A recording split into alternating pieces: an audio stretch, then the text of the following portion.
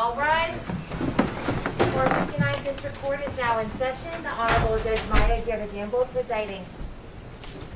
Good morning, everyone. Good morning, Your Honor. I'm going to just move these right into them. Deputy, will you just remember when we're bringing the jury out and back, we want somebody in the hallway? Thank you.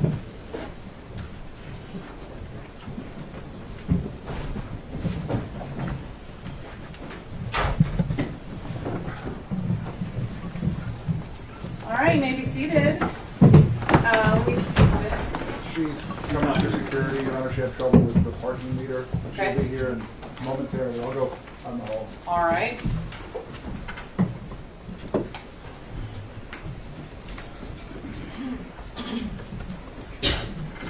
Well, let's see. The judge who used to sit in this courtroom before me was famous for giving little historical facts in the mornings. I don't have any historical facts, but I can talk a little bit about the courthouse because this courthouse is really near and dear to my heart. It is named after Heman Sweat, who was the African American who had to sue and go all the way to the Supreme Court to be able to attend the University of Texas Law School. So we're proud to have that name on our building. It is over 90 years old, which is why next year we are moving to a new courthouse about 4 blocks down the street.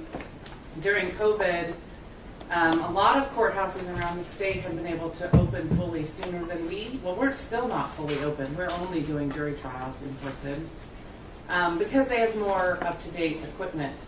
But for example, this courthouse was built, and I don't know for sure, it was either 4 courtrooms or 6 for the whole building, plus a jail on the 6th floor. Well, we have 5 courtrooms on this floor alone. So as you can imagine, to get there, we've had to do a lot of questionable construction over the years. So there are no paintings or anything on that wall because when it rains, there's an opening above us that cannot be closed, and it just comes down and ruins the wall. So we don't put any artwork or any important portraits over there. My old courtroom, which is the smallest courtroom in the building, used to be a viewing gallery for the courtroom below, so that one is also uniquely shaped. Actually, you know that's the courtroom you're deliberating or you're hanging out in. So, anyway. Those are my facts. My history lesson about the courthouse. My dad is an artist, so most of these paintings are by him. Not all of them. 3 are by other people. No? We still don't have a witness. Oh, is that? I saw Mr. Reynal in the hallway. He said she couldn't park or something. I'm not sure. Well, it's good because this wasn't working. Oh, okay. You two missed my lesson about the courthouse. Darn it. I have a daily calendar, but it's the far side. It is not history, so there's no educational lesson. Maybe that's how he did it, actually. I doubt it. He's brilliant and probably just knows a historical fact about Texas for every day. So. Well, I apologize to my jury. I thought we were ready. I had sent my staff to ask and was not informed that we weren't ready. So I'm sorry that you were brought out here to wait.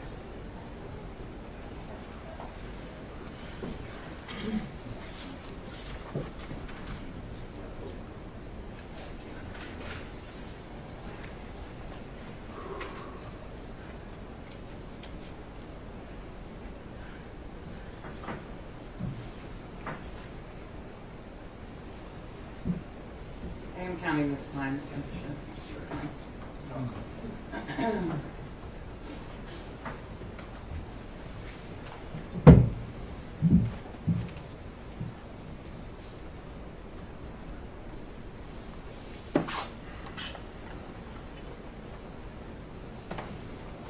This feels like a wasted opportunity.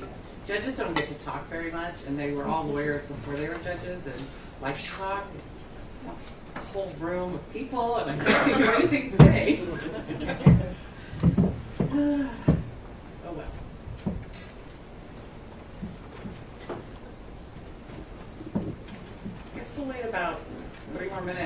I'll send the jury back so that they can relax if she is not here by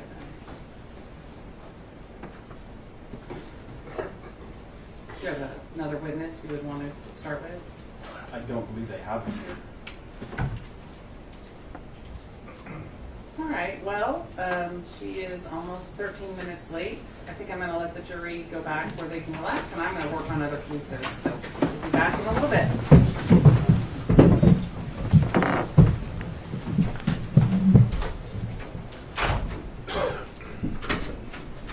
Ready for y'all.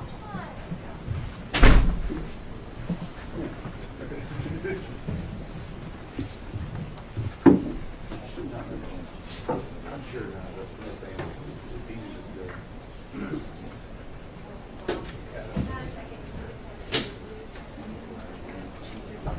Yes, ma'am.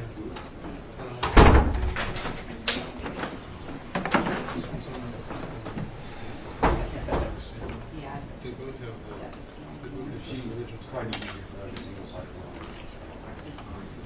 And now this would have to scan. You know, I only have the ones yesterday. Mark, do you want Daria sitting up there? Might as well, let us know what you want. Sure.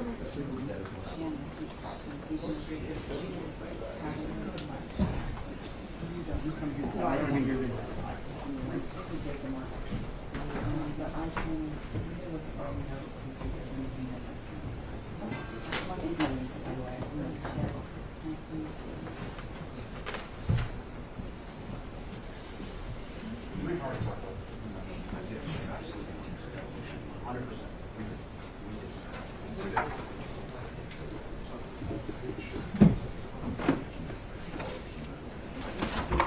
All rise. Fourth 59th District Court is now in session. Back in session.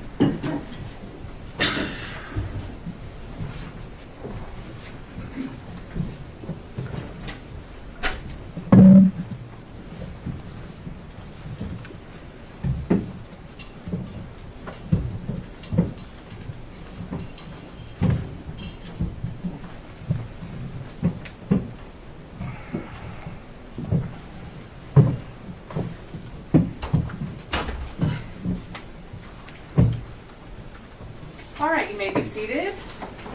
Thank you. Ms. Karpova, you're still under oath. We're going to just pick up right where we left off today, all right? Same instructions as before. And whenever you're ready. Thank you, Your Honor. Ms. Carpo, before we get started, I have the exhibits up here from yesterday. And I'm going to put Exhibit 31 back in front of you. This is the list of all the videos. You remember that? Yes.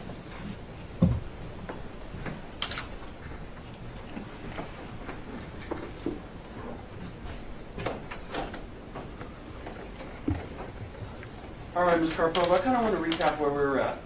Okay, so I want to remind the jury. Yesterday we talked about some videos. We started talking about them, right? Yes. Okay. And you remember the first one of those was on the day of Sandy Hook. You remember that? Yes. And that video on December 14th, 2012 was called Connecticut School Massacre. Looks like false flags, says witnesses. Correct? Correct. We also looked at a video that was done 5 days after Sandy Hook on December 17th, 2012. You remember that? Yes. And that video is called Creepy Illuminati Message in Batman Movie Hints at Sandy Hook School. That's right? Correct. Then we also looked at another video that was just a couple days later, 7 days after the shooting. And that one was entitled Sandy Hook Second Shooter Cover-Up. Right? Yes, sir. And then we talked about another video that was 2 days after that, on December 21st, 2012, and that was entitled Lower Part of Gotham Renamed Sandy Hook in Dark Knight Film. Yes, correct. Okay. And then we talked about how on January 10th, as we turn the new year, there was a video entitled Professor Claims Sandy Hook Massacre MSM Misinformation. Correct. Okay. And then we talked about how on January 15th, 2013, 5 days later, InfoWars published a video entitled Sandy Hook AR-15 Hoax, ? still no school surveillance footage, correct? Yes. And then we talked about a video a couple weeks later on January 27th, 2013, and that one was entitled Why People Think Sandy Hook is a Hoax. Yes. Okay. And then at the end of the day, we talked about an email with one of the parents. Do you remember that? Yes. It was an email in which one of the parents was asking InfoWars to please knock it off with the crisis actor and false flag terror stuff on their coverage. You remember that? Remember, it was sent to the writers. Yes. Okay. And in fact, it was replied to, wasn't it? Yes. And then what the reply was is that InfoWars had an editor claiming they were actively distancing themselves from the actors thing. Well, the point on that, I think Paul Joseph Watson, I'm not sure if he was speaking exactly for Alex Jones himself. He might have been speaking for himself and other employees at InfoWars, but as to Alex Jones, I'm not sure if he was speaking for him. Well, and that would make sense, wouldn't it? Because you also testified yesterday that InfoWars did not distance itself from the actors thing, correct? Alex Jones did mention he continued to wonder and search for the truth of the incident, yes. Okay. Now let's pick back up. And we had just gotten to basically a month after the shooting. We had seen all these videos about false flags. And then in March 2013, you understand that InfoWars published a broadcast that day, didn't it? You're referring to one of the videos? On March 27th, 2013. Yes. What is the title of that video? Dr. Steve Pachinik, Sandy Hook was a total false flag. All right, so Dr. Steve Pachinik, Sandy Hook was a total false flag. If I'm correct, Dr. Steve Pachinik is somebody that has told Alex that he used to be in the CIA.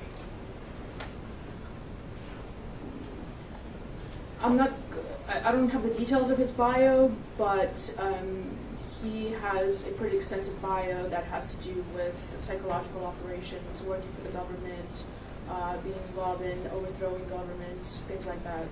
Does he have those credentials, or did he just tell InfoWars he has those credentials? He's reported to have those credentials. That's what he claims in his bio. Reported by Mr. Pachinik, right? Or Pachinik, right?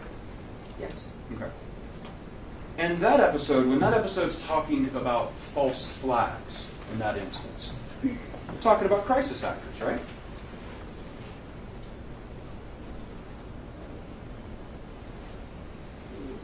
Specifically, crisis actors, I can't remember if that specifically was mentioned in there. I just want to be very accurate. Sure. Okay, well, let's talk 4 days later. Can you flip the page for me? Yes. What's the next video called on April 1st, 2013? Crisis actors used at Sandy Hook, special report. Okay. So there we have April 1st, 2013. InfoWars is publishing a video called Crisis Actors Used at Sandy Hook, special report. Correct? Yes. Okay. On April 9, 2013, InfoWars published a video about Sandy Hook, correct? Yes. And that video was called Obama Gun Grab PSYOP, correct? Correct. And would you agree with me that PSYOP means psychological operation? Yes. So we've seen now a list of videos from 2013 talking about things like false flag, crisis actors, hoax. You agree with that? Yes. And so if somebody was to say in this courtroom that Mr. Jones in 2013 was not saying this was fake, was not saying it was a hoax, was not saying that there were crisis actors pretending to be these victims, that would not be true, is it? I think it would be true because, again, Alex Jones was still researching things, and with the contradictions in the media that was thrown in that time in the mainstream media, he thought that it was his duty to investigate, especially when it involves something as tragic as the deaths of children. That shouldn't be used in, say, a government operation. Can you look at the title of that April 1st video for me? You see it on the page? Yes. Okay. The title of that video is not "There Are Contradictions that raise questions about what happened at Sandy Hook. The title of that video, if I'm right, is Crisis Actors Used at Sandy Hook. Is that right? Correct. But oftentimes titles just are meant to grab audience's attention, and then later in the video they get into details, just like all of the mainstream media does. Flip on any newspaper right now, website, it's going to be full of clickbait articles. And I'm not even saying that this is clickbait, but I'm saying it's meant to grab a person's attention so they can take a look at the video and see the details. It sure does grab attention, right? There are crisis actors used at Sandy Hook. That's pretty shocking. That would be pretty shocking, yes. Sure. You will agree with me that it was known that the official reports of Sandy Hook that were released by the Connecticut State Attorney's Office, those were available to InfoWars. And InfoWars knew they were available by December 2013. I don't believe that's true. Okay? I'm going to approach you now and show you the company's the company's May 20, 2019 request for admissions. We're going to look at those together, okay? Yes.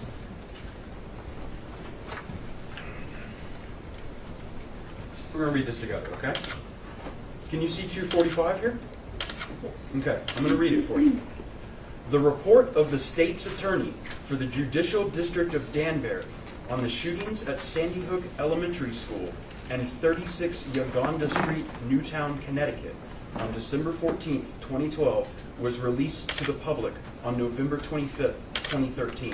Can you read what the company's answer to that is? Admit. Then on 246, it states, this report and the appendix to the report can be accessed and downloaded from the following website. And then do you see the website here? Yes. And then what is the company's answer? Admit. And then the company was asked, you were aware that this report was publicly available on or about December 1st, 2013. What is the company's answer? Admit. Thank you, Ms. Carpenter.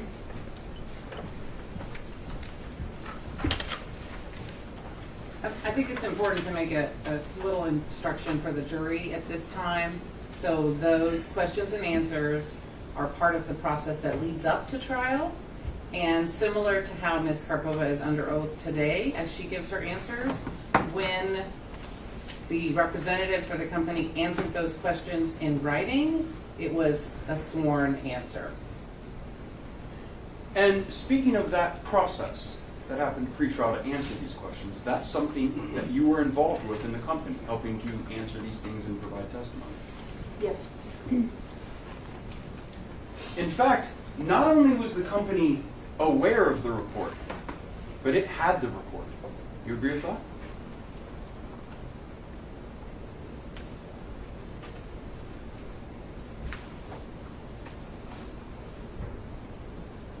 It must have had the report, yes. Okay.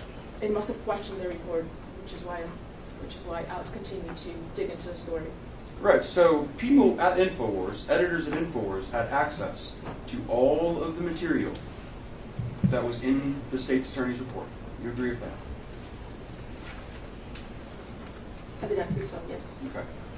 Now, I want to talk to you a little bit about Wolfgang Halbig. You know who he is, right? Yes.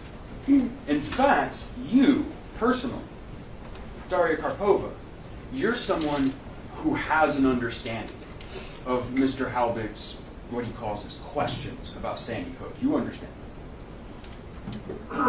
I do have a general understanding that this person who had the credentials to question this event did have several questions on Okay. the list that were not answered. Well, That was my understanding. what I'm specifically asking you is not just you had an understanding that he had questions. You have an understanding of those questions. I can't recall the specific questions right now. Sure, but if I bring any of these questions to you, you have a knowledge base and an understanding that you can talk about those questions, can't you? I'm not sure what you mean by that. I'm saying you, through your personal knowledge you've gained, if I were to ask you about any of Wolfgang Halbig's 16 questions, you have done the research that would allow you to answer in detail on those questions. Your Honor, I object. It calls for hearsay. as to, you know, so you understand his questions and you've done the research and then you're gonna tell me about the research that you've done? Overruled. You have an understanding, Ms. Bartholomew? Well, my job is comprised of doing a lot of things, and since Sandy Hook was not the focus of our broadcast at all, I have a lot of duties to take care of and research, so I didn't really spend much time into digging in depth of these specific questions, because that wasn't my priority as the producer, having to take care of a lot of things, and it's a live broadcast, so there are a lot of things to take care of before and after the show. You remember giving a deposition with me, right? Yes. On December 3rd, 2021. Yes, sir. You were under oath. Yes. Do you remember telling me in that deposition when I asked you, do you have an understanding of Mr. Wolfgang Halbig's 16 questions about Sandy Hook? And you telling me yes. Again, it's just a very vague questions. I generally have an understanding, but as exactly what you mean by that, I'm not even sure right now what you mean by that. Well, let's find out. Okay. Let's go to the next video that I want to talk to you about, which is March 14th, 2014. Do you see that? Yes, I do. That video is entitled Sandy Hook, False Narratives versus the Reality. Yes, sir. Okay. I'm going to want to show you a clip from that video so we can talk about it, okay? Yes. At this time, can we play 8A?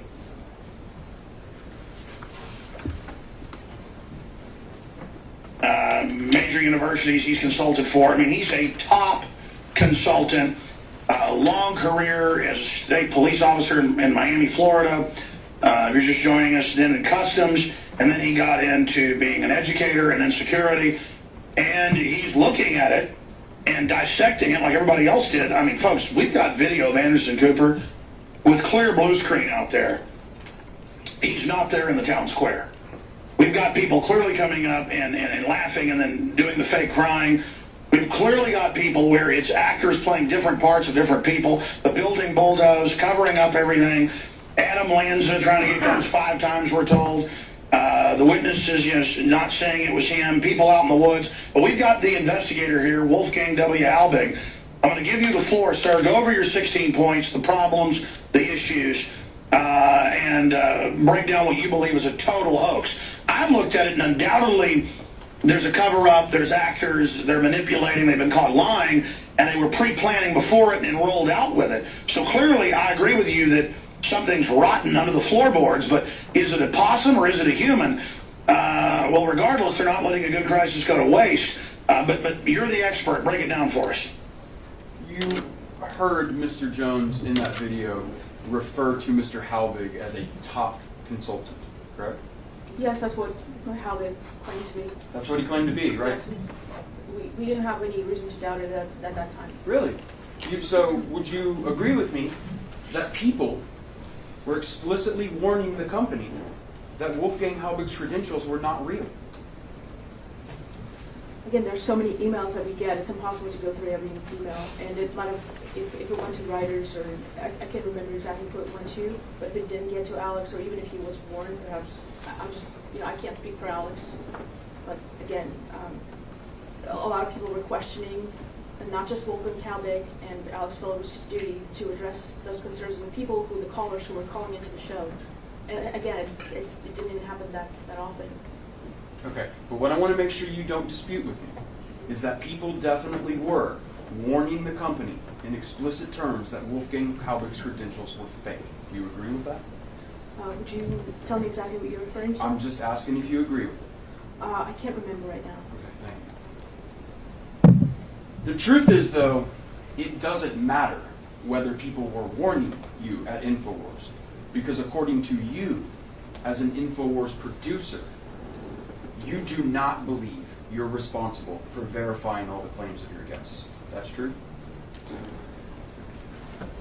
It just would not be possible to verify everything. We have guests. It's a talk radio show.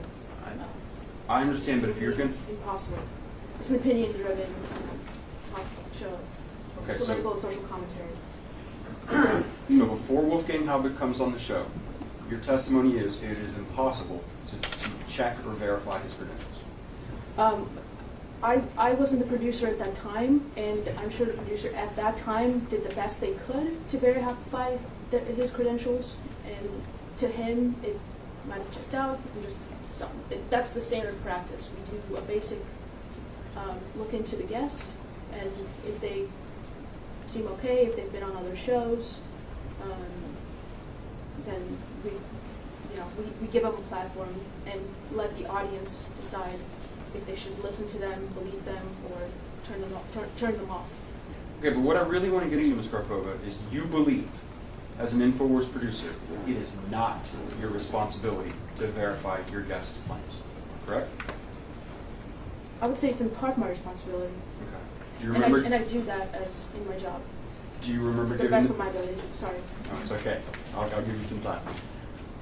Do you remember giving this deposition on December 3rd, 2021? Yes. Okay. And you were under oath at that time? Yes. Okay.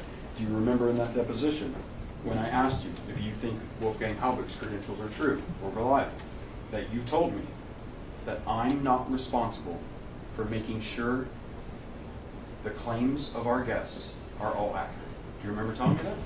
Yes. And that conforms to what I'm saying right now. That it's not your responsibility to verify any of this. That's what you're telling me. Or To at the least, best of my ability. well, I mean, at least what I'm saying to you, it was your testimony under oath last Yes, year so that's what I was that you had no referring to. responsibility. Well, I don't think I have no responsibility, and I'm sorry to be interrupting you. Right, only one person can yes, speak I'm at a sorry. time. Again, my truthful answer is that it's my responsibility to do my best to research the guest and their claims. And I've done that before, and I think you actually have an email that I authored referring to a guest that I didn't think was credible at the time, another guest. So I do that on a regular basis, and that's what I was referring to. It is my responsibility to the best of my ability, but beyond that, it isn't. I'm not the arbiter of ultimate truth of the claims. Well, I'd like to show you that question and answer from your deposition, which is different from this.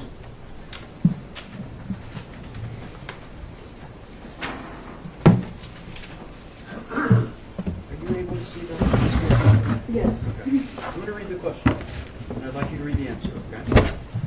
And I said, I'm sure Wolfgang Halbig has said a lot of things about his credentials. Do you think they're all true? Do you think Wolfgang Halbig is a reliable source about his own credentials? What was your answer? I'm not responsible for making sure that the claims of our guests are all accurate. Thank you. I'm going to interrupt one more time just to give the jury another instruction about depositions, which is what was just read from, in case you aren't familiar with them. A deposition is a procedure conducted out of court in which a witness testifies under oath, answering questions asked by one or more attorneys.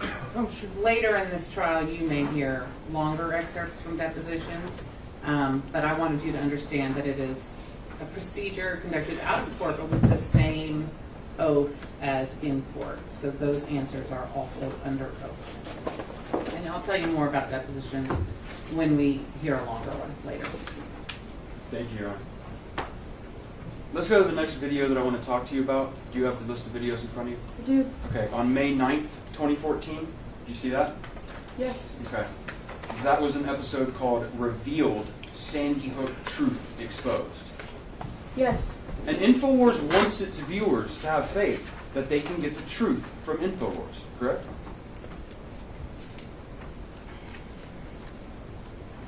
It's up to the we always rely we think our audience is smart, and we rely on them to figure out themselves what they think is true and what's not. But we present our opinion. Well, the truth, right? That's what you're telling your audience to give them, is the truth. Sure, everybody has their own definition of truth. I don't think that's true, Ms. Garkova. Isn't there a truth and anything that's not true? Or are there people have other truths that compete with each other? How do you view that? Well, because a lot of things that you've said in the opening statement weren't true. Well, if they weren't true, they weren't true. I'm sure somebody's going to prove that. Okay. But what I'm saying is that we've watched on these videos, and you've seen the tagline up on those videos where it says InfoWars, the front line of truth journalism. That's true, isn't it? in the way that we believe what we're saying. Absolutely. Okay. I stand by that. On May 13, just a couple days later, May 13, 2014, InfoWars aired an episode entitled Sandy Hook Officials Caught in Cover-Up and Running Scared. Is that true? That's the title, yes. And that meant that the town officials were hiding the truth, right? Again, I'm referring to my previous answer, where it's the title that's meant to catch the audience and watch the video for more details. Let's talk about another one of those titles. And that, you'll see, was on the same day. Do you see another video on May 13th, 2014? Yes. And you see it's called Bombshell. Sandy Hook Massacre was a DHS illusion, says school safety expert. Yes, sir. DHS stands for Department of Homeland Security. Yes. Okay, I'd like to play you a clip from that video. Let's go ahead and play 9A. And this will be the clip from Bombshell Sandy Hook Massacre was a DHS illusion, says school safety expert. But look, let's say you got 3 minutes in a nutshell of what's going on here to the lay person out there as a school safety expert, renowned nationally, Mr. Halbig, of what really happened here, and what would you say to that school board? Well, the first thing I got to say before I get to that is that thank God I've had 67 great years of great life. I got a beautiful family. You know, I mean, I'm getting threats all the time. I got some crazy people out there. You know, they're attacking my wife, they're attacking me, and everything else. But you know what? All they have to do is answer 16 simple questions. You and I wouldn't even be talking today. It's unheard of, okay? And I think the school board members and the superintendent, they have a responsibility of telling the truth. Alex, I cannot believe that a public school system, and you know, when you look at the school itself, when you look at Sandy Hook, it is a filthy school. That's what I wanted to talk to the board members about. It is a toxic waste dump. When you look at the data, and here's what they didn't realize, they put it in their own newspaper before they demolished it. Sandy Hook had the highest level of lead paint throughout the entire school. Sandy Hook had the highest level of asbestos in the ceiling tiles and the ceiling floors. It had the highest level of PCP, and the groundwater is contaminated. Now, here's the question. Connecticut law requires that every parent must be notified of those hazardous chemicals because they have serious health effects on children, which may not be seen until 5 years later.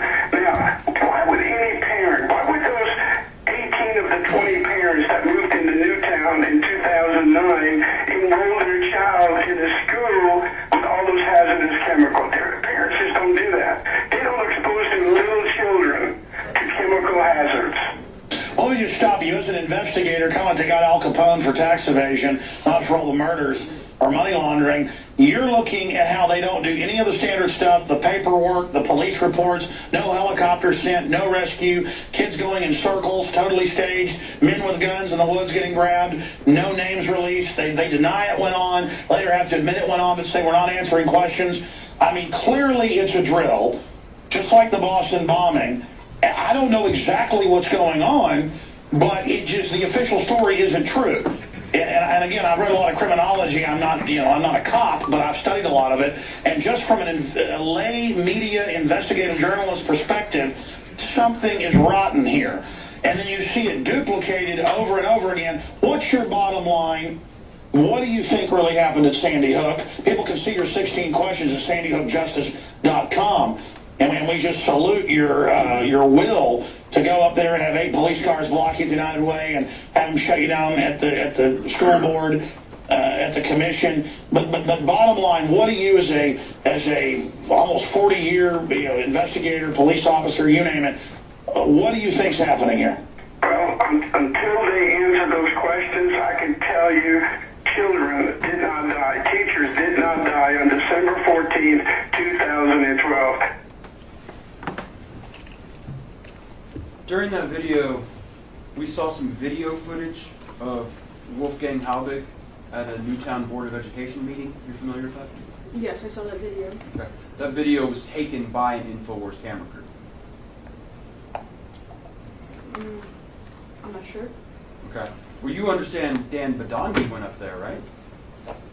Yes, he did. Okay. That's an InfoWars reporter. I think at some time he was reported, he took that responsibility onto himself. Really? So I'm trying to understand your testimony. Just like other reporters for InfoWars as well. Okay. So in other words, he's just as any other reporter. I'm just saying there are other reporters or people that have proclaimed to be InfoWars reporters that Alex specifically didn't solicit, that just go out there and do their own investigative research, ask people things on the street. Yes. That's not what happened with Dan Badandi going to Newtown, though, right? InfoWars sent Dan Badandi to Newtown. Correct? I don't remember the specifics of him being Well, sent. let's start first of all. Dan Badandi was a hired employee of InfoWars, right? Again, I'd have to talk to the HR person. I'm not sure his status as to employee or contractors. Let's maybe put it this way. This may shorten it out. You might not be the best person to talk about Dan Badandi's employment status. Correct. Okay, we'll deal with that some other. On May 14th, 2014, there was another video, correct? Yes. And that one was called Sandy Hook Red Flags Ignored by Newtown School Board, correct? Yes. And that was another report about the meeting that Mr. Halbig was at, I believe so. okay? I want to show you an email from that day.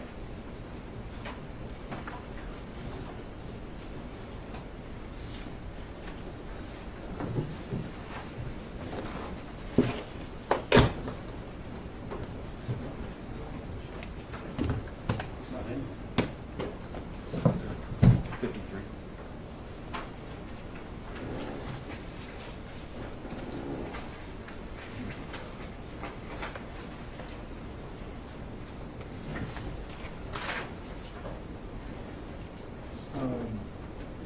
No objection. Your Honor, at this time we move to admit Plaintiff's Exhibit 53. 53 is admitted. Can we put 53 up on the screen, Melissa? I'm going to hand you a copy of what's been marked Plaintiff's Exhibit 53. And again, I do apologize to the jury. I know on these emails, lettering is very small. So we're going to read this together, okay, Ms. Karpova? Yes. Okay, so follow along with me here. And what we have is an email at the bottom. And that is from Matt at InfoWars.com, correct? Correct? And it is to Louis S. at InfoWars.com, correct? Yes. Okay. Now, Louis is somebody who handles a lot of the website and social media stuff. Do you agree with that? Yes. Okay. So Matt, an InfoWars employee, writes to Louis, and he says, "Hello, Louis. Can you do me a favor? Just got a phone call from my friend Johnny Walker. Some people are posting some bullshit about how he was involved in the Sandy Hook school shooting last year, including some personal stuff about John. They did the thing about a year ago. Apparently there are more than one Johnny Walker in the world. Last time it involved going through his Facebook page and pointing out friends with Jewish names and things like that. John is a character, but was not even in the Sandy Hook time zone. If you see it, could you take care of it for him? Thanks, Matt W." Did I read that correctly? Yes. Okay. And then Louis says, "The site has been acting weird and not letting me search." I think we can make a fair assumption he's talking about the InfoWars website at that point. I believe so. Okay. And he says, "If he can give me an article or username involved, let me know. Otherwise, I'll see it I'll get on it." And then a little winky face smile. Now, it's true that the InfoWars website has portions of it where viewers can participate in forums and post things on the website. There are comments, which is a typical of a video hosting site or article hosting site, to where underneath the article, the registered users are able to post some comments. And what's being said here from Matt to Louis is Matt's telling Louis that one of his friends is getting caught up in this Sandy Hook hoax stuff. by users of the website. And he'd like Louis to delete that stuff, and Louis says he will do that if he finds it. That's correct? Correct. Okay.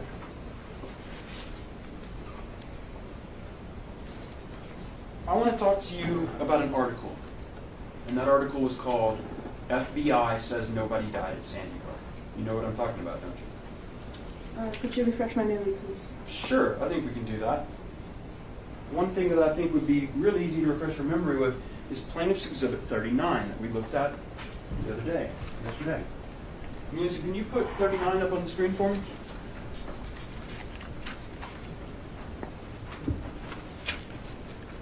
And Melissa, can you zoom in on the entry for number 14?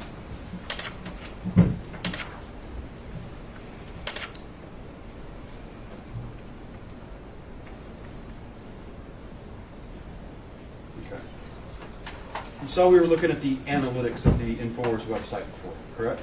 Yes. Okay. And here we have an entry for a landing page, a website for an article at InfoWars, correct? Correct. Okay, and that article, it reads here, FBI says no one killed at Sandy Hook. Right? Correct. Okay. And the number of people who saw that, the page views on that page, 3,646,000 people. That's the number of clicks on that story. Yes.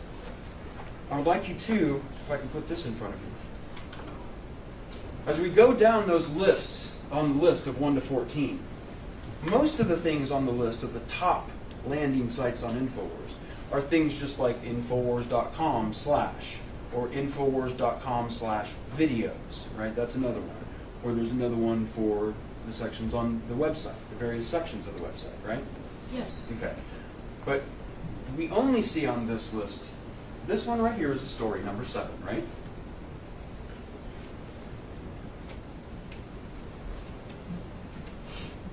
Yes. Looks like a video, maybe. Okay. And then if you look down, you'll see there's another story listed too, right? There's a couple stories on there. But would you agree with me that FBI, no one says no one killed Sandy Hook, is the 3rd most viewed story on that list? I think it might be a video, but let's see.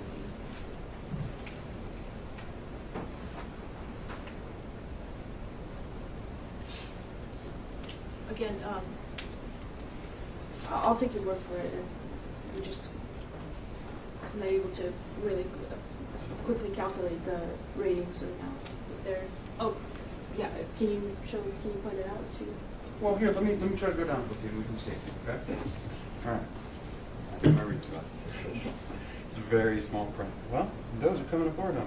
We're going to do it this fancy way for a moment. Look at that. Sure. Hello to you. All right, so we have number 7, right? You see number 7? And that says, right, and it says graphic, shocking, complete video shot from Virginia gunman's point of view, right? Yeah. All right, this isn't a story, right? That's not a story. Correct. The next story would be this one, right? 13. You agree with me? Again, I think it's a video. I know you're saying a story, but I think it's a video. Let's try to talk about it this way. This is I'm a, not sure. right, Yeah, and so yeah. because we're not sure, let's call it a landing page. Mhm. This is a landing page, right? That was Boston bombing culprits found, right? Yes. And then this one is 14. FBI says no one killed at Sandy Hook. Yes. That's the 3rd one on the list, right? 3rd most popular of those landing pages that Oh, are gotcha. stories of videos, Yes. right? Okay. Thank you, Mr. President.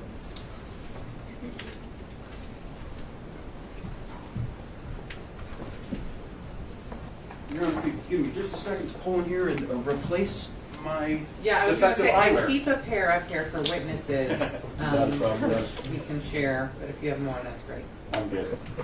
You'd be amazed how many witnesses don't bring their reading glasses. It's not a bad trick, I would imagine. I never thought of that. I really just thought they forgot them because they didn't know they'd be reading something. All right, I want to talk about the following day, Ms. Carp, but we talked about this article, FBI, or video. I don't know how it's presented. But I want to talk about the following day on September 25th, 2014. You see a video on that list?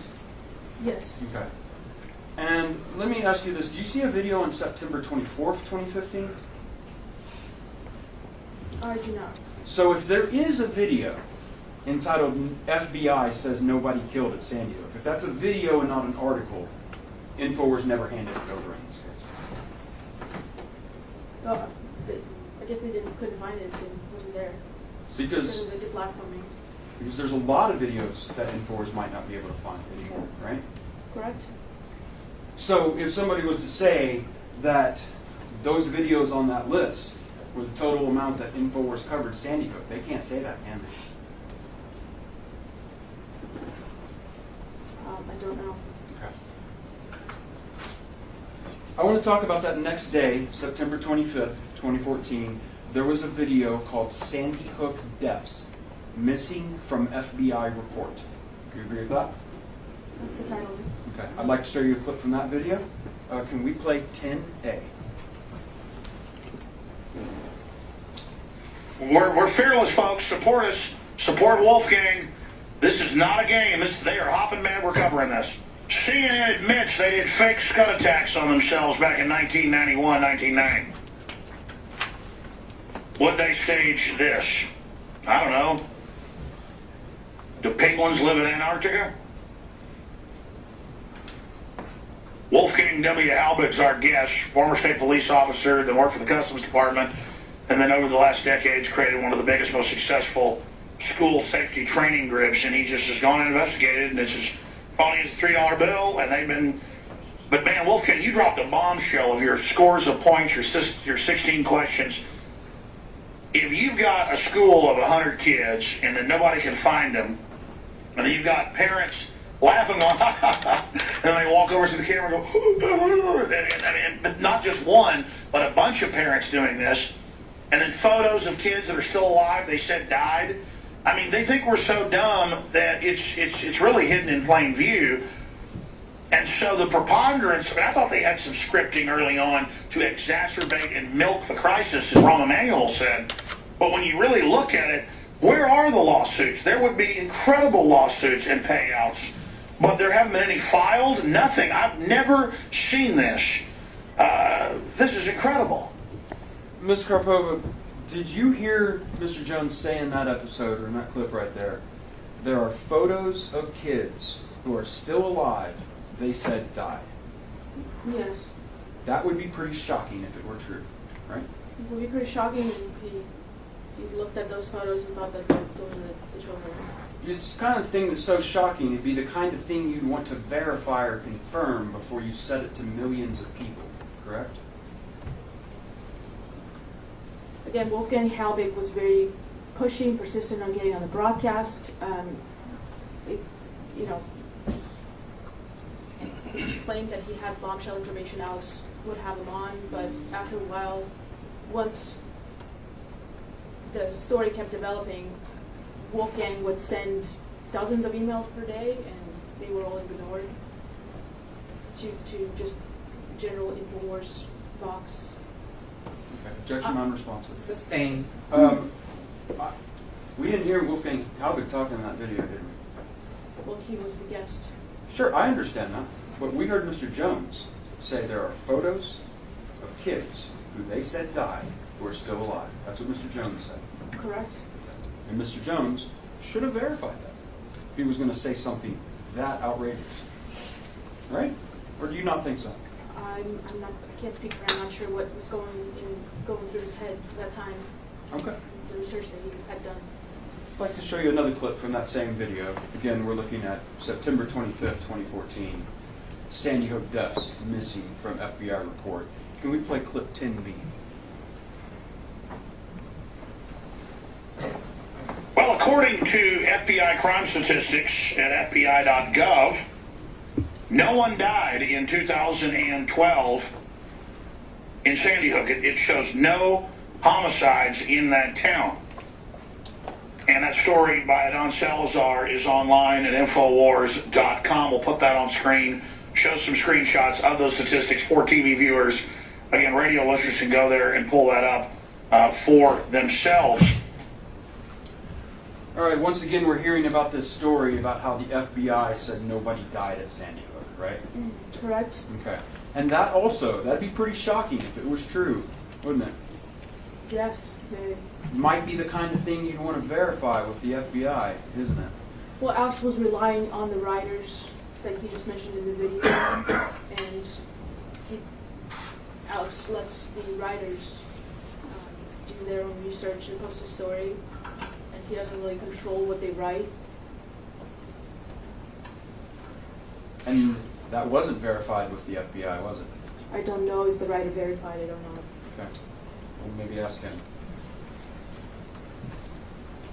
I would like to play with you another part of that episode. Can we play clip 10C?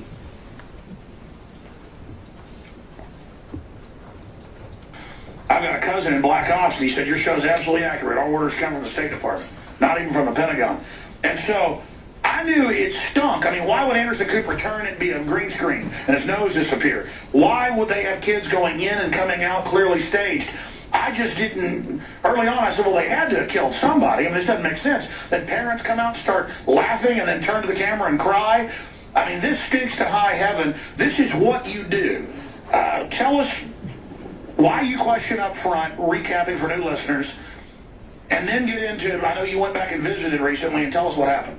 Well, you know, the big thing that we found is we actually found the only footage, live footage, shot by a helicopter. It's the only footage, Alex, that has a timestamp on it when you see the people chasing each other in the woods. Remember, that's what CNN really did. They try to hook everybody, and they're showing these people running into the woods because guess what? They announced that a teacher just reported seeing two shadows running by the gym. Well, Alex, that footage was not shot till 12:23 in the afternoon. Now, why would you chase somebody in the woods after lunch? The school was safe and secure by 10:35. These are all scripted events. These were events that were specially shot, filmed, choreographed for CNN to have fun with it. Absolutely, and we caught him with the blue screen. Ms. Karpova, in this video, they talk about this helicopter footage of some people being detained in the woods, Correct? and that it was taken at 12:23 hours after the shooting. Correct? Okay, the company now understands that's reporters that were trying to get too close to the school. Correct. Understands that was fully documented in the final report. Correct. Okay. And this is a live show. Wolfgang was a guest, and it just spur of the moment. They didn't pre-plan. You know, it's not the beauty of Alex Jones show is that it is not a scripted show. So whatever the guest says is what you get, and this is why people actually tune in to Alex Jones versus CNN. Okay, and you described that as beautiful. It's one of this. It's the genuineness of the broadcast and Alex presenting what he believes at that time is what people are attracted to. He's No. not lying about what he's saying. Now, you will agree with me that over the next few years, that Mr. Jones, despite knowing from Wolfgang Halbig that video was taken hours after the shooting at 12:24, that Mr. Jones has repeatedly claimed that video depicts second shooters dressed in SWAT gear being detained in the woods. You understand that? I don't know if he knew that was a false video, and again, because it's comprised of Sandy Hook, comprises very little of his attention. You know, I don't know how much, you know, I don't know. I don't know if I know for a fact that he wasn't lying when he was presenting that video. If he remembered it wrong, that's another story, and again, I don't know. You would agree with me that around this time, anyway, the term crisis actor was frequently being used inside of InfoWars attached to this event. Yes.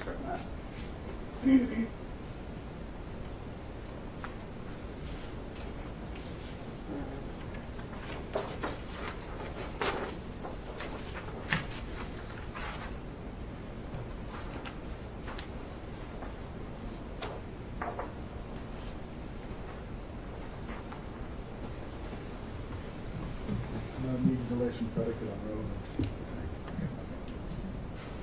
Okay. Oh, sorry, no, I was looking at the back. No objection? No objection. What number? 55. Plaintiff 55 is admitted. It's just really quick. There's no body of this email. Nothing, right? Correct? Okay. This is an email from Nico. Yes. It's an InfoWars producer. Yes. Okay. Used to be. That is to Rob Dew. Yes. Rob Dew, at this time, I believe, was the nightly news director. I'm not sure exactly the dates of him being the director for that news, but I'll take your word for it. One thing we could probably agree on, though, is that Rob Dew is a very high-level production employee at InfoWars. He used to be. Used to be, correct, okay. Now, this email, it seems to have some attachments to it, right? Well, yeah, it's a PDF Okay. file. And then the subject says, Ebola Sandy Hook crisis actor clips attached. Correct? Correct. Thank you, Scott.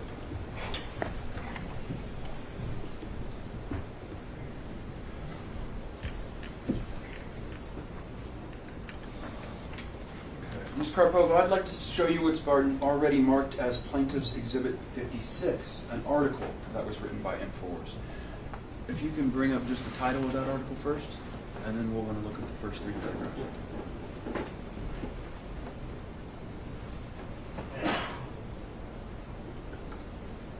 This article was entitled Internet Censors Viral Sandy Hook Truth Documentary. That's right? Correct. And the date we see on there is December 9th, 2014. Is that right? Yes. All right, let's pull up the first 3 paragraphs of this article.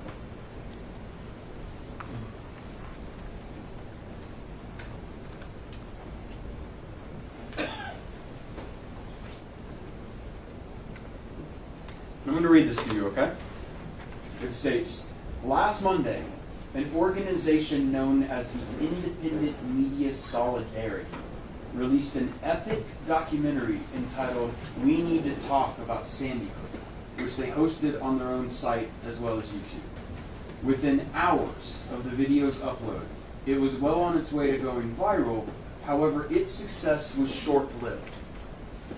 Shortly after InfoWars began hosting the video, the following Tuesday morning, it was suddenly removed from YouTube due to a copyright claim by Lenny Posner. Is that right? Yes. Okay. And then you'll see in these articles, there are advertisements for the supplements that we've been talking about in this trial, correct? Sure. Okay. So basically, there had been some group of people who were trying to investigate Sandy Hook. And they had published a documentary which had been quickly banned. And InfoWars decided it would distribute it using its platform. That's right? Correct, as we stand against censorship. And this is the point of the article, is trying to say that as soon as InfoWars posted it, it got removed. Because InfoWars believes it should be able to publish false facts about anyone with no consequence, correct? False. I'm sorry, what exhibit number was that? I'm sorry, Your Honor, that was 56. Thank you. Then on December 12th, 2014, on your list, InfoWars published a video entitled Sandy Hook Film Censorship Efforts Backfire. Is that right? That's the title. Right. And on that show, Mr. Jones brought on these YouTubers from Independent Media Solidarity to talk about their film. Is that right? Probably. Okay. And Mr. Jones helped promote their efforts. Is that right?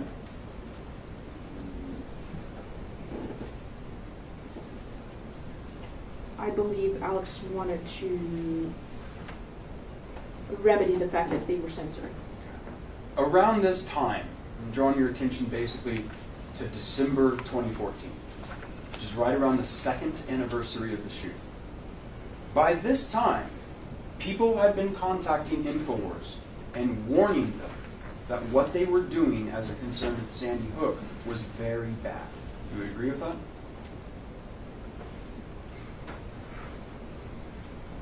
I can't agree with that specific statement.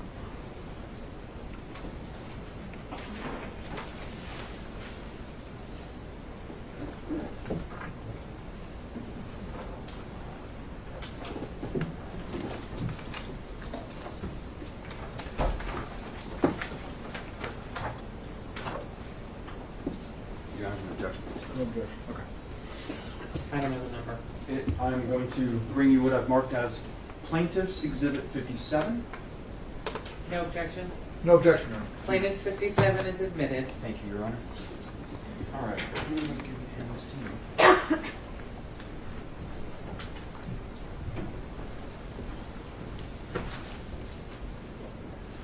And Ms. Karpova, on this email, I would like you to go to the final page, and you'll see how that's the very end of an email, right?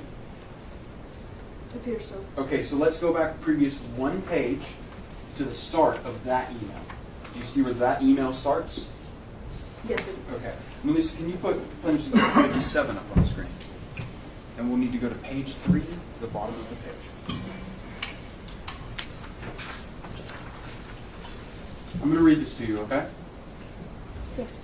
This is sent to InfoWars whistleblowers, whistleblowers at InfoWars.com, right? Yes. This message reads, "To whom it may concern, I'm a writer whose articles have been featured on your website, InfoWars.com. I now primarily write for American Free Press. However, what I am writing to you now is not on their behalf. I know Lenny Posner personally. Mr. Posner's son was brutally murdered on 12/14/2012. I have met with this man and have seen verified documents that are indisputable proof that his son was murdered. I have also seen the email exchanges between himself and your staff. You told Mr. Posner that Alex Jones acknowledged that children died and dismissed the idea of a hoax. Now you are promoting the hoax mythology and entertaining individuals I can prove are frauds and child predators. I must warn you that you are traveling down a road that will ultimately lead to serious lawful consequences. Those you have placed your faith in are providing you with information that is verifiably false, and your ignorance to this fact is no excuse against your complicity. Think about what you are doing. You are willingly participating and facilitating in the defamation and libel of a man whose young child was brutally murdered, and doing so at a time which we are approaching the 2nd anniversary of this horrendous act. Think about that for a moment.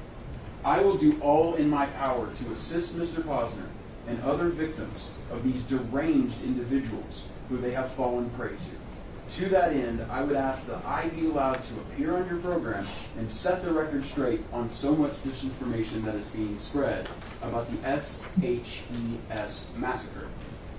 Please make the wise decision." I read that correctly? Yes. All right, let's go up to the next email.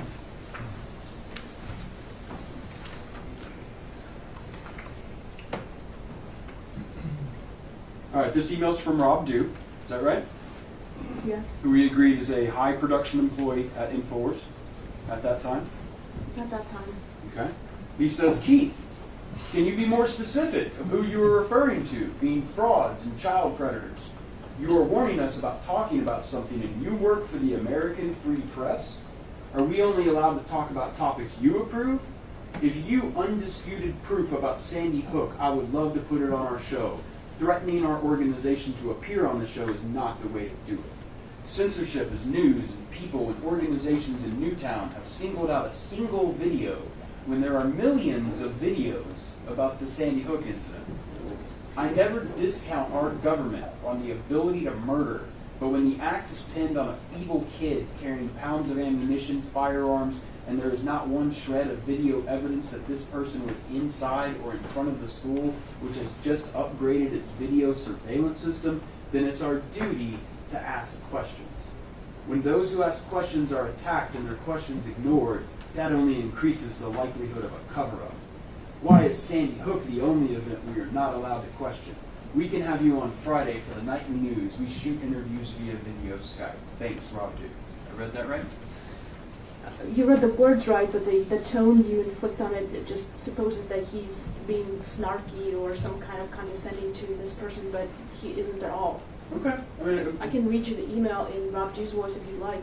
I don't need you to do a Rob Duke impersonation. Let's go to the next email.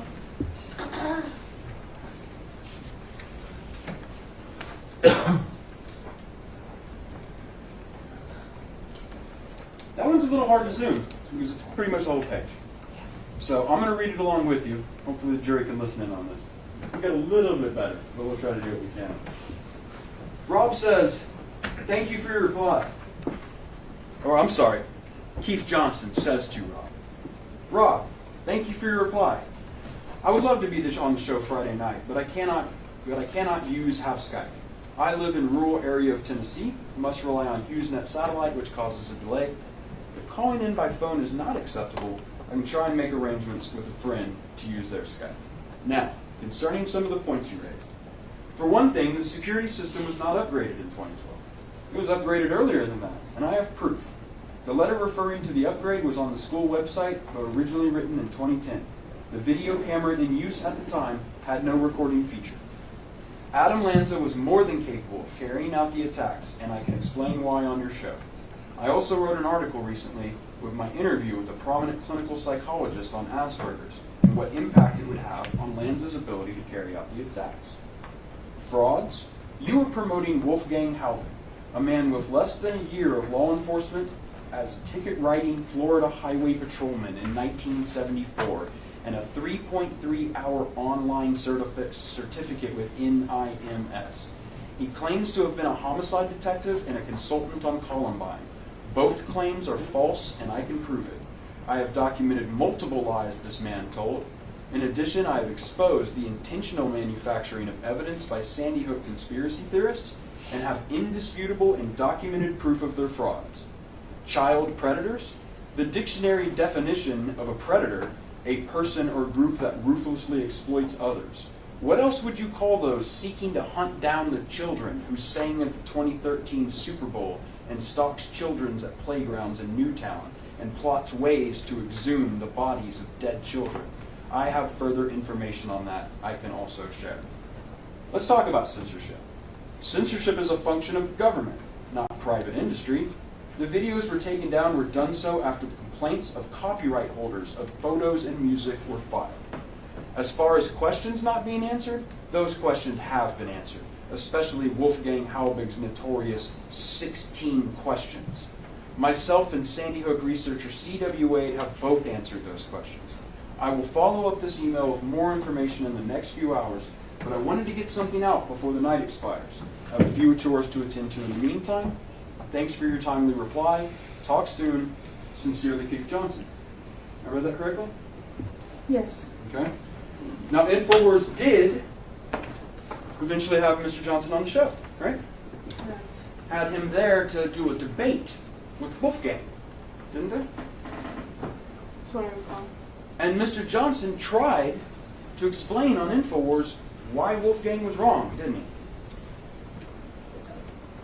I can't recall the specific details of the video again.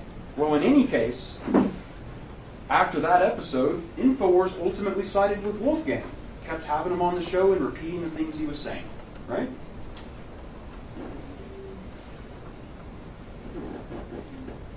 Are you referring to a specific video of Wolfgang I'm after, asking you, Ms. after Carp- this debate? Sure, I'm asking you, Ms. Karpova. After 2014, Wolfgang Halbig was on the show repeatedly throughout the next year, and InfoWars kept repeating his claims repeatedly until 2017, 2018. Can you agree with that?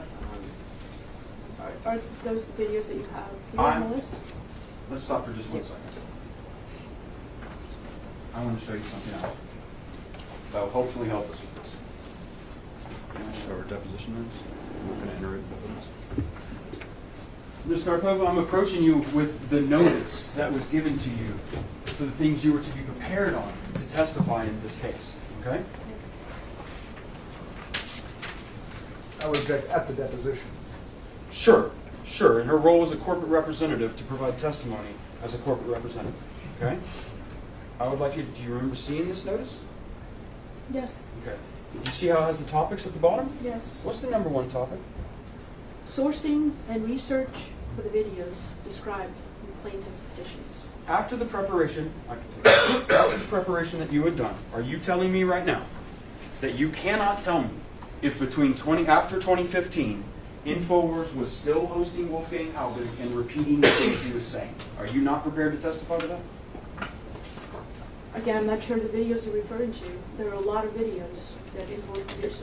They're in front of you. Okay, so these are the videos you're talking about. Well, certainly a lot of those happened after 2015, didn't they? Okay, but you're referring to specifically Wolfgang Halbig being in those videos, and I can't remember specifically Why don't you those take a look? instances.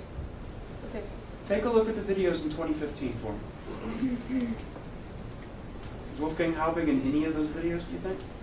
Okay, so there are a total of 1, 2, 3, 4, 5, 6, 7 videos in. I'm sorry, 1, 2, 3, 4, 5.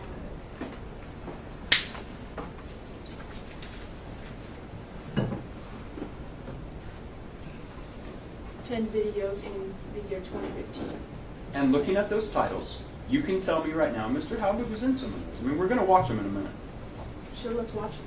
Okay, we're going to do that. Let's do that. That's probably just easier. We'll just see Wolfgang Halbig. Around this time, at the end of 2014, InfoWars, in its corporate files, had information showing that Wolfgang Halbig was harassing parents. You agree with that? Could you repeat that again? Sorry. In 2014, at the conclusion of that year, by that point, InfoWars had documents in its corporate files establishing the fact that Wolfgang Halbig was harassing parents. You agree with that? I would just need to see the documents you're referring to, please.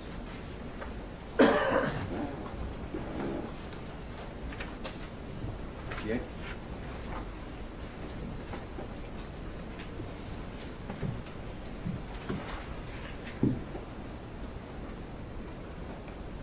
I'm going to object, this is not a corporate file. Let's lay some foundation for that. Ms. Karpov, I'm going to show you this. What's the This number? is Plaintiff's Exhibit 58. Now, Ms. Karpov, the first question I want to ask you is, do you see down at the bottom, it has a series of numbers on it? Yes. Correct? And those numbers say FSSTX-0395550. Correct? Does say that? Now, you know from dealing with the discovery in this case that what that is a stamp that InfoWars put on the documents that it gave to the plaintiff. You understand that? I assume so. You also, we discussed this document in deposition, right? If you give me a second to go over. Sure, why don't you go ahead and read it'll the email refresh. just really quick to see if you remember us talking about it in deposition.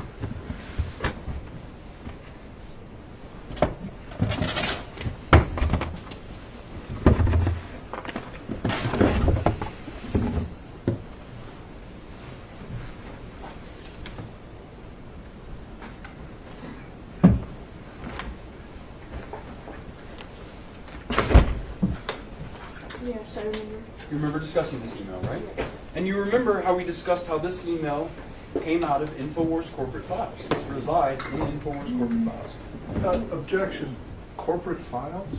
That's vague, Your Honor. Object to it is vague. Corporate files. Well, I'm going to overrule it. She can answer the question if she knows the answer.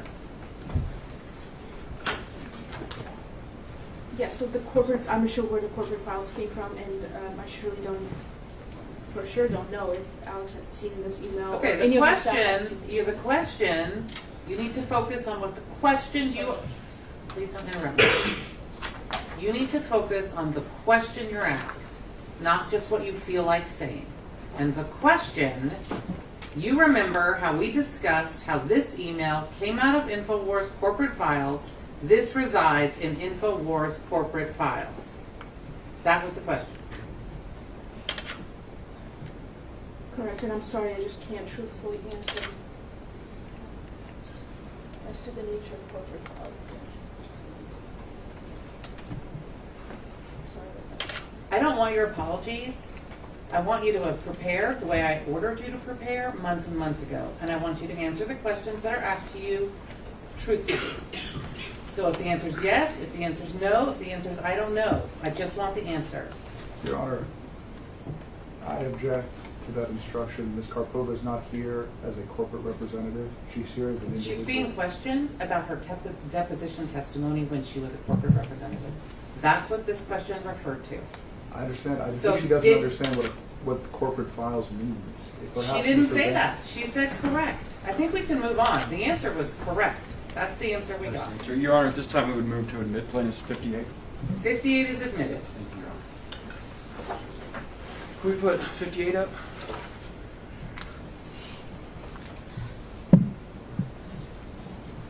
Okay, and let's show this part first, so you can see what it is first. I know this is going to be a hard email to read. But you see how this is from Wolfgang Halper, correct? Yes, You it still is. have it in front. She still has it in front of her, right? You still have the document in front of you?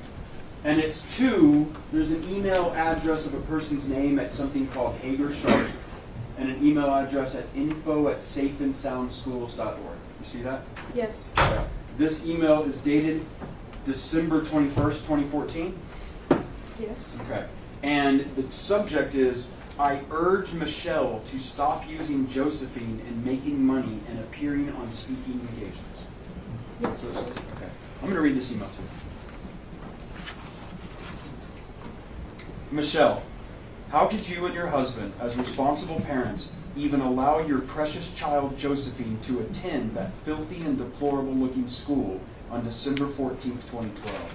This school has, as you must have known, is and was a toxic waste dump, as reported by the environmental consultants who requested more money from the City of Newtown leaders before demolishing the school and transported all the high levels of lead paint, high asbestos, and especially the high levels of PCBs in the groundwater at the Sandy Hook out of state.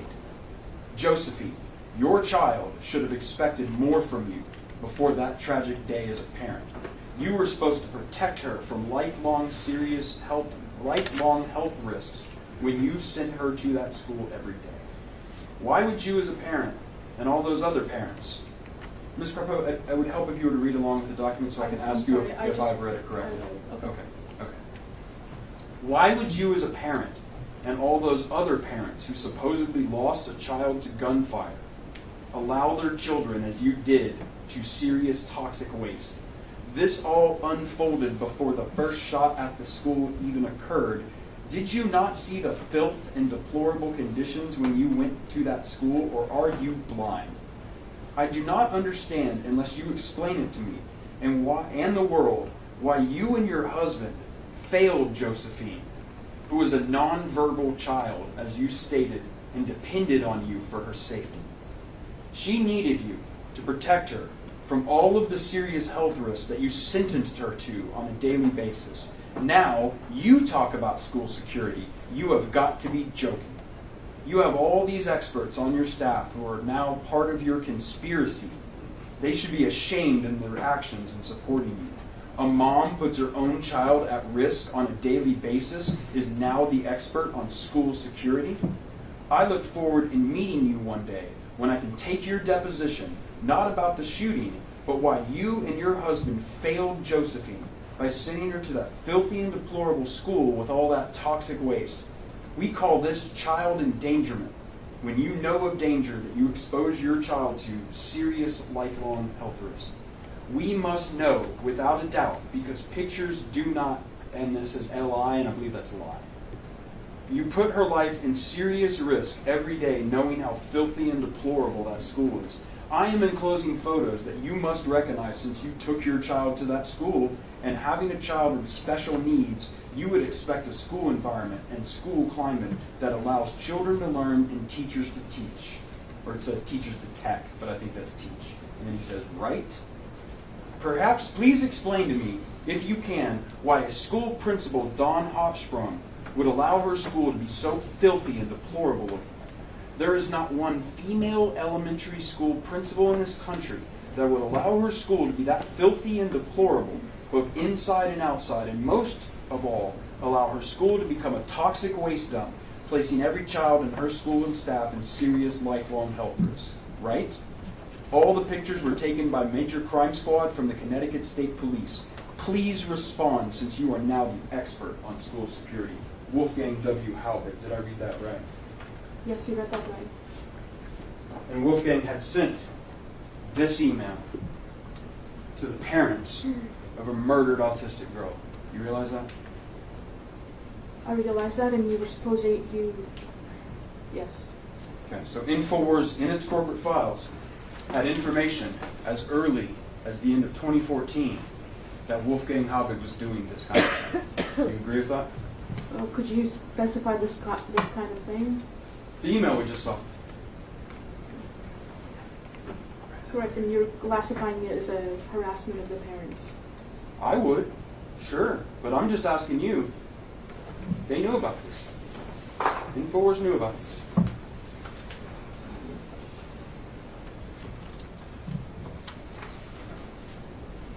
I'm not sure who at InfoWars knew about this. Is this a good time for a break? It sure would be, though. All right, this is going to be our morning break. It's 10:30. We'll return at 10:50, so we'll take a 20-minute break. Jury, please remember all of my prior instructions about not discussing anything that's going on in the courtroom during the break. Thank you. All rise.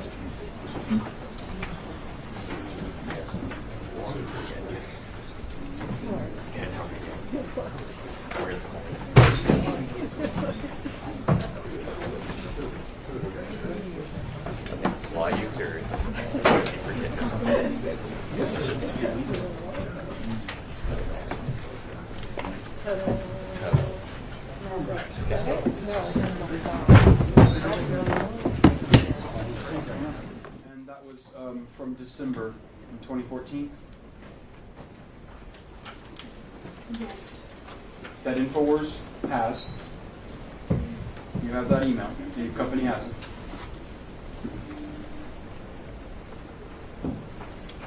Again, truthfully, I'm not sure where the email came from, but I'm not sure. I'm not real interested in where it came from. I'm interested in the company gave it to me from its materials, correct?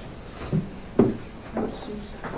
Well, I'm not asking you to assume. Didn't you testify to me that you were personally involved in the discovery in this case, and that you personally know that that stamp down at the bottom means that that was a document given by the company to me? You know that, right?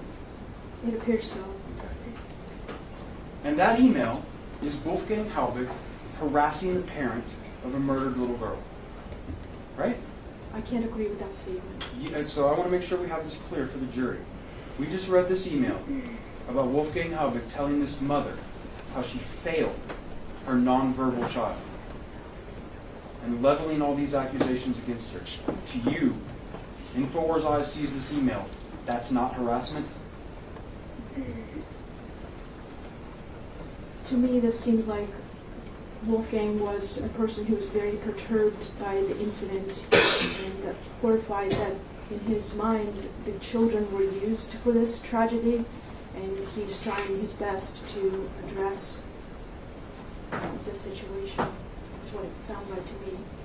And he certainly, I don't feel like he believes that this is a parent who lost a child, and he is truthfully is just horrified that the children in his mind are being used.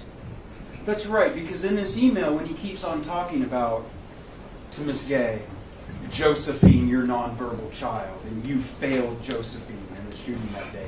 The truth of it is he's mocking her because he doesn't believe that she had a child named Josephine. He doesn't believe that was a real child. That's correct, right? I don't believe he's mocking her. I think he's just appalled. So am I. let's look at another video. I'd like you to look at your next list. December 28th, 2014. You see that? Yes. Okay, so we're still not even out of 2014 yet. And we have another video called America the False Democracy. Right?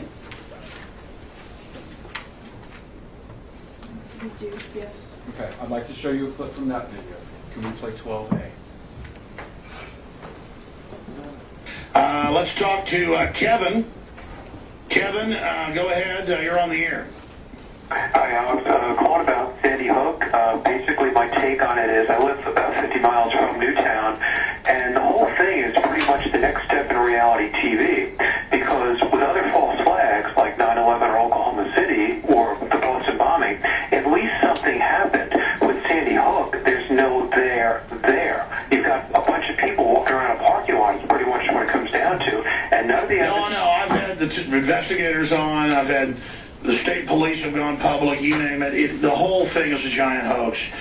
And the problem is, how do you deal with a total hoax? I mean, how do you even convince the public something's a total hoax? Very hard, because anytime I talk about this issue with people, you get criticized, blackballed, ridiculed, called every name in the book, or they respond with the magic words. They were saying on TV, there's no statement more proof positive of somebody who's been brainwashed by that stuff, mainstream media, than those words. They were saying on TV. Well, I always tell people the same thing: go out and prove the official story. And I knew the millisecond this happened with that now fake picture of the kids being let out of the school, that there's nothing that's going to sell this agenda like dead elementary school kids. Well, that's right. The general public doesn't know the school was actually closed the year before. They don't know they've shielded all, demolished the building. They don't know that they had the kids going in circles in and out of the building as a photo op. Blue screen, green screens they got caught using. I mean, the whole thing. But remember, this is the same White House that's been caught running the fake Bin Laden raid that's come out and been faked. It's the same White House that got caught running all these other fake events over and over again. And it's the same White House that says, I never said that you can keep your doctor, when he did say you can keep your doctor. People just instinctively know that there's a lot of fraud going on. But it took me about a year with Sandy Hook to come to grips with the fact that the whole thing was fake. I mean, even I couldn't believe it. I knew they jumped on it, used the crisis, hyped it up, but then I did deep research, and my gosh, it just pretty much didn't happen. Mr. Jones said the state police have gone public. Did you hear that? Yes. What does that mean? I'm not sure. Okay. You remember earlier we looked at the notice of the topics that you were supposed to prepare for when you were becoming a corporate representative, right? Yes. One of those was the sourcing and research for the videos in plaintiff's petition, right? Correct. And those claims that were made in those petitions, right? Correct. But as far as Mr. Jones saying the state police have gone public, you can't testify about what that's supposed to mean. I have no idea what Alex is referring to. Right. But would you at least agree with me that the state police of any state have not gone public saying that Sandy Hook is fake? You'd agree with that, right? I don't know for sure. Okay. So you're going to testify to this jury that you think, sitting on the stand today, that it might be possible that one of the state police forces of one of the 50 states came public and said Sandy Hook was fake. You think that's possible? I'm trying to be as truthful as possible right now. Mhm. From my personal knowledge, I can't make that definitive statement. That's fair enough. Okay. Do you know about the article, Sandy Hook victim dies again in Pakistan? Are you familiar with that? It's not a video, so it won't be on that list. I'm just asking you if you're familiar with this article. It's a pretty eventful thing in InfoWars. Would you refresh my memory, please? Sure. Do you remember the fact that Mr. Jones made the claim that a Sandy Hook victim, Noah Posner, was actually also died again in a fake mass shooting in Pakistan? Do you know about that article? Could you remind me the year of the article? Sorry. Yeah, right about right now when we're talking about, which is right at the end of 2014 to right at the beginning, January 2nd or so of 2015. You remember that was a big story being pushed on InfoWars, that Noah Posner died again in a fake mass shooting in Pakistan. right? I wasn't following InfoWars closely at that time, and I wasn't working at the company yet, so I cannot So again, testify to. with the topics that you were asked to prepare for, including the sourcing of the videos, if there's videos in this case talking about Noah Posner dying again in Pakistan and this fake mass shooting in Pakistan, you can't testify about that, can you?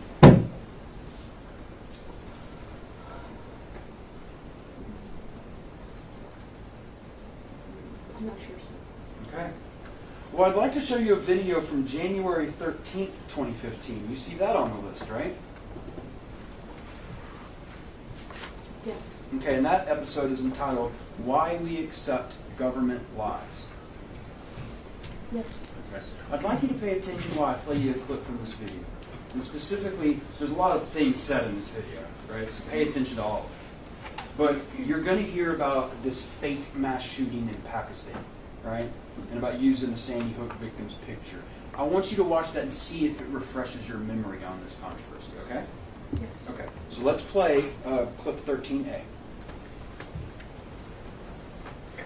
Yeah, when you're trying to decipher cloak and dagger, dirty tricks, it's pretty hard to do. It's just that when you learn that they were funded by Western funding, then you learn that it was the same Amarillo-Lockheed connection underwear bomber. Then those are big red flags that they were patsy provocateurs. The classic MO has been followed. And then, yeah, it kind of becomes a red herring, to say the whole thing was staged. Because they have staged events before. But then you learn the school had been closed and reopened, and you got video of the kids going in circles in and out of the building, and they don't call the rescue choppers for 2 hours, and then they tear the building down and seal it, and they get caught using blue screens, and a email by Bloomberg comes out in the lawsuit where he's telling his people, get ready in the next 24 hours to capitalize on a shooting. So Sandy Hook is a synthetic, completely fake, with actors, in my view, manufactured. I couldn't believe it at first. I knew they had actors there, clearly, but I thought they killed some real kids. And it just shows how bold they are, that they clearly used actors. I mean, they even ended up using photos of kids killed in mass shootings here in a fake mass shooting in Turkey. So, yeah, or Pakistan. The sky is now the limit. I appreciate your call. Freeze it for me. Leave it right there. Okay, the first thing I want to ask you about, you hear about the Pakistan thing? Yes. Does that refresh you at all what I'm talking about? It's been a while since I've heard about that.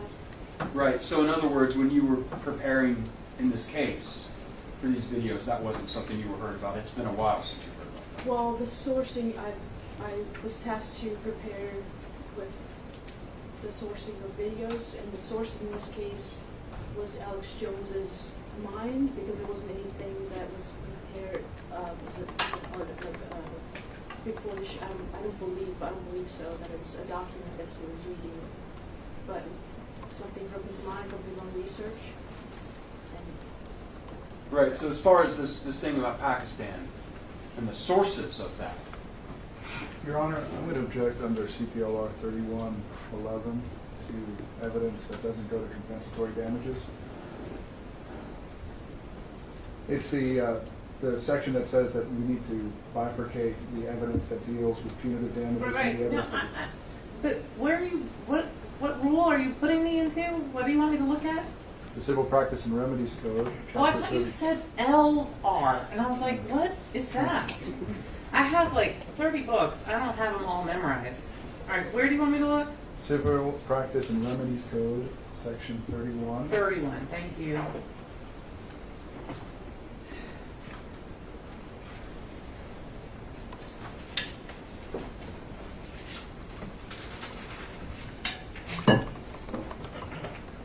Which part?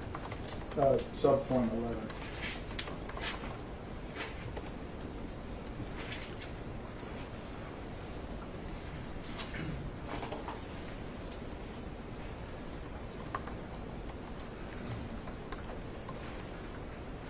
Ah.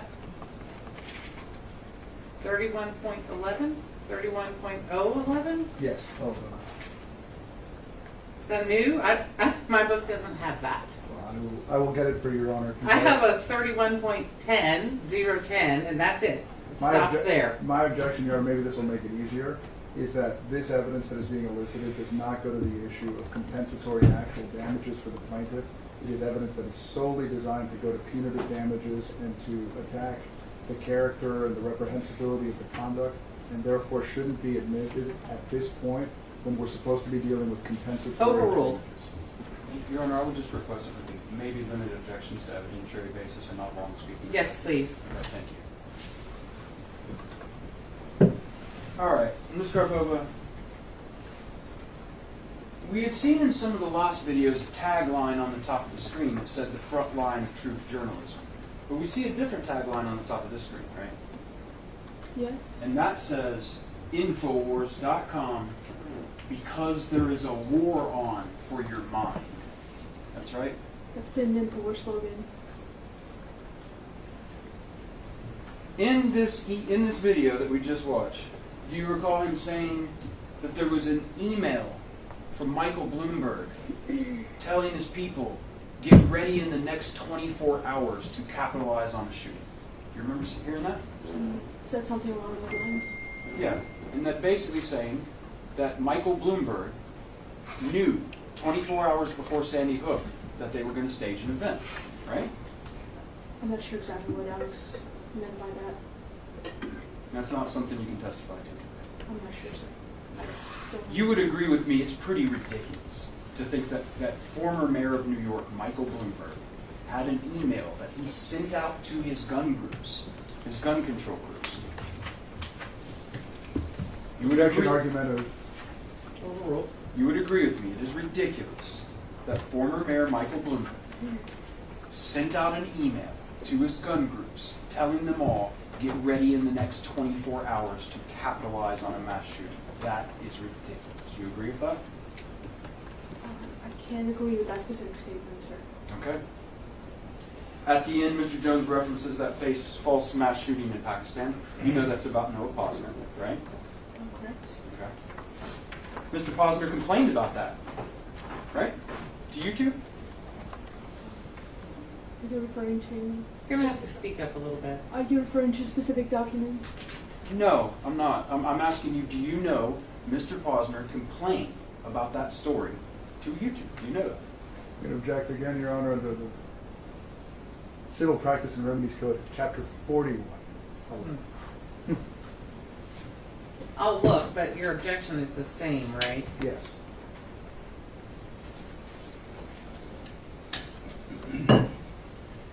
Yeah, overruled. Thank Can I have a running objection, Your Honor? You may. Do you remember one of the videos you were supposed to get prepared for? It was on February 12, 2015.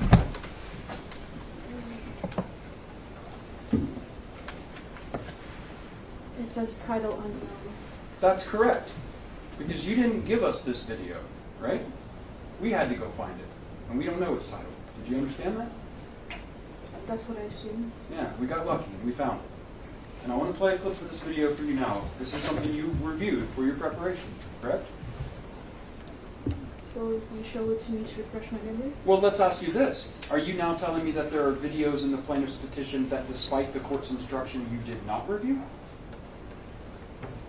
I just don't remember which videos I reviewed and which were available to me to review. Okay, well, if it's on that list, you should have reviewed it, right? Again, sir, videos that were available to me, I did review. Okay. Can you tell me if the videos that were available to you, that were made available to you, are all the videos in plaintiff's petition? Do you know that? Are you referring to all these videos? Well, I'm asking what you prepared on this, Karpova. I'm having a hard time understanding what exactly you prepared. And what I'm trying to figure out is, do you know if the videos that were provided to you, by whoever provided them to you to get prepared, were they all the videos in plaintiff's petition? Did you do anything to verify that? I'm not sure, sir. Okay. Well, I'd like to play you a clip from this video. And I assume you've seen it and prepared on it, but we're going to play it, okay? And we're going to play right now from February 12th, 2015. As we stated, the title is unknown. But we're going to play clip 14C.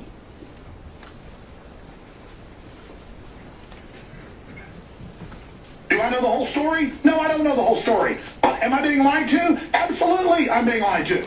Absolutely. And then my reporters simply say, look, here's the BBC and the London Telegraph and the Pakistani TV all showing this guy's reportedly dead son. May he rest in peace. We're sorry for that. And then this group comes and says that we violated their copyright and then claim Fox News. So they're using a Fox News ID to trigger the suspension of the Alex Jones channel. That if they're successful, they will shut down videos, thousands of videos and reports, and millions of dollars of work. Okay, let's go to the About page on the Alex Jones channel, one of many channels we have. And by the way, they're all linked together, so they take one down, they take them all down. Mr. Jones' concern was that complaints from the parents could potentially shut down the company's YouTube channel, right? One of the concerns in this video, Correct. That's in the clip we just saw. yes. Okay. I'd like to play for you now clip 14D. And I take these attacks as an opportunity. And this is just one that I'm mentioning. I mean, look at this fraudulently filed copyright claim. And it may not even be this group. It may be someone else fraudulently doing it in their name. Because I don't want to just sit here and say things about people. I want to be careful about it. But imagine, our website would be shut down. It says, photo of child killed at Sandy Hook shows of a Pakistan school shooting. I mean, we're not even saying in that headline that children weren't killed. We get criticized for trying to be open about this because we can't prove it one way or the other. So they take down our video, photo of child killed at Sandy Hook, shows a Pakistan school shooting. David Knight shows, we're going to show the video next hour, play it. BBC articles and BBC news stills and different rallies showing this guy's son, Lenny Posner. You'd think Lenny, if this is really him filing this from the Honor Network, would want to know why they're showing his son in Pakistan. Why don't you call them?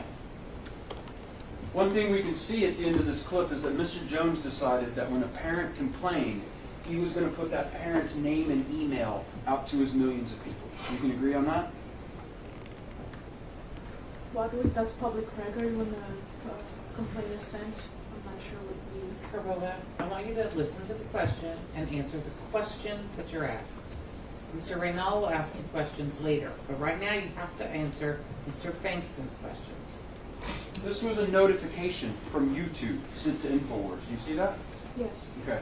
And not sent to the public, sent to InfoWars. You agree with that? yes. Okay. And InfoWars decided to take this notification that they had been given from YouTube and put it on the air with Lenny Posner's name and his email address. That happened, right? With the claimants, yes. Yes. Okay. And also, Mr. Jones says during this that I want to be careful. Did you hear him say that? I did. That's not the truth. He's being the exact opposite throughout all of these videos we're seeing, correct? Objection, Your Honor. She's not here to judge whether he's being truthful or So not. what's the legal objection, Mr. Reynal? Calls for speculation. All right. Overruled. What's the question again? Can I have that read back? Yes. Thank you, Mr. Dubois. Question. That's not the truth. He's been the exact opposite throughout all of these videos we're seeing, correct?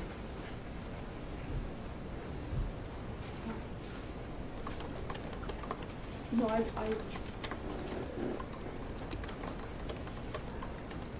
I think he's trying to be as truthful or as careful as he can. Okay. He was said in there, we're not even saying in that headline that children weren't killed. You heard him say that? Yes. Yeah, in fact, what he's saying, didn't the headline say, Noah Posner died twice? Right? That's what it said.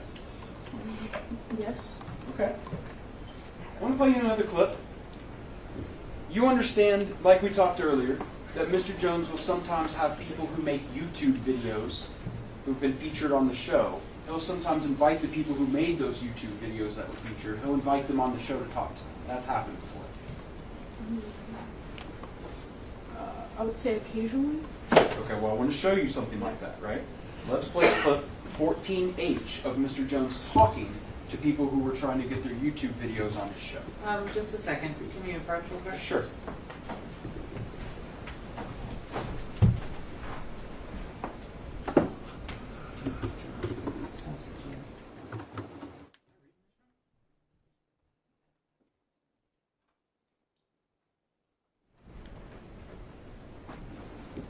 That's okay. We'll get that figured out. Okay. And if we can come back and visit it, we will. I mean, if you want to admit it now, that's fine, but I don't have it on my Yeah, list. did you have any? I had it on my list. I mean, it's 14. Is it part of PVX 14? Correct. I just want to make sure it's been disclosed to defendants.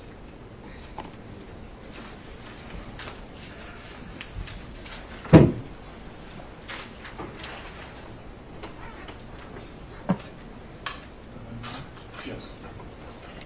Yes. All right, then, that's fine. All right, Just thank you. before you start it, I just want to explain to the jury. Sometimes you'll see exhibits have to be admitted in court, and sometimes we've agreed in advance that they're already admitted, but I keep track of everything that's done, so that's all that's happening right now. All right, go ahead. All right. Can we go ahead and play now clip 14H?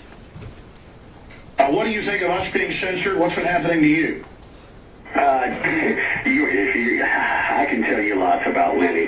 This man is something that you've never seen before. He's got a group of trolls, and if you don't mind, I'll just go ahead and call them out. These people would be keeping... Well, listen, hold on. I don't want to give these people any attention. I'm going to have to get with lawyers on this and deal with this. But I understand that, I mean, if they're trying to shut us down when we're just investigating it and looking at all sides, it must be horrible for folks out there that vehemently think this is staged. So just specifically, what have you gone through? I can't even put up a video showing that he has put up a copyright strike against me without him copywriting striking that. They had taken my information and they gave it to one of his trolls in his network, and they went and they looked up all my information and put up a whole blog post about me and my daughter. Is what this troll network has done. These people are vile. And Lanny, if you're listening, your day is coming, my friend. It is coming. Wow, I mean, this sounds like a war's going on. I think they made a major mistake involving us because we were basically showing both sides and getting criticized by both groups for it. Oh, I totally agree. They don't know what they bit off. Go after them, Alex. Crush them. Well, I mean, I just wanted to leave the First Amendment alone. But, I mean, it does show that how would they claim it's a Fox News copyright violation? There's no Fox News on there. It's a news article. I mean, how do you do that? It's amazing. They have two different email addresses they used. I noticed you said that for this claim they used the honor@gmail. The other one that they use, I won't say it, but I'll tell you off air if you want to know what that one is off air. Well, I'm not somebody to mess with, and I understand that they can, use children and whatever, and then say the First Amendment's bad, but I mean, I got to defend the First Amendment, and it's just wild to get into this subject. We got all this stuff happening worldwide, all these moves against the First Amendment going on. It's pretty hardcore. So we're going to have our news director in here with our news anchor to talk about this because they're trying to shut us down. During that clip, Mr. Jones said about the parents who were complaining, they made a major mistake involving us. That's what he said? I'm not sure who Alex is referring to that made a mistake. He's talking about this network of people, right, who complain? Well, I think the caller is concerned here with the trolls that he's being attacked with, as well as his family, and that's what he's raising with Alex. And to my understanding from this clip is that he's saying he doesn't appreciate, having been entangled in this by the trolls who, again, posted a website perhaps. Let me make sure I understand. This caller who had been posting videos with murdered parents' children in them and calling them fake, who had now been getting complaints from Mr. Posner, that person was mad that he got entangled in this. That's what you're telling me? I'm not sure what this caller was doing. Okay. Well, let's talk about Mr. Jones then. Because he said they made a major mistake involving us. You agree that's what he said? He did say that. Okay. And here's the other thing he said that I wanted to ask you about. Alex Jones said, "I'm not somebody to mess with." That's true, isn't it? He did say that. And it's true, right? You don't want to mess with Alex Jones. I'm not sure what he meant by that. I think he means that he's not going to stop. He's not going to shut up. That's his weapon. Is his speech. So Let's see how he uses that weapon. Let's check that out in the next clip. Melissa, can you play for us clip PVX 14I?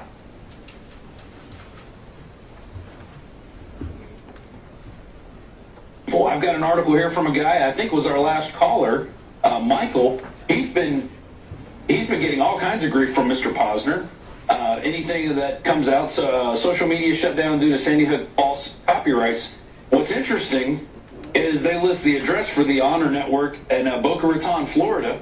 You look up the address on that, which says 908 North Dixie Highway. It is the address for a women's clothing store and a UPS, U-Haul rental place, U-Haul neighborhood dealer. So here's the 908 North Dixie Highway. There's no suite, but it's got two different buildings listed that address. One is a JJ Shop women's clothing store, and you go to the other one, same address, U-Haul neighborhood dealer. Now you go to their About Honor Network. I can go to this one right here, guys. You can leave the camera right there. Honor Network right there. It lists They're in Connecticut. It says they're in Newtown, Connecticut, but you go to that address, it's a U-Haul UPS store. I'm sorry, it's a UPS store. Same address, Main Street, Newtown, Connecticut. It's a UPS store. That was Mr. Robert Doon talking, right? Yes. Okay. So in terms of Mr. Jones using his speech he has, which you say is his weapon, when a parent of murdered children complained, the way Mr. Jones used that speech as a weapon is by showing literal maps to where they picked up their mail to all of his followers. That's what he did with his weapon of speech, right? I wouldn't agree with that statement, sir. Okay. Well, let's just make this really simple. We just saw, and the jury saw too, after these complaints and after he said, "I'm not somebody to mess with," the next thing that happens on InfoWars later in that broadcast is them putting up literal maps to where these people pick up their mail. That happened, right? Well, I think what Rob Jew was doing here is looking up the business name or organization name that's filed the complaint and researching into it. So, Yeah, you know, Father Lenny Posner had created a name called Honor Network to try to be a little more anonymous when he was making these complaints. Did you know that? You heard about correct, that? we know that now. Yeah. And y'all knew Lenny Posner was running the Honor Network. They showed it earlier in the clip, right?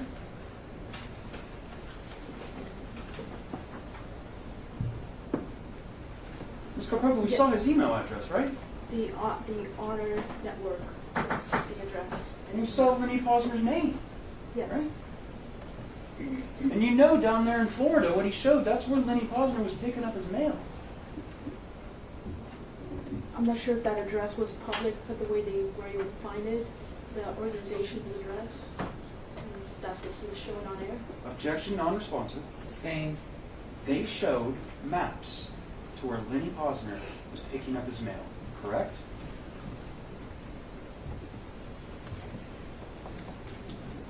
Yes.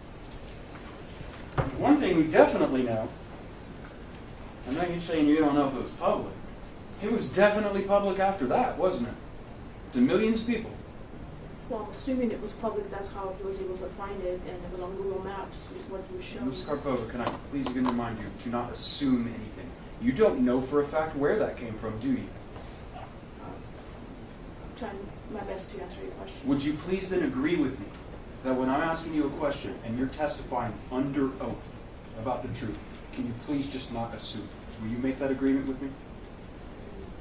Yes, sir. Okay. You understand this trial is very important, right? Very important. Okay. And so I definitely want to make sure that you're not saying anything that you cannot say under oath. Do you understand that? Absolutely. Okay. I want to show you another clip from this. Let me show you a very short clip at the end of this discussion that they're having. PVX 14J. You think, if they had this organization, they would have some sort of headquarters where they would be setting up a memorial? Well, we'll just start investigating that. And I guess I'm going to have to probably go on up to Newtown. I'm going to have to probably go investigate Florida as well.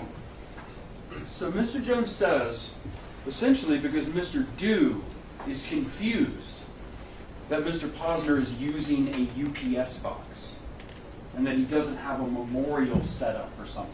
He's confused. Because of that, Mr. Jones says he needs to go down in Florida and investigate this, right? I'm not sure if I would agree with that statement. Okay, that's fine. Let's move into 2015 a little bit later. Let's go to March 2015. All right. In March 4th, 2015, there's another video, right? Yes. Okay, and that is called New Bombshell Sandy Hook Information Inbound, right? Yes. And I know in the last few videos where we've been seeing Mr. Jones talk about the incident being totally synthetic, completely manufactured, that kids didn't die.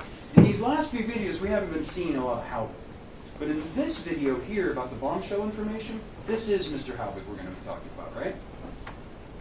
I'll take your word for it. Well, let's look at a video. Let's go ahead and show you a clip from that as PVX 15B. Bombshell info you're breaking today. Bombshell info. Go over the main points of Sandy Hook as a top safety expert, why you questioned it. There you are, successful, making a lot of money, running nationwide programs, playing golf, pretty much quasi-retired. Why would you do all this? Well, because it didn't add up. I know you've talked about that on air. I'm not putting words in your mouth. But then the latest bombshell you just dropped, you're saying, because we know the school suddenly reopened, had been closed, and then they tore it down. The place was falling apart in photos and videos we saw. Didn't look like a real school. Then you add everything together, it looks like a prop, a drill. Did they kill real kids? Maybe, maybe not. Why didn't they call helicopters? I mean, I keep repeating this. It just doesn't add up. Wolfgang, what's the new bombshell info? Well, the new bombshell info is that the subpoenas have been issued across the country. We're about to get discovery information that is now forthcoming, and if they don't provide that discovery information, they're going to be in contempt of court. And we also have the Connecticut Freedom of Information Commission hearing that is supposed to have already happened. They keep dragging it, but eventually we're going to get the truth, and the truth is going to show Sandy Hook, that school, was not an operating school, and I can tell you that from being a school administrator.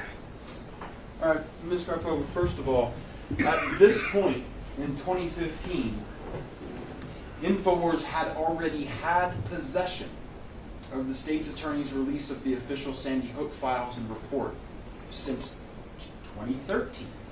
For all of that time, since up into this video, it has had those materials. Do you agree with that?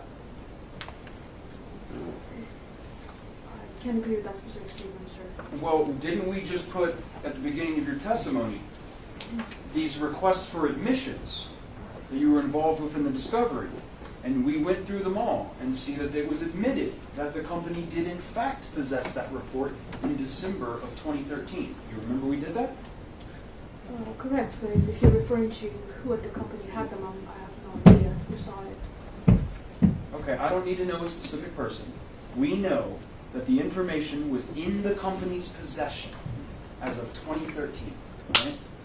It appears so. Okay, and now we have in this video Mr. Jones saying the place was falling apart and the photos and the videos that we saw didn't look like a real school. What I want to ask you, Ms. Garfova, is in getting prepared to testify, you're getting prepared to be a corporate representative, is it your belief that if we were to show this jury those photos and those videos taken inside of Sandy Hook that day, do you believe it would show that it doesn't look like a real school, that it's falling apart? Do you know? The photos that Alex was referring to, I believe so, yes. Okay, so you think, I'm going to tell you we're going to, you think when the jury sees the photos of the inside of the school and they see the video of the inside of the school, they're going to think this was not an operating school? I just said the photos and videos that Alex saw that he was referring to. What are those? I'm not sure. And you were responsible for the sourcing and the research on plaintiff's petition. I couldn't find them. That's something that Alex had done his research on. You didn't even talk to Alex, did you? I don't remember. Didn't you testify yesterday? in getting prepared for your corporate representative to testify about these topics, you didn't even talk to Alex. Specifically not for that. And you're telling me that all this stuff is coming right out of his brain, right? Right? That's how he normally does it. He does previous research at home or right there and there. Do you think it's fair that these parents who now have their day in court and were asking for this information, and when you were ordered to prepare yourself on this information, that you didn't even talk to Mr. Jones? Do you think that's fair to them? Objection to the relevance, Your Honor, of discovery issues that have happened in this case.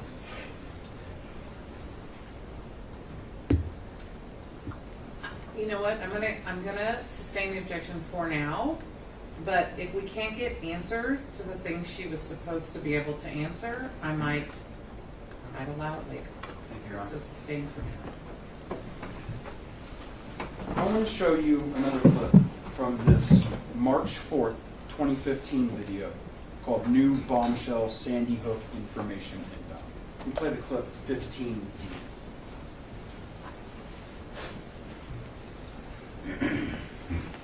Well, they're obviously looking for a big PR bonanza and then to bring in all the actors to break down and cry.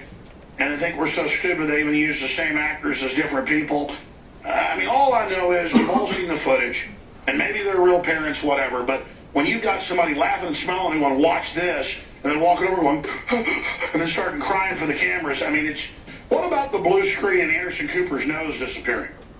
Absolutely. The blue screen, it's everywhere, whether it's at the firehouse, whether it's Anderson Cooper. Absolutely. They use that as a technology. It's like a movie set. They did whatever they wanted to, because guess what? They were using emotions, the death of children and teachers, unhooking everybody across America. They threw those funerals out there, and guess what? Everybody was watching it 24/7. They inflicted emotional distress on millions of innocent Americans. Alex, they knew what they were doing. They got us hooked. In fact, can we pull up the clip of the Attorney General saying we need to literally brainwash the public? Mr. Arpova, there was a lot said there, but what I really want to ask you about is this. I wrote it down here. Mr. Jones said, and then they bring in all the actors to break down and cry. And they think we're so stupid that they use the same actors as different people. You heard that? Yes. What people were supposedly played the different people that were supposedly played by the same actor? Who was that? It's hard to say who he's referring to here. I don't know. It would definitely be hard to say if you didn't talk to Mr. Jones or prepare, right? I did prepare the best I could. If I may, Your Honor, and I think that she's not here as a corporate representative. She gave a deposition as one. If they want to play that deposition, this is inappropriate. She wasn't supposed to be here as a corporate Are representative. you objecting to Yes. this last question? I'm objecting to this last question, this entire line of questioning about corporate representative. Well, you're actually objecting to a sidebar, and I will sustain the objection to a sidebar. Understood, Your Honor. Ask a question. Understood. And if I could reemphasize that, hopefully within 1 minute speaking. Yes.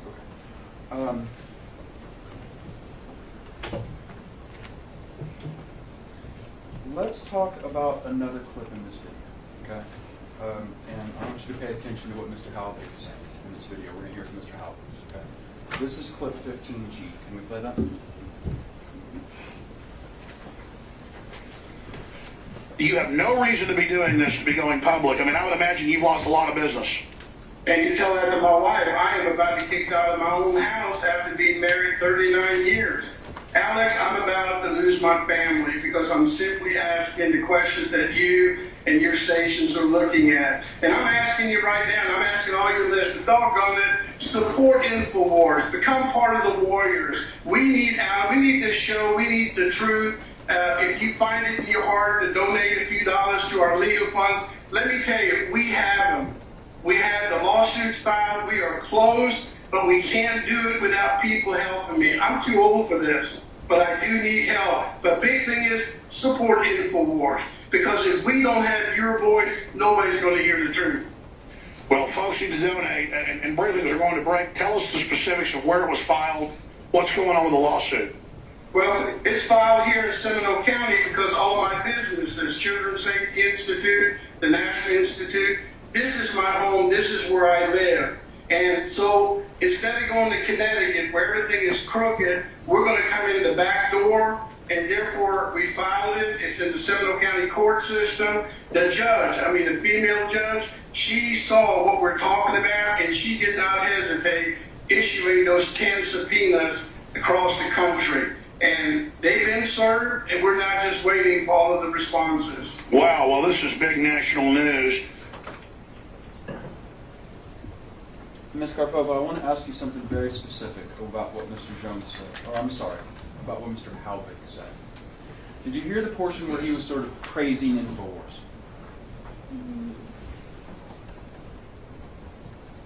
Yes. Okay.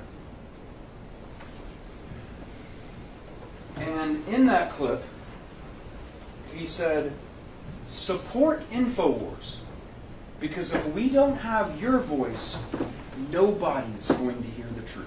That's what Mr. Halbig said? He did say that? Okay. Mr. Halbig doesn't have a media company, does he? I don't believe so.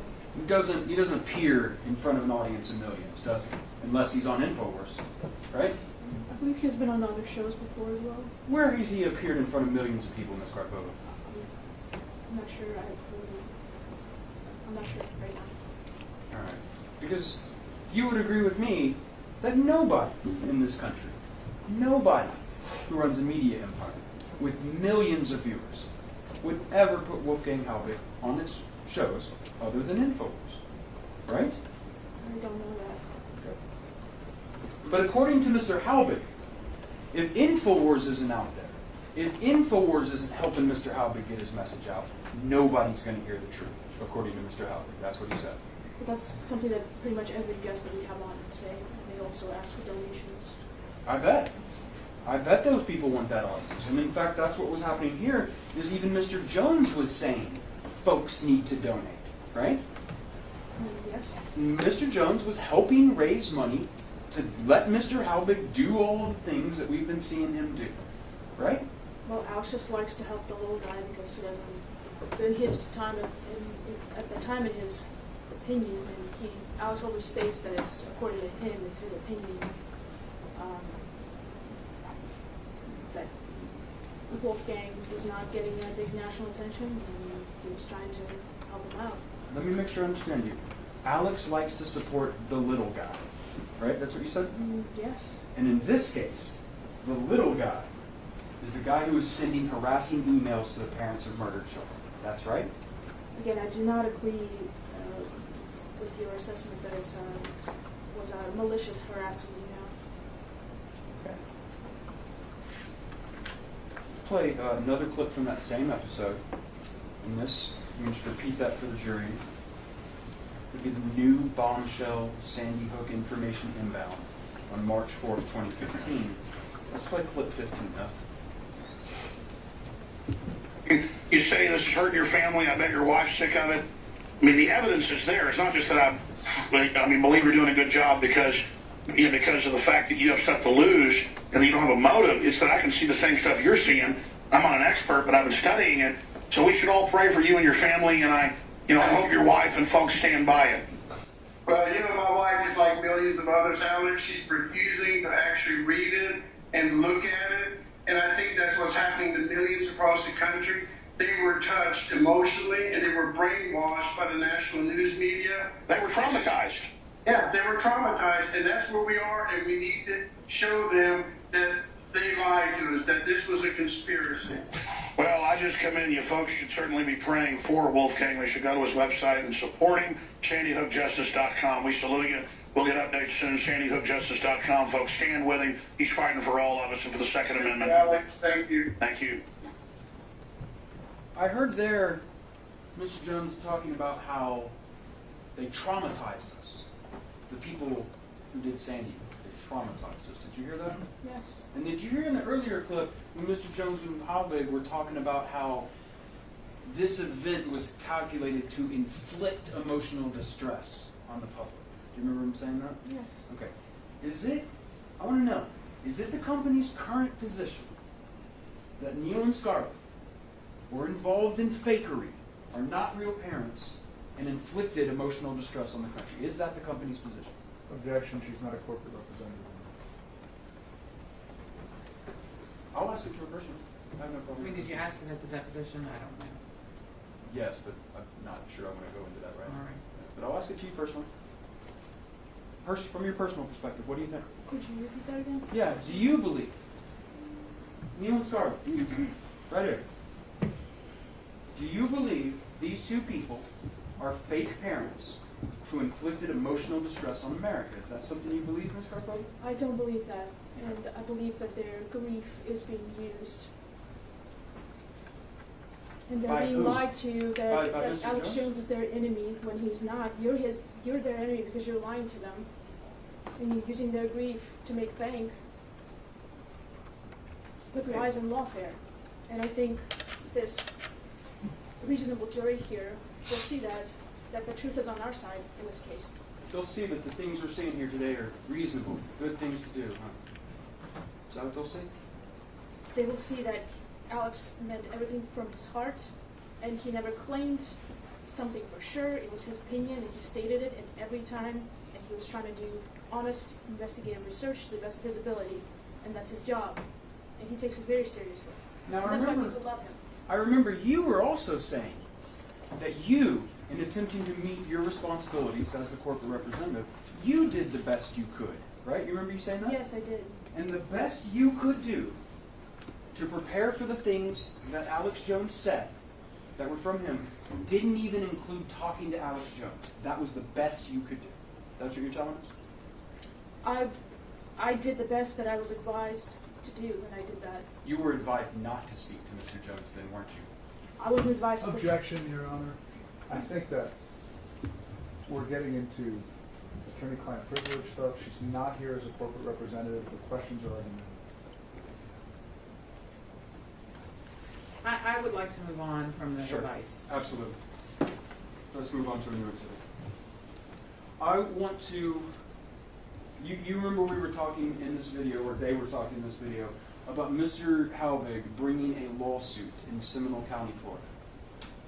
Yes, he did say that. Okay. And you understand that the company got information from an outsider that told them that there was a good chance Mr. Halbig might be lying about that entire legal proceeding. Do you remember us talking about that? Yes, the email. Okay. I would like to show that to you now. This, Your Honor, is going to be 62.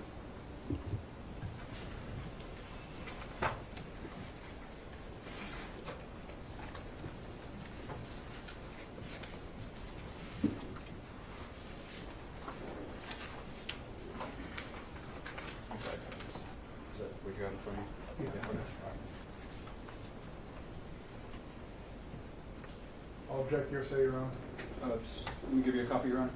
I have a copy. Oh, okay. And our response is not on the truth of the matter asserted, so warning to the company, something they needed to investigate. I will not object to it on that. I'm sorry? Said if they're not offering it for the truth, then I'm fine with that. All right, then 62 is admitted. Thank you, Your Honor. Ms. Karpova, I'm going to hand you what's been marked Exhibit 62. Melissa, would you mind putting 62 up for me?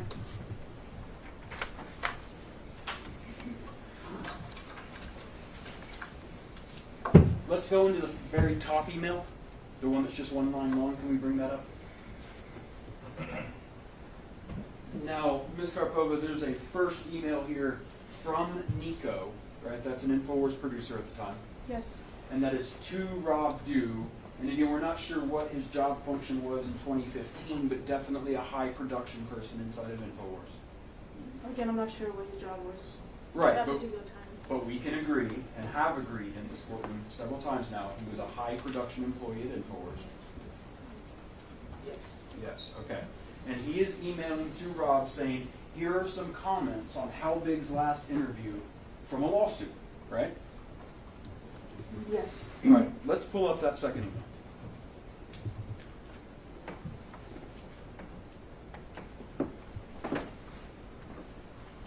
It says, and you can go down this email with me? Okay, great. It says, Madam or Sir, I am in my final semester of law school. I listened to the Wolfgang Halbig video and some significant alarm bells went off. I also wrote on the YouTube page, but I copy and paste here. Okay, so just so I get this straight, starting at 3130, he filed his lawsuit in Seminole County Court in Florida, not federal court in Florida, but in state court. There is a legal requirement called standing. He does not have standing to sue in Seminole County Court. He was not a party to the shooting in any fashion. There is also a concept called jurisdiction. Either the man is lying or the judge is insane. A Florida county level judge would not have jurisdiction for any reason other than a contract, tort, or crime issue directly involving Mr. Halbig. Something is completely wrong here. Had he said in the federal district of Florida, or whatever district it might be if the state is split, that may at least be plausible. This is completely insane and cannot go anywhere but into a trash can, to the trash can. No standing, no subject matter jurisdiction, no personal jurisdiction. 2 cents from a third-year law student who is legally current in his education. This man seems to be grasping and stretching. No judge in their right mind would do such a thing as he describes. Here's an example. Imagine there's a crime in Las Vegas and the criminal kills himself. There's no law whatsoever that would allow Alex or anyone else to file suit in San Antonio for anything regarding the crime in Las Vegas. There is no claim that could be made in Texas for something that happened in Nevada. It's a rule. Signed R. Darren Blumfield, who was apparently at that time at the William S. Boyd School of Law. I read that email correctly? Apparently. Okay. And so Nico had actually brought this to Rob's attention, right? Yes. Okay, so the company was on notice that there might be some significant problems with the things that Wolfgang Halbig was saying. That's what this email was saying, correct? Nico had forwarded this email to Rob. Do you what happened to it afterwards? I don't know. Objection non-responsive. Sustained. Ms. Karpova, I'm not asking you about what happened with the forwarding. I'm asking you, InfoWars had received an email in its possession that had been discussed had been forwarded among these production employees that suggested that the things that Mr. Halbig was saying in his interview were insane. Right? Yes, it appears. Okay. I want to go back to the day that Mr. Halbig came on the show right before that email. And that was the video we were just watching, March 4th, 2015. So I'm going to go back to the process of how he got on that show. Now, I think you know that in making arrangements for getting on the show and those sort of things run through a producer, in this case, Nico, right? Yes. Okay.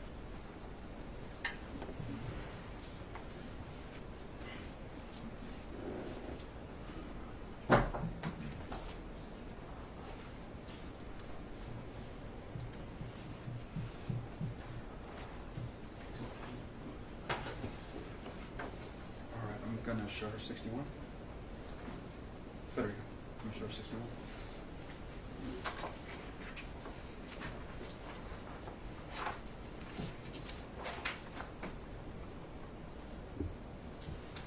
No objection. Plaintiff 61 is admitted. Thank you, Your Honor. I've handed it over to Narca 61. Your Honor, I'm saying no objection subject to my prior objection regarding Chapter 41 of the Civil Practice Manual. Which is overruled. Melissa, can you bring up 61 for me? Let's start at the bottom email.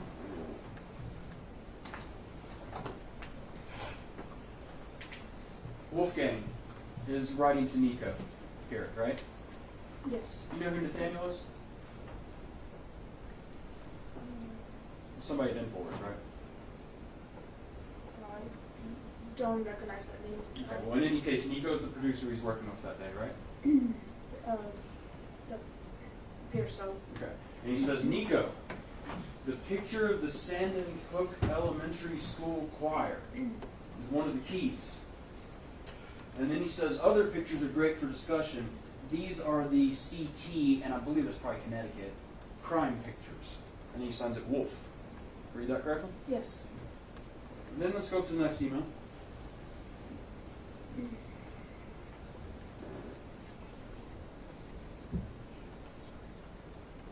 Nico responds, and he says, got the Super Bowl picture. Thank you for sending. Will you be calling on Skype at 1 p.m. Eastern Time? How long will you be available for the interview today? Thanks, Nico. I read that correctly? Yes. So he's thanking him for sending the Super Bowl picture. You know what that is, right? I believe I've seen it before, and this isn't specifically for the picture that he's thanking. This is just for materials. We thank every guest that comes on and presents supplemental Your materials. Honor, objection, non-response. Sustained.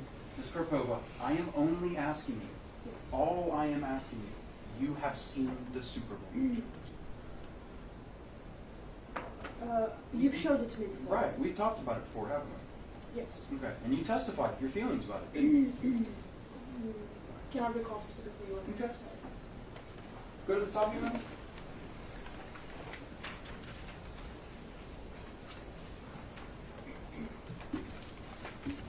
And then Wolfgang replies for how long you can be on the show.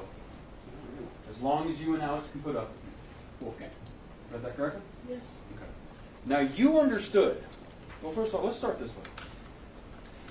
Super Bowl 2013. It's about 1 month after the Sandy Hook shooting. You're aware that a choir of Sandy Hook school children was sent to that Super Bowl to sing during the halftime performance of that choir? Yes. And you understand that Mr. Halbig believed that that choir of school children who sang at the Super Bowl were actually the children who were claimed to be murdered at Sandy Hook. You knew that? Yes. And that Super Bowl picture, that's something I want to look at now.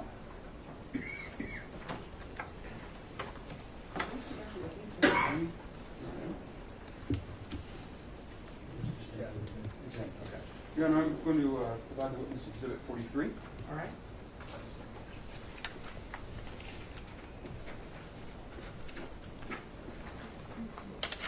So Lisa, can you put 43 on the screen?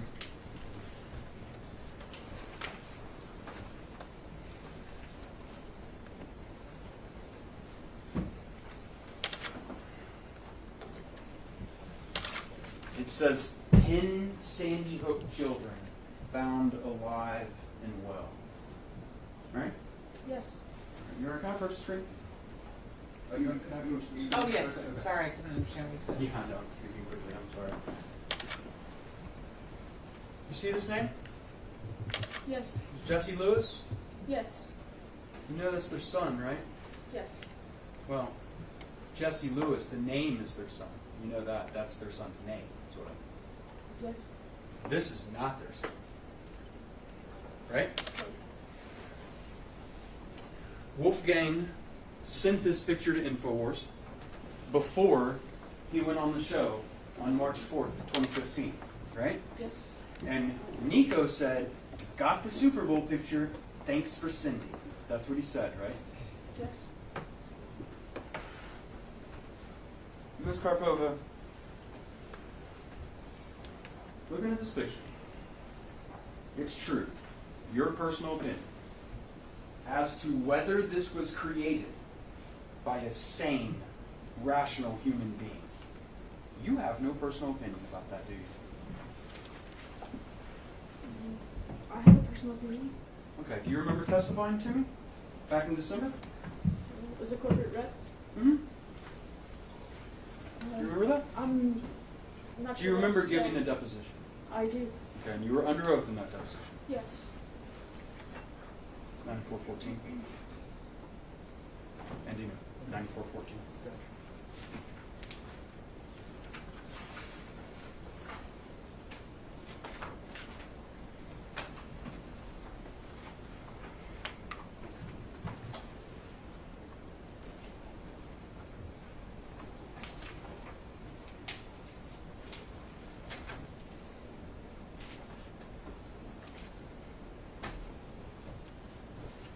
Ms. Karpova, I want to talk to you about your deposition. bring you this copy so we can read it together, okay? Yes. And if you, can I move this? Yes. Is that okay? All right. That way I'm not having to reach over here and stuff. All right. I want you to look here and what I'm going to read to you, okay? 94:14. And you see it's highlighted, but it's kind of gray. Right? Yes. And I'm going to ask you this question and answer, all right? Ms. Karpova, will you admit, sitting here right now, this was not created by a rational, sane human being? Or are you going to tell this jury that this is created by a rational, sane human being? Can you tell me what your answer under oath was? My answer under oath was, I don't have an opinion, a personal opinion on it. But since I have developed an opinion, that's my truthful answer right now. Okay, so back 6 months ago or so, when you were being deposed, and you were shown this picture, you didn't have a personal opinion at all. But in the intervening time, before you've come to this witness stand in this court, in this trial, now you have a personal opinion? Yes. Okay. Tell me now, Ms. Karpova, was this created by a sane, rational human being, in your opinion?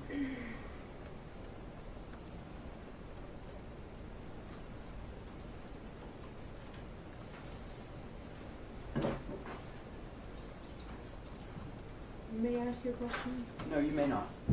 So, I will answer your question. It's just this particular screenshot is, are we referring to Wolfgang Halbeck here? Yes. So this, I don't believe this is he sent this picture, but he didn't make this picture. I'm not sure who made this picture, which is why I can't Ms. comment. Ms. Okay, Karpova, listen to the question. the Ask truth it is, again. you don't know that Wolfgang Halbeck didn't make that photo. You don't have that knowledge. I don't know. Okay, so please appreciate it if you didn't testify about things you don't know. Okay? Yes. Okay, I want you telling this jury that Wolfgang Halbeck didn't make this photo if you don't know that. Okay? Was this photo made by a sane, rational human being? Do you have an opinion on it? Yes. What is your opinion? I think this photo was made by a person who's deeply disturbed at what happened, and that messed with his mind. So the answer would be partially no to your question. For sure no. Okay. Do you sitting here today, do you understand how wrong it was to encourage this man's delusions like this? Do you understand that? We did the best at the time, but it wasn't something that was done on purpose. According to you, if a source sent you this picture, it would cause you to have a lot of hope because you wouldn't want to think that the kids are dead. You'd rather they be alive, right? If it was my personal preference, I would much rather think that the kids actually were involved in some kind of operation with the government. That way they'd still be alive. What do you think would be happening to those kids if they were actually being used by the satanic globalists for an occult ritual where they cart them out for the Super Bowl and put them in our face and taunt us with the fact that we actually faked that, and here are the real murdered children who are still in the possession of the satanic globalists? At the end of their performance, when they leave the Super Bowl, do you think they're about to have a good time?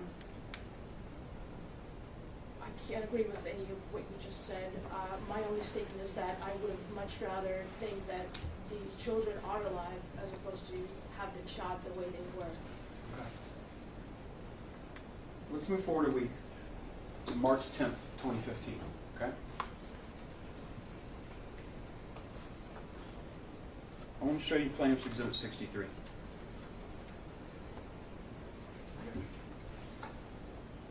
No.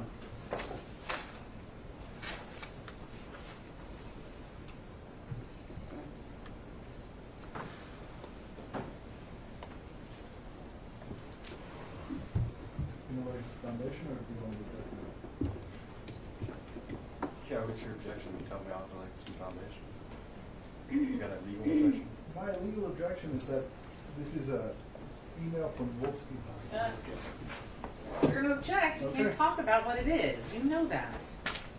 This is not an I object to, Your Honor, relevance to an email that wasn't sent to to InfoWars or InfoWars staff. All right, so you're gonna have to establish something. Sure. Do the same thing. Ms. Karpova, bottom of this email. Read the numbers on the label. Or the letters and numbers. The right corner. Right here. Yes, ma'am. FSSTX-040027. And you understand that to mean that that means that this document was in the possession of Free Speech Systems and that they turned it over to me in this lawsuit, right? Yes, sir. Okay. So InfoWars had personal possession of this email and was aware what is the content of this email. You agree? It was in the files that's labeled here. Okay, Your Honor, I move to admit this email. Any objection? Same objection, Your Honor, just because it was Overruled. Petitioner 63 is admitted. Thank you, Your Honor. All right, you have 63 in front of you right now? Yes. Okay, let's put that up on the screen. Exhibit 63. That email is from Wolfgang Halbig. And as I believe we talked about in your deposition, you see the email that's to, I know you probably don't recognize that email address, but you see the introduction of it says Scarlett, right? Yes. And we've come to know that Scarlett's, and I'm not going to say her email right now, but that is her email address, right? Okay. Okay. So this is Wolfgang Halbig writing to Scarlett on March 10th, 2015, right? Correct? Yes. Okay. So, I'm going to read this for us. It says, Scarlett, it is just a matter of time, and all that money you have has to be returned. How could you even stop to buy your coffee? And you bought coffee for 2 other people. What kind of mother does that, especially when you were on the news? Tell everyone how you ran across that fire department parking lot. If you did, you would have spilled the coffee. Do some serious soul searching because the scam is up. Wolfgang. Right? That's what the email says, right? Do you know Scarlett Lewis bought coffee that morning? I have no idea what incident he's referring to, what he means by that. Okay. Well, one thing InfoWars did have in its possession, as early as 2015, is an email establishing that its guest that it kept promoting to millions was harassing Scarlett Lewis. That's one thing it had. I can't fully agree with that statement. Is the reason you can't agree with that statement is because you're going to tell this jury and tell them that this email to the mother of a murdered little boy is not harassment. Is that what you're going to say? I'm going to say that I don't know what incident he's referring to. I don't know if he had personal contact with her. I have no idea about any of. I can't comment on this contents of the email. Okay, so I understand you don't know anything about the incident. I didn't know anything about the incident either. I'm sure nobody in this room knew anything about this incident. But I'm sure that at least some of the people in this room have formed an opinion one way or another about whether that is harassing. I want to know yours. Is that harassing or not? I don't have any comment on that. All right, we're going to break for lunch. We're going to break for an hour and a half. Remember all of my instructions. No research, no conversation about anything that's happened in this courtroom. The rule is still in effect for all the witnesses, and we'll be back at 1:30. Thank you. All right. Mr. Vanell and Mr. Mason, do either of you need me during this break? Not at all. Thank you.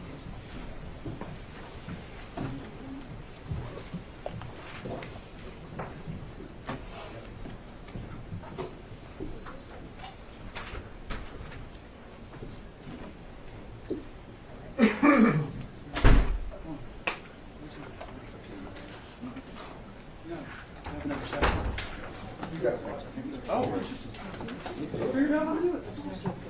Appreciate you taking care of that. Well, I mean, I received an email. Yeah. I would have. Yeah. Okay.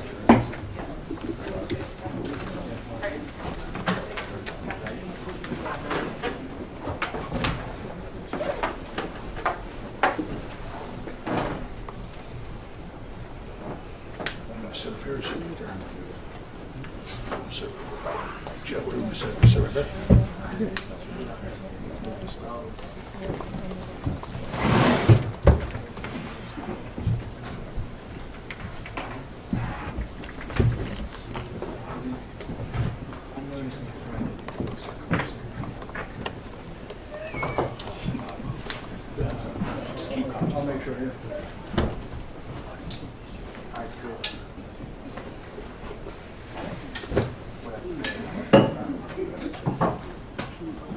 hour and a half maybe? Oh, really? I don't know. Oh, we're only in 25:15, my friend.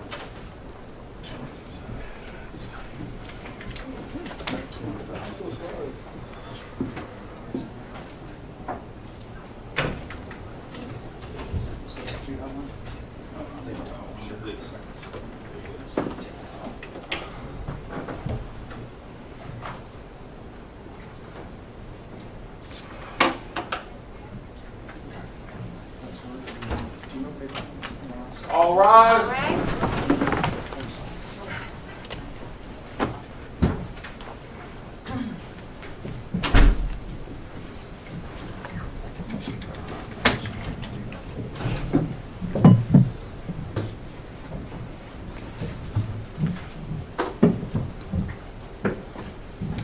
Your Honor, may I grab this? Yeah, I mean, it's 1:33. I think he knew what time we were starting.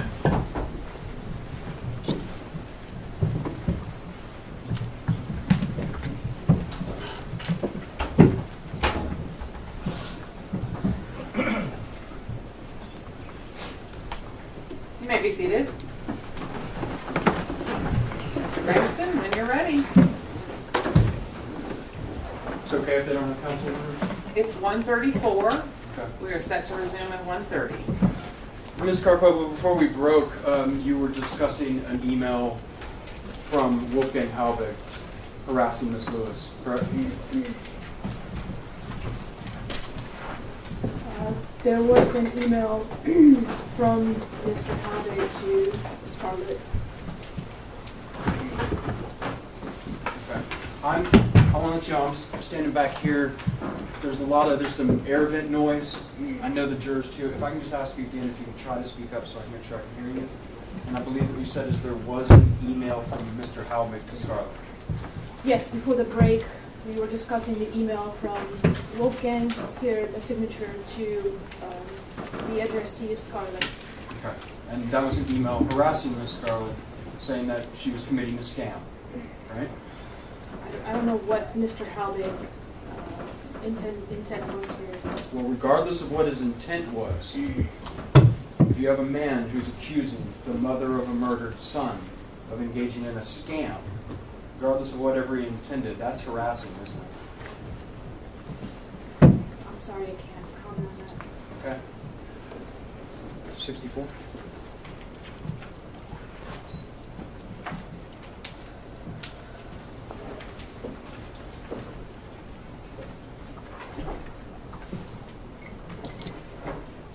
Subject to my prior objection, no.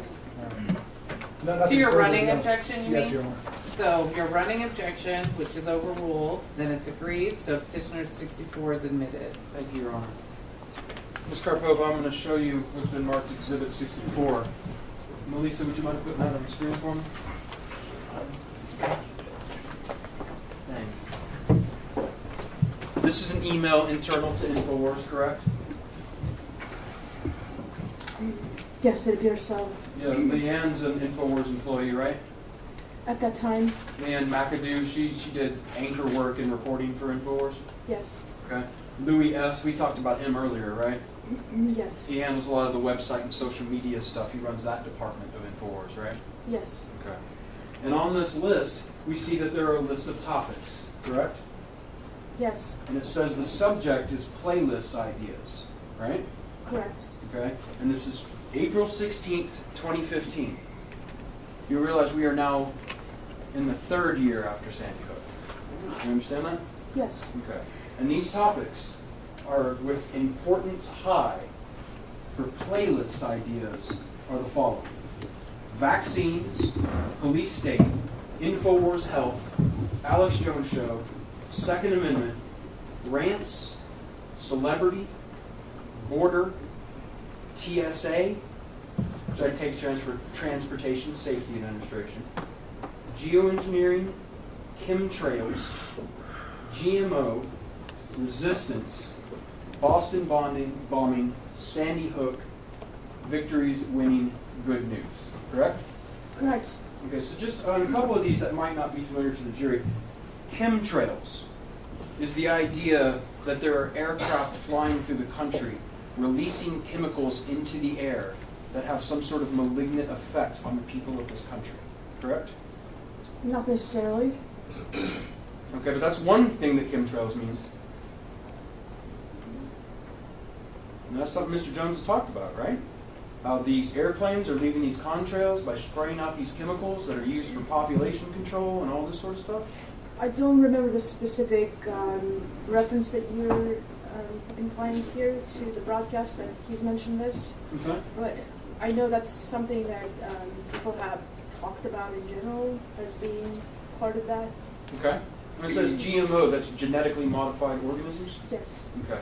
And Mr. Jones, when selling his products on his website, talks about the idea of genetically modified organisms making us unsafe, right? Yes. And he sells products that will make you safer, right? I wouldn't say that. I don't agree with that. Okay. And then the other thing we can see is that it's been almost 3 years since the Sandy Hook shooting, and InfoWars is still proposing Sandy Hook for its playlist ideas. That's correct. Yes. Okay. You go to your list of videos. Is that still in front of you? Yes, it is. Okay. Can you look at May 29th, 2015? Did InfoWars publish any videos at that time? Yes. How many, on May 29th, 2015, did InfoWars publish a video or multiple videos? 3 videos. Okay, 3 videos on that day. The first one is titled Sandy Hook, The Lies Keep Growing, right? No, I believe that's the middle one. Okay, you may have them in a different order. Let me give you all 3 titles. You can tell me if these are the 3 titles. How does that sound? Yes. You have Sandy Hook, The Lies Keep Growing. School Administrator Exposes Sandy Hook Stonewall. And New Sandy Hook Questions Arise from FOIA Hearing. Is that correct? Yes. Okay. And InfoWars asked reporter Dan Badandi to go cover Halvig's FOIA hearing, right? I'm not sure who asked how Dan Badandi. Okay. But certainly, InfoWars doesn't allow outsiders to tell its reporters and send them on assignments. If Dan Badandi's going to Newtown to record things to be playing on InfoWars, somebody on InfoWars told him to do that, right? That's how that would happen. I wouldn't agree with that. Okay, we'll see. Just a couple days later, June 4th, 2015, there's a video there. Yes. And that's official claims DHS involved in Sandy Hook, right? Yes. You know what official it's talking about? I don't recall right now. It's Wolfgang though, right? Wolfgang Halvig, that's who this video is talking about? Does that refresh your memory? I'll take your word for it. Okay. And on June 4th, 2015, Mr. Badandi ended up confronting some Newtown city officials in Newtown. You're aware of that, right? I'm not sure what date it was, but yes, I've seen the confrontation. Okay, let's take a look at that now. Can we play a copy of video 27?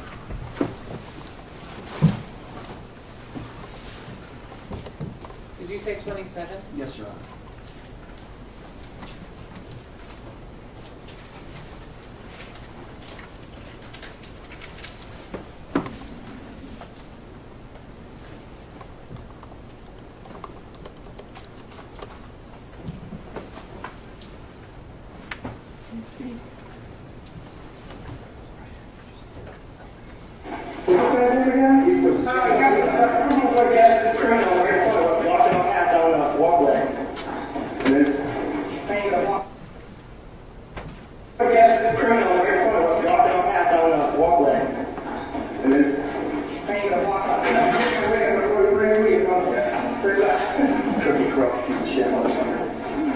He's covering up the whole operation. They had communication with the helicopter, the line on the stand. That's perjury, sir. You know what perjury is? Have fun in jail, criminal. You're going to jail, criminal. Have fun with your retirement. And you, sir, defending criminals, how do you feel about that? You know, this guy here is somebody out of Central Casting up on you. This is the exact person that they would hire to represent criminals, folks. The Sandy Hook truth is coming out, you people going to jail. You can smile all you want, you're going to jail for fraud. Plain and simple. Oh, you look at his credentials, Dan Bedani, InfoWars.com, the #1 alternative news source in the world. Live right on the air. So what do you have to say about defending criminals? You're a bunch of frauds, a bunch of criminals. Enjoy your Federal Reserve notes now, scumbags. See those people, folks? They're covering up Sandy Hook. Sandy Hook was an inside job.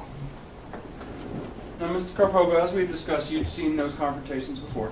Yes. Okay, and we've talked about them, you and I, before, right? Yes. And I am correct that after seeing that video and understanding about Dan Bedandi, that you believe Dan Bedandi is a good reporter, right? I wouldn't completely agree with that statement. I think he was doing, is he a little rough around the edges and gets in people's faces? Yes, and it's not exactly my style, but I think that he did what he believed was the right thing to do at that time. Okay. So by that definition of him trying to pursue the truth in his mind, I think that makes him a good reporter in that way. Okay. Do you remember giving your deposition in December 2021? Right? Yes. Okay, and you were under oath for that deposition. Yes. Okay. I'm going to show you from your deposition, since you told me that you disagreed. I'm going to show you lines 173. Page 173, 14.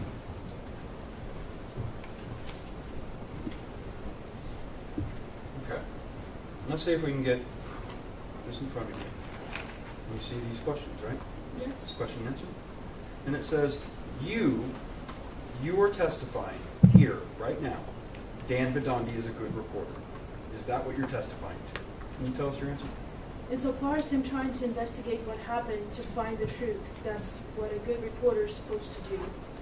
What we just saw on that video, and the things Mr. Bedani said, that's what a good reporter is supposed to do.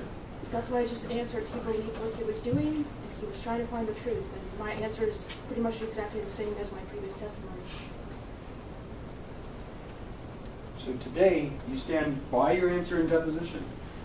Mr. Bedani is a good reporter. That's what good reporters do. I just qualified it.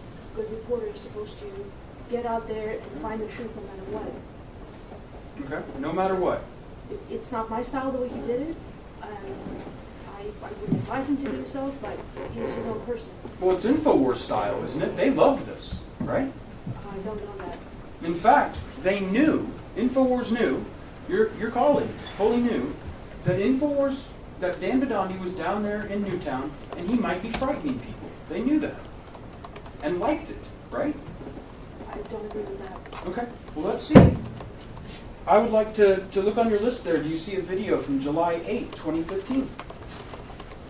Yes. And that video is entitled, The Fight for Freedom of Information in Sandy Hook, right? Yes. Okay, let's play clip 31C. See that? And now after the second hearing, you actually tried to question Chief Kehoe. He I guess recently resigned, like maybe announced it the day before. What was your impression of his body language and how he wanted really nothing to do with you? He seemed to be afraid of you at that point. Yeah, I mean, from the first hearing to the second hearing, I mean, he was just quick answers. He looked like he didn't want to be there, wanted to get the hell out of there.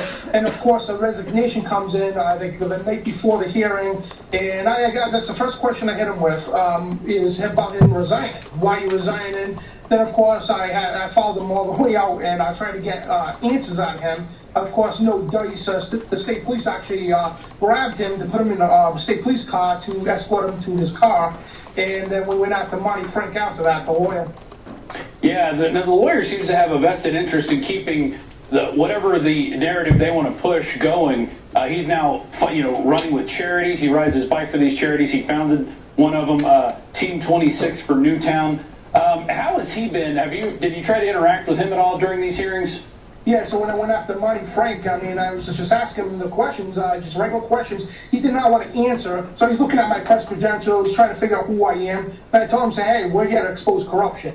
And this guy fits the bill. of somebody out of Central Casting, and is a perfect person. He looks like Mr. Burns or somebody from The Simpsons or whatever, running a nuclear power plant. But I mean, this guy is out of somebody out of Central Casting. I mean, this guy is a joke representing corruption. Did you hear Mr. Deuce say about Mr. Badandi confronting that official? He seemed to be afraid of him. I think I recall that. Okay. So Mr. Dew knew that Mr. Badandi was in Newtown and might be frightening people. You knew that. Object to the speculation, Your Honor, as to what Rob Dew knew.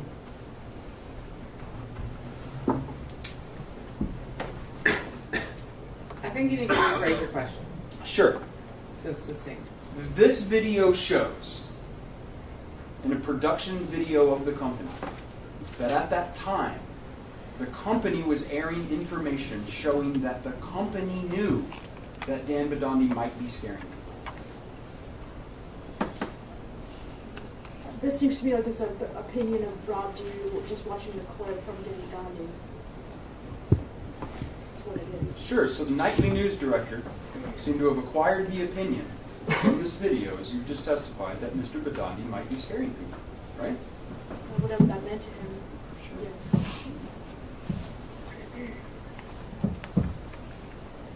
Do you know if, after these confrontations, do you know if InfoWars asked him to go back to San Diego? Don't know.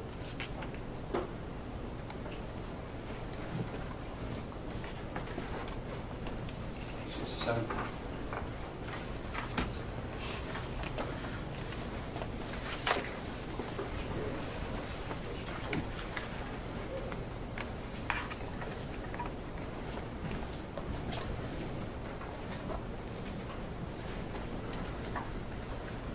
Subject to my running objection, nothing further. 67 is admitted.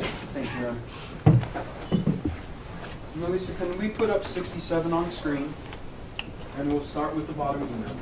Copy of that.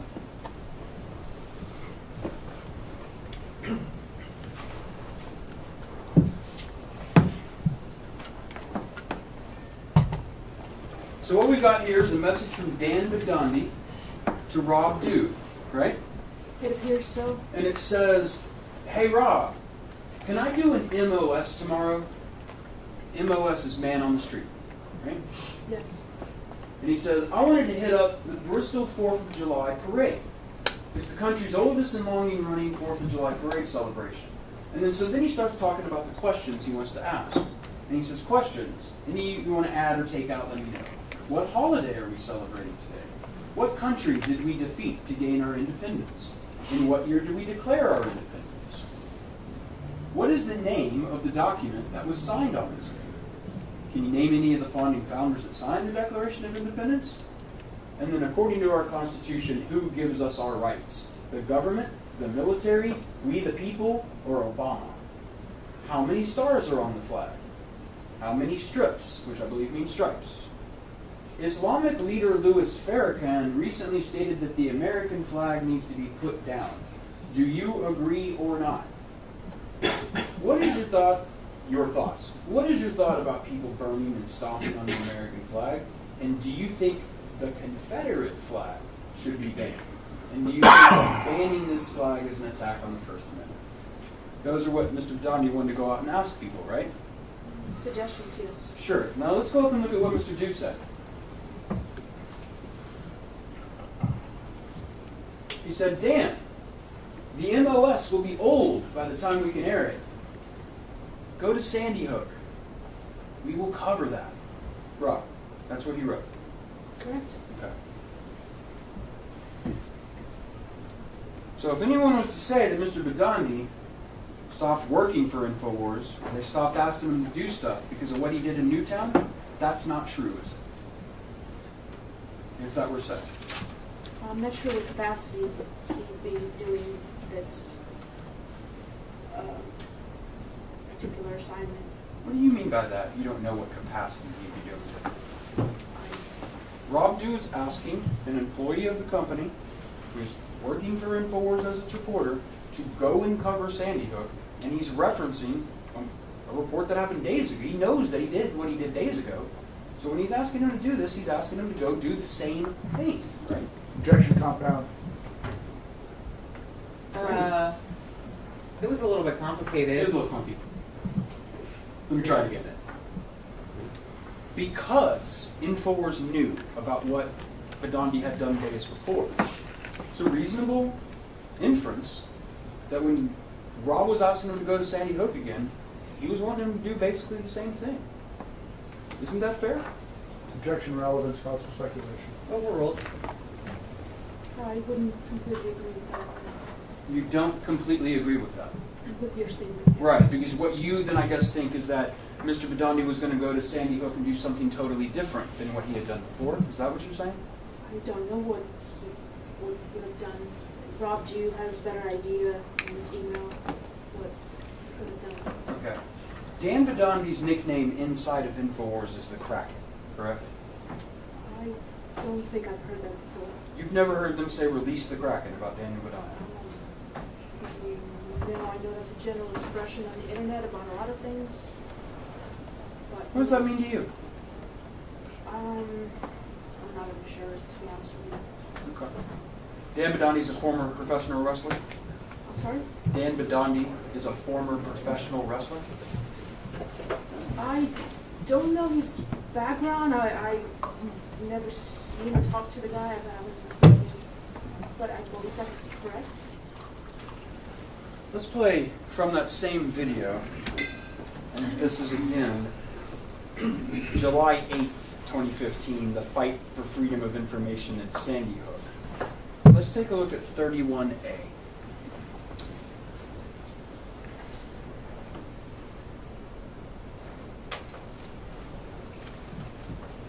They talk about how the school board has every record back for decades, yet they don't have permission slips or anything having to do with this trip that they're taking the Sandy Hook Choir to the Super Bowl.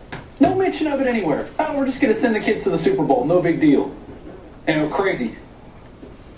All right, on the right there, that's Leanne McAdoo, right?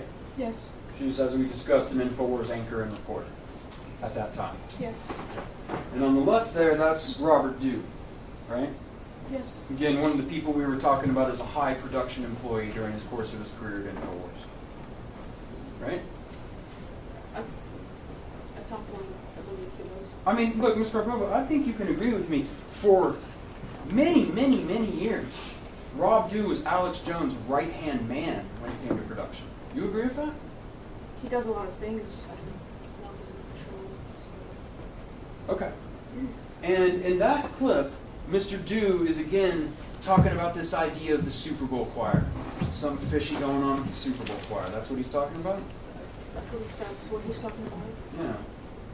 And so even after after Wolfgang Halbig had sent Plaintiff's Exhibit 43, and they had seen this picture, Rob Dew's still on InfoWars later talking about this Super Bowl choir, isn't he?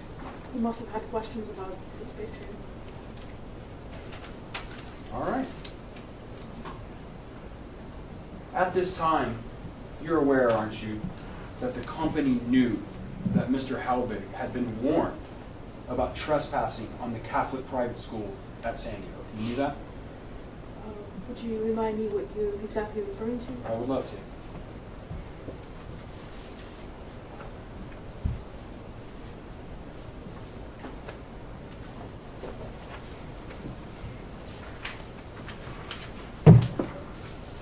'66.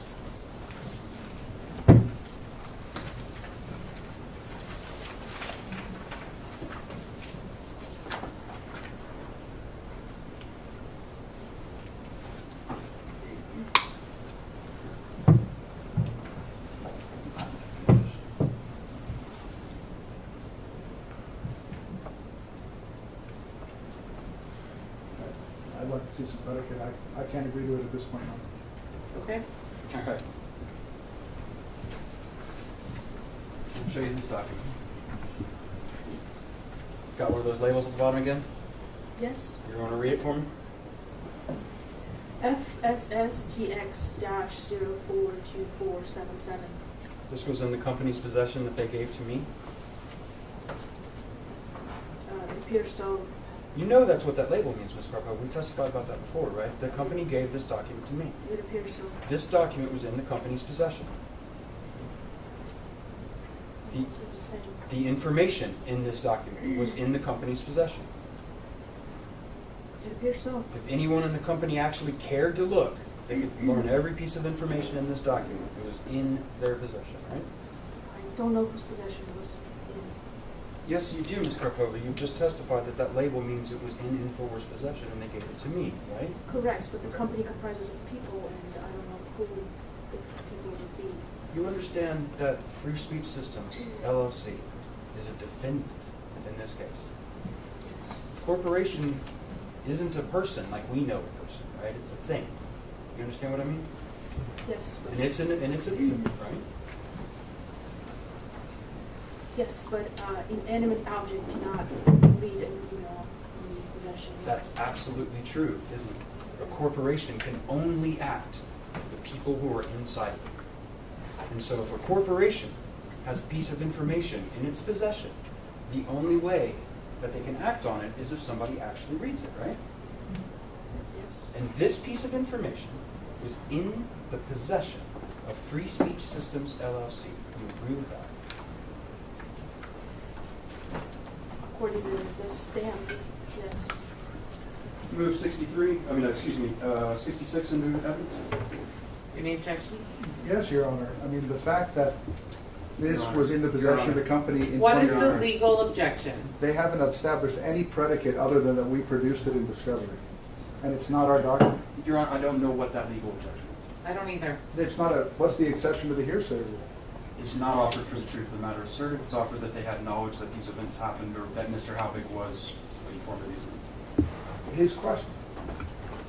I object, Your Honor. All right, overruled. Petitioner 66 is admitted. Thank you, Your Honor. Can we put 66 up on the screen? We see up at the top of here.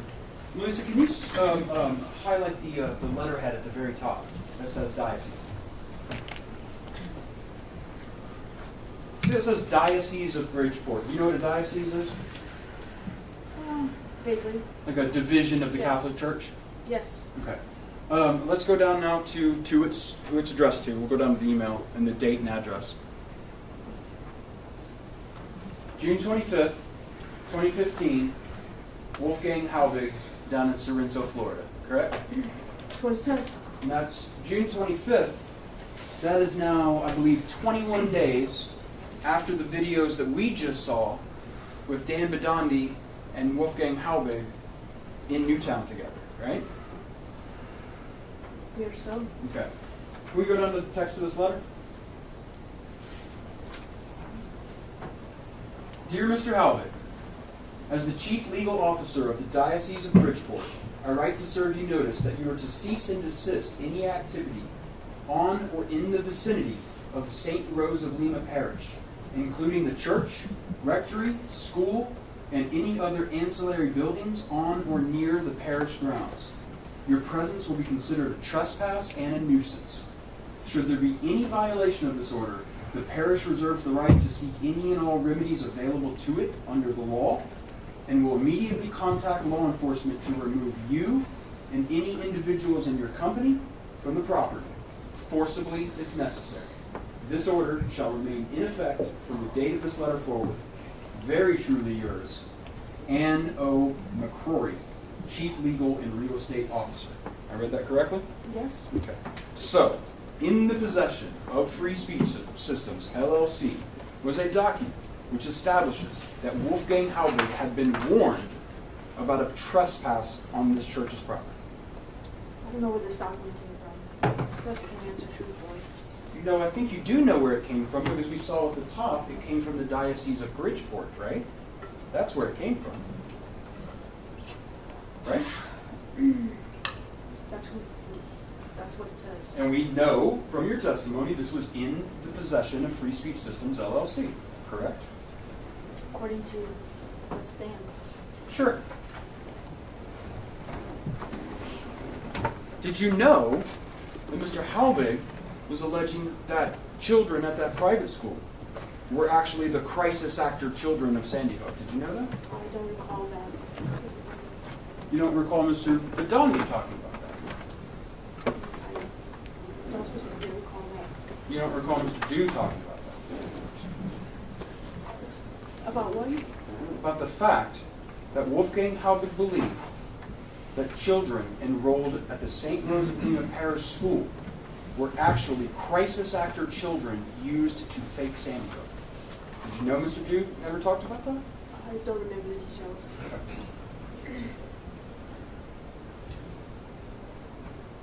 Let's go forward just a little bit. Just another week or so. Let's go to July 7th, 2015. Do you have your list in front of you? Yes. And Free Speech Systems made a video on that day relating to Sandy Hook, correct? Yes. And that video was called Government is Manufacturing Crises, right? Yes. Now, Rob Dew has an uncle that you know about, right? You know who I'm talking about when I say Rob Dew's uncle? I heard him talking about his uncle in the videos. I don't know his uncle. Personally, I understand that, sure. But you know, for instance, that Rob Dew's uncle, who it's claimed was in the FBI at some point, that he went to go watch the hearing with Wolfgang Halbig. You know that? I don't know if he did that. I don't know. I can't remember if Rob Dew claimed that. Oh, okay. He did. Probably, let me go ahead and show you a clip. Maybe make it easier to talk about. Let's take a look at that video on July 7th, 2015, Government is Manufacturing Crises. And this is PVX 16C. Can you play that, Melissa? Will you please call your uncle before they try to get to him? Yeah. Oh yeah. I actually texted him, told him about the third hearing that's going to go on. I said, hey, you need to check this out. He hasn't gotten back with me on that. So. Where does he live, up there? Yeah. He lives up, but he doesn't live in Connecticut. He lives south of New York City. Oh, so New Jersey. Yeah. Anyways, come on, it's not a secret agent thing. You can tell. The people that did Sandy Hook knows where your uncle lives. I'm sure they do. Yeah. Yeah, it's like Larry Nichols gives his home address out. It's like, by the way, Larry Nichols is on Thursday. All right, dude, good job covering all this. We only skimmed the surface. I mean, I don't want to be the one reporting all this. It's super dangerous, but it's just the truth. Mr. Jones said the people who did Sandy Hook know where your uncle lives. You heard that? Yes. Who are the people who did Sandy Hook? I have no idea who he was referring to. Okay, so you have no idea what Mr. Jones is talking about in terms of who he is claiming was responsible for Sandy Hook. I don't know what people he's referring to. Don't you think about all of the videos we watched today that talk about government cover-up, false flag, Obama's PSYOP? Don't you think we risk our reputation for it? That's what Mr. Watson wrote? Yes. At the time of this email, the company knew that both Fetzer and Rintz would be very questionable sources of information. You agree with that? I think Paul Watson was having that assessment of those people. Let me ask you as you, as the company. I'm going to make this really clear. I'm asking you as the company to speak as the company. Because you were asked to prepare on the editorial discussions of Sandy Hook. It is the company's position that at the time of this email, the company knew that Fetzer and Rintz would be very questionable sources of information. You agree with that? Yes, based on Paul Watson's email here. Right. So, in other words, from this point forward, if anybody relies on Jeff Rintz or Jim Fetzer, they know in the company they were relying on an unreliable, questionable piece of information. You agree with that? I wouldn't say that that person would know, because it would have to be that individual person who would leave you who would talk to Paul. Well, I want to make clear, because you said the company knew. The company knew. So Free Speech Systems published things after this date, relying on Jeff Rintz and Jim Fetzer. Then Free Speech Systems knew when it published those things that Fetzer and Rintz were very questionable sources of information. The company knew that. Paul Watson is an individual. This is his opinion. His opinion is not getting distributed to everybody in the company. I don't want to know about Paul's. What I'm getting from you is you disagree with me. That was not the company's position. I would have to my answer. All right, well, let's check that out, actually. Do you remember giving your deposition in 2021? Yes. You were under oath at the time. Yes.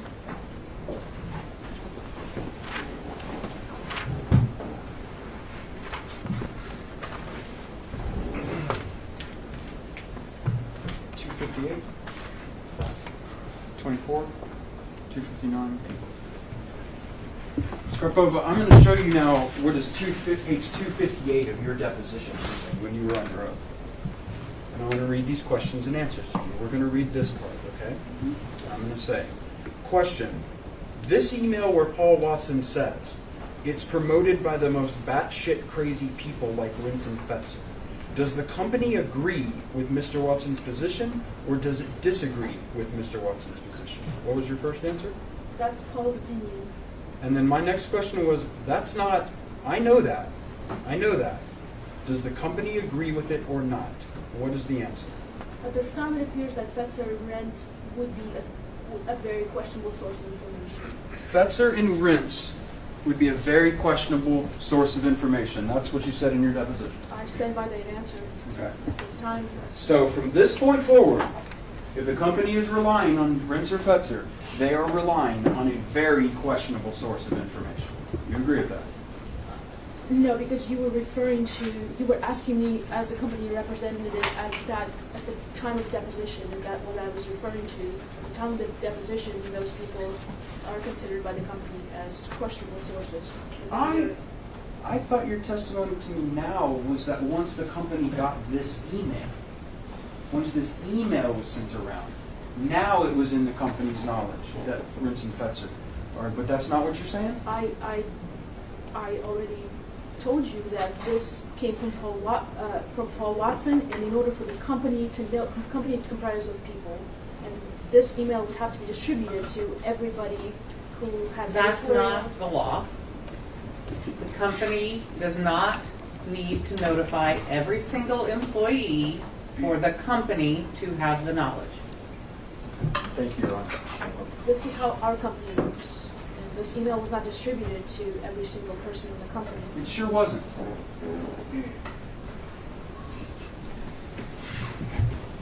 But it was distributed to one person, wasn't it? Who's that? Who's Alex in that? According to Paul, that's what he did.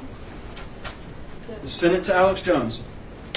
That's what he says he did. And Alex Jones was on notice after this day of what Mr. Watson was saying, right? I'm not sure.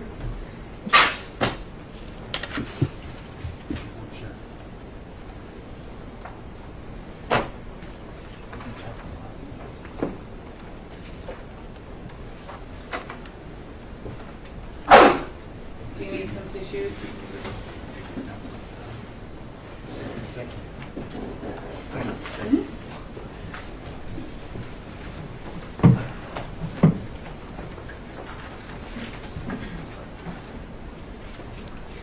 Finally, we're up to 2016.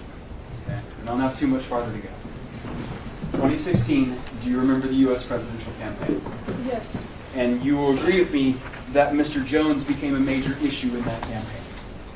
Yes. And in fact, Secretary Clinton discussed him in campaign speeches. She did. Mr. Jones didn't like that. He did not. No. He made a response video about this controversy in the campaign that he called Alex Jones' final statement on Sandy Hook. You're familiar with that video? Yes. Okay. That was published on your list on November 18, 2016?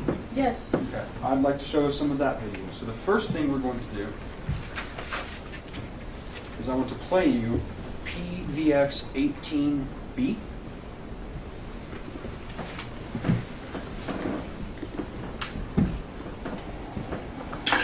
Number one, the day before this tragic event happened, an email was sent out by Bloomberg's anti-gun group saying, prepare for a big event. But the biggest piece of evidence, the smoking gun, if you would, of a cover-up, of whatever really happened, is the Wayback Machine, the Internet Archive. We see Sandy Hook's Newtown website, K through 12, having zero traffic, 2008, 9, 10, 11, 12, and then all of a sudden, it just explodes. It's impossible to have zero traffic to a K through 12 entire school system. And the word is, that school system was shut down for those years. That's what the records show. But they tell us it was open. I don't know if the moon landings were faked, but I don't put anything past these anti-gunners. And early on that day, we watched footage of kids going in circles in and out of the building. You'd be running them away from the building. Emergency helicopters weren't called. Instead, porta potties were prepared for the press within hours of the event. I saw the helicopters that did respond, the police helicopters, saying that there were men or a man in the woods in camouflage. The media later said that was a conspiracy theory. So early on, I'm like, well, I saw local news of the guy in the woods, and they took him in custody. Now they're saying it never happened, so that shows there's some of a cover-up happening. And then I saw Anderson Cooper. I've been in TV for 20-something years. I know a blue screen or a green screen. Turn, and his nose disappear. Then I saw clearly that they were using footage on the green screen looped, because it would show flowers and other things during other broadcasts that were moving and then basically cutting to the same piece of footage. Then I saw CNN do faked satellite interviews with reporters clearly with the same traffic and the same cars right behind them conducting the interview face to face. Then we see footage of one of the reported fathers of the victims, Robbie Parker, doing classic acting training where he's laughing and joking and they say, hey, we're live, and he goes, oh. And maybe that's real. I'm sure it is. Melissa, can you bring up 35 seconds for me?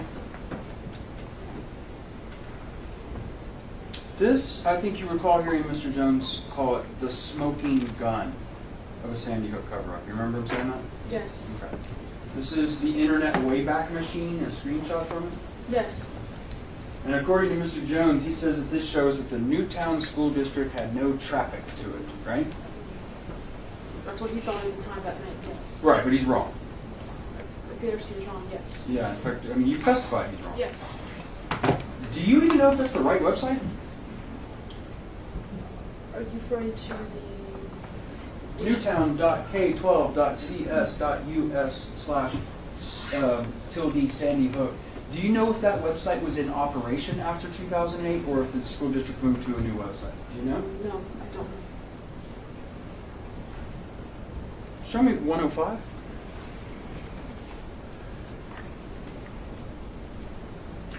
That's not Sandy Hook, is it? The school?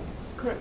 Okay. So when Mr. Jones said there were kids going in and out of the building at Sandy Hook, and that doesn't make any sense because you'd be getting them away from the building, that's not even the school, right? There was a lot of confusing reports at that time that purported that to be the school.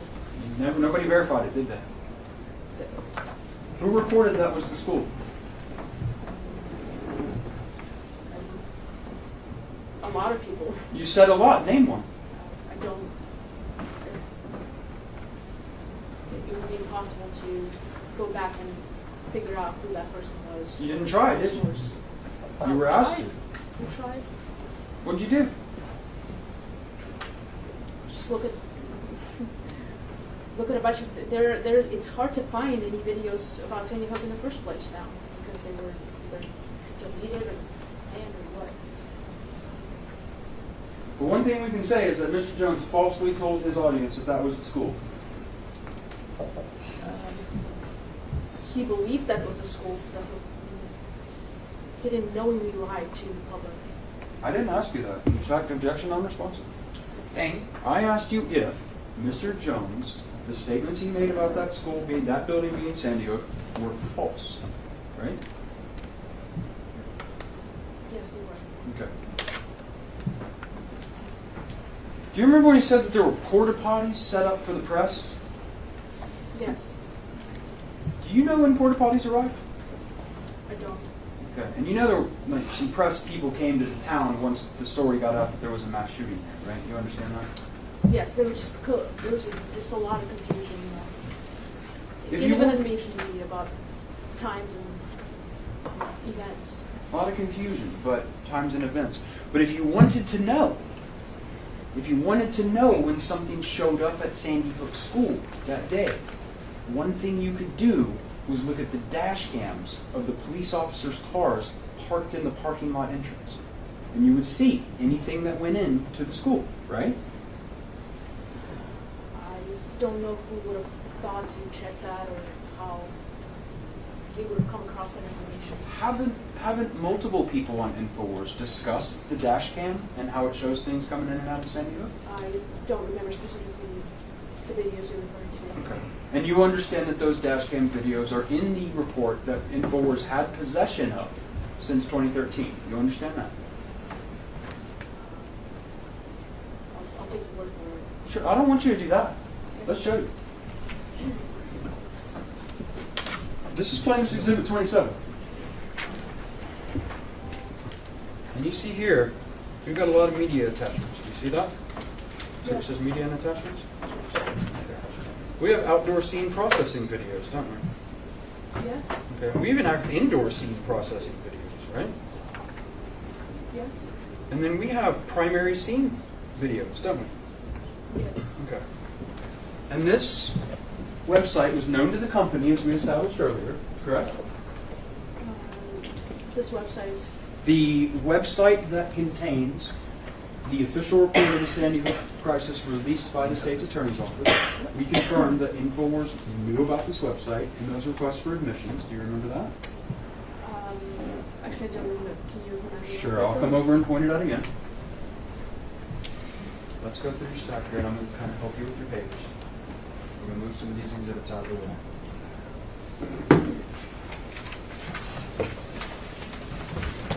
It looks like the requests for admissions have a longer time this time. Let me get those for you 1 second.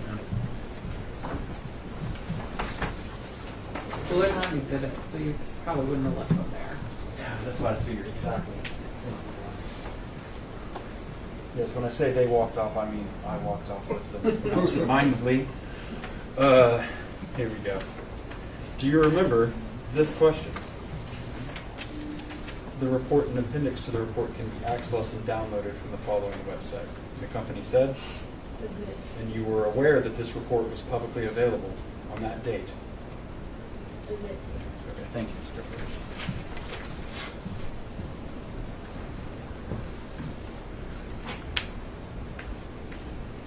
He talked again about the men in the woods and camouflage. You remember that? Yes. We established in an earlier video, though, that they knew that that was hours after the shooting, right? Who knew? Mr. Jones and Mr. Halbig. Remember they were talking about the men in the woods on the helicopter, and it was at 12:24 p.m., hours after the shooting. Mr. Halbig said the school was already safe and secure by 10:23. Do you remember any of this? I think there was just a lot of confusion in the times. And Didn't get cleared up before this video, did it?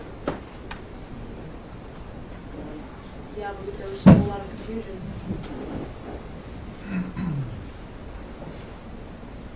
Jones talks about two reporters talking to each other from the same parking lot.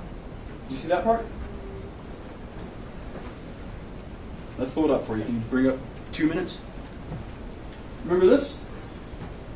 Yes. Okay. Do you see the date here? Yes. All right. Melissa, is there any way you can bring up this box? I can, but it won't be very clear. It won't be very clear, but we're going to give it a try. And I'm hoping we're going to be able to see it. That does not look good at all. But what I think you can see is P, an H, an O, an E, an N, an I, and an X. Phoenix. Zoom it out again. Both of these say Phoenix, don't they? Right? It appears so. Okay. And let's go back down again to the date. May 9th, 2013. That is way after Sandy Hook, right? Sometime after Sandy Hook. Do you know what these women are covering? Do you know? It's not Sandy Hook, is it? Okay. I'm asking, do you know? I'm not sure now. Okay, so this hasn't, as far as we know, this has nothing to do with Sandy Hook, right? I don't know. I'm sorry. These women are in a parking lot covering some event. But it's not Sandy Hook if it's in Phoenix, is it? I don't know. And they don't say they're in different places, do they? It says they're both in Phoenix, right? Yes, I don't know if Alex saw another video or this something about this video. I'm not sure. The article is not it's a repost from Happy Place. Ms. Karpova, please, objection on response. Sustained. Ms. Karpova, I don't know why I didn't get you to answer the question. I don't want you to, I know. Object I to know, the we're gonna try. sidebar. What we need to do, Sustained. sorry. So, I sustained your objection to her answer being non-responsive. That means you didn't answer the question he asked you. He's going to ask another question. You're going to listen to the question he asks you and answer that question, not whatever you feel like saying. Answer the question he asks you. Go ahead. This shows these women are both in Phoenix, right? Yes. Nobody said they were in different places, right? I don't know who said they were in different places, if anybody did say or not. Okay, and now, well, Mr. Jones did. Yes. All right. And you say now that it might be a different video. This might be the wrong video. Is that what you're saying? I don't want to speculate. Right, and because you were ordered to prepare on the sourcing and research for the claims like this in plaintiff's petition, that was something you should have at some point reviewed, right? Well, again, this was taken down, so it's hard to it's impossible to go back to this particular article and see what was in it. This article isn't on the InfoWars website right now? I don't believe so. And then this video is certainly in your possession, isn't it? I don't believe so. Ms. Karpova, your company gave this video to me. You understand that? Okay. Right, so the video is in your possession. Did you even look at it? I looked at a lot of videos. I don't remember. Okay. Sometimes you've seen out in front of like parking lots of courthouse, trailers of CNN anchors, and they're sitting in their little chairs in their setups, and they're being filmed in a parking lot. You've seen that before? Yes. Okay. And these two women here are both CNN anchors. Do you see that down on the bottom? Yes. Right, so I'm just trying to get, Ms. Karpova, what in the heck is suspicious about this? I don't know. Okay. Let's play another clip from this video. Let's play 18C.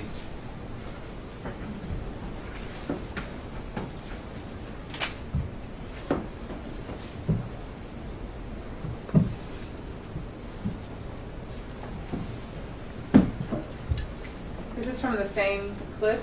Yes, and I'll make that clear for the record, Your Honor. That is Well, from- I'm just trying to figure out a break time. If this is, I want you to finish your, topic, and then Let's do. This is about a 2-minute video, so let's take a break. Or Oh, you want to take the break now? Before I All right, start let's talking take the about break now. All right, it's 2:58. The afternoon break is going to be a little bit longer because everyone needs it. So 30 minutes. We'll come back a little before 3:30. Remember all of my instructions; they still apply. Thank you. all rise.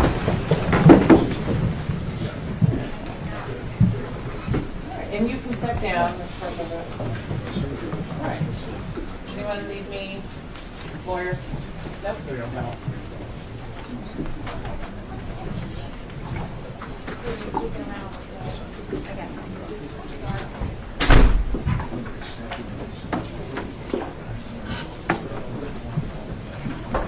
We got 30 minutes. May be seated. And whenever you are ready, Mr. Mason.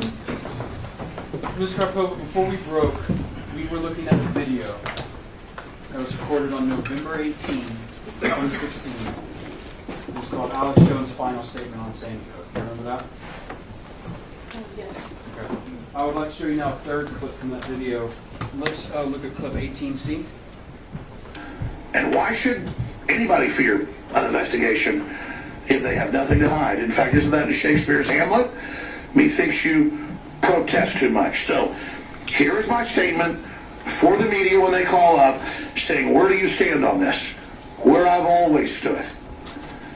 When there were other mass shootings, I would simply point out that they're very rare statistically, and why should we all give up our rights because some other bad person does something? A guy with a car runs over 50 people. Do we ban driving cars? It's the same thing. And there have been other instances of shootings that are very suspicious. Aurora is one. Just look into that. But this particular case, they are so scared of investigation. So everything they do basically ends up blowing into their face. So you guys are going to get what you want now. I'm going to start reinvestigating Sandy Hook and everything else that happened with it. I'm on the show signing off from InfoWars.com. If you're watching this transmission, think for yourself. I know it's a thought crime. And then ask yourself, what is it so strange about Sandy Hook and that tragedy? But I will say this finally, my heart does go out to all parents that lose children, whether it's to stabbings or whether it's to car wrecks or whether it's to stranglings or whether it's to blunt force trauma or murder, firearms, whatever the case is. I'm a parent and my heart goes out to all parents that have lost children in these tragic events. And so if children were lost in Sandy Hook, my heart goes out to each and every one of those parents and the people that say they're parents that I see on the news. The only problem is I've watched a lot of soap operas and I've seen actors before. And I know when I'm watching a movie, I know when I'm watching something real. Let's look into Sandy Hook. When Mr. Jones said there, let's look into Sandy Hook, he means his audience too. They should look into it too. That's what he's saying? Yes.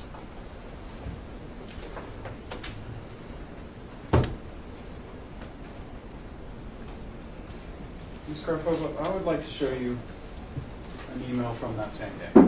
Okay? We're talking to her about 77, which I assume. Let's see.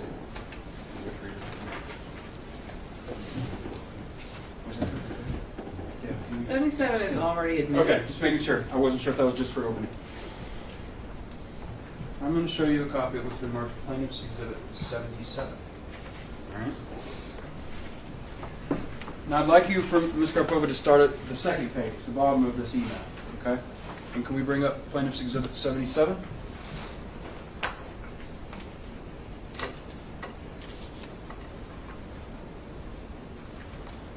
All right, this is the first email on the bottom that InfoWars received. And you'll see at the bottom it says, from Lainey Mulvey, Senior Communications Manager. And I believe if you flip to your front page, you will see that it's addressed to Hello Paul Joseph. Do you see that? Yes. Okay, so let's read this email.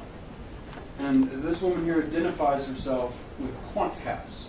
She says, InfoWars experienced a surge in traffic around November 8th. Now that's not unusual, right? Because November 8th was election day, right? Correct. There's nothing unusual about InfoWars getting a lot of traffic that day.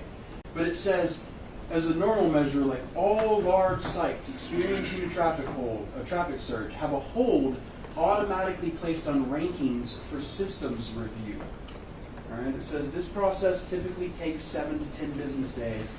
During this period, the InfoWars profile has remained public at quantcast.com/InfoWars. We hope this resolves any confusion surrounding the temporary hold on your ranking, which will be restored shortly, hopefully as soon as tomorrow. Please know that as a Quantcast customer, InfoWars can contact our support team at any time with questions regarding your measurement information. Did I read that right? Yes.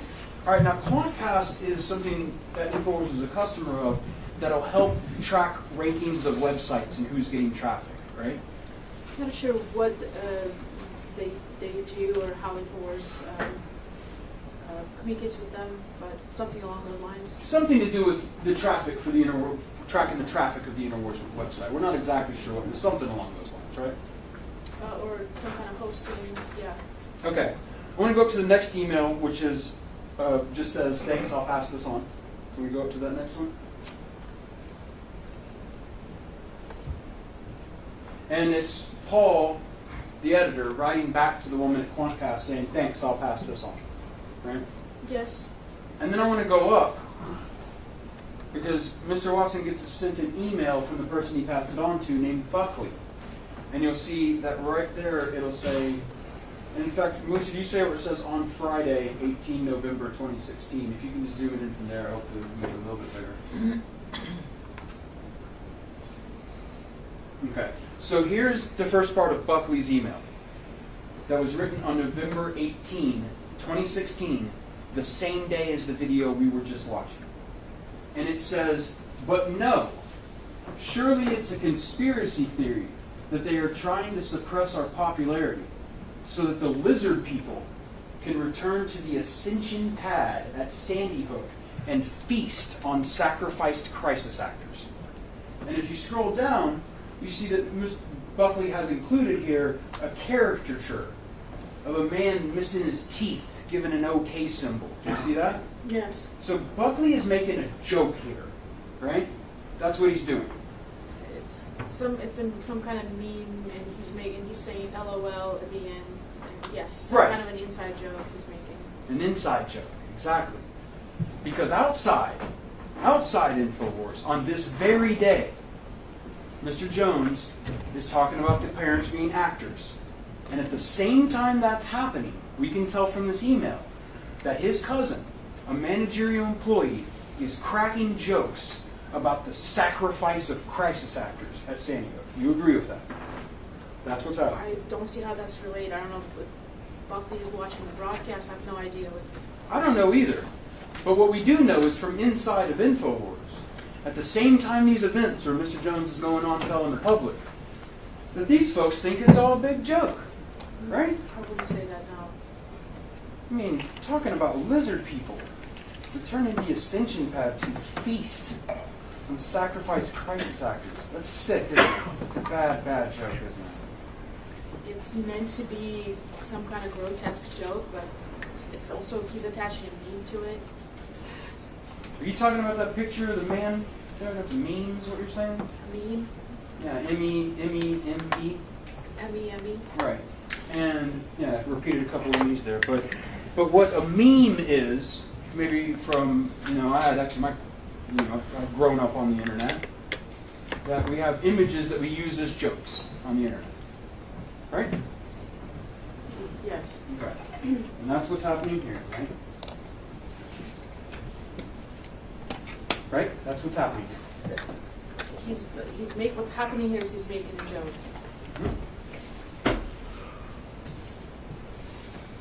I'd like to move forward just a little bit.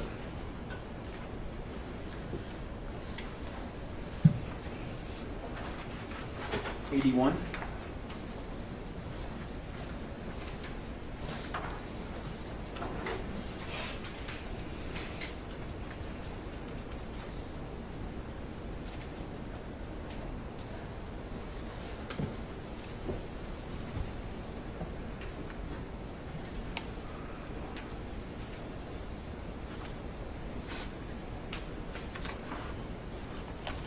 InfoWars, you want me to help you find it?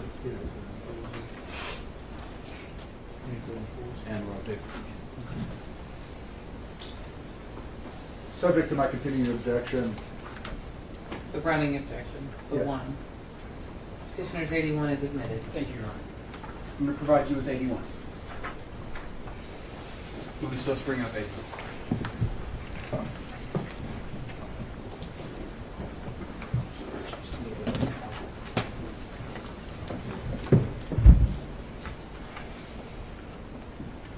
Up at the top is a big line of email addresses, right? Yes. Okay. Zoom in on that box of email addresses.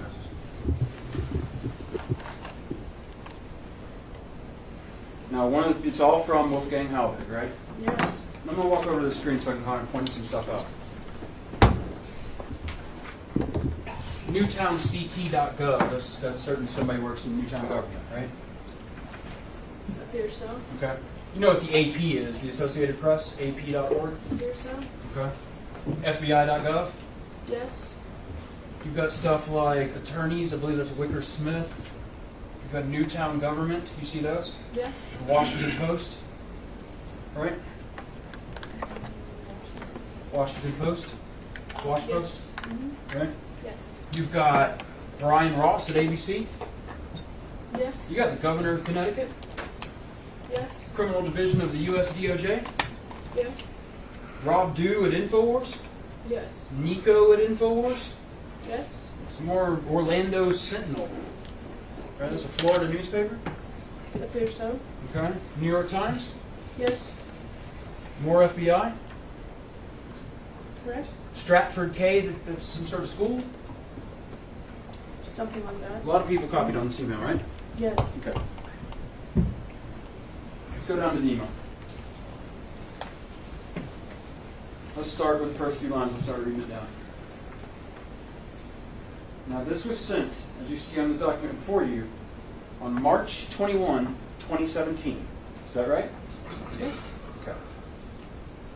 And it says, Nick and Laura Phelps did a great job of acting in Newtown, Connecticut on December 14th, 2012. I visited their home today, and I'm not going to read their address for this live stream, but you visited it in Windermere, Florida. Thanks to Lieutenant Van Gailey telling me during my wellness check of Nick and Laura Phelps that they no longer live in Newtown, Connecticut, and they are now Richard and Jennifer Sexton. Guess what? He is totally right. And can you believe it that my Newtown Police Department guided me in the right direction? They have a beautiful home with a 3-car garage. They were not home today. But the good news is that the 3 adult female moms with their children standing outside their homes observed me and wanted to know what I was doing. It is spring break for Orange County, Florida school children.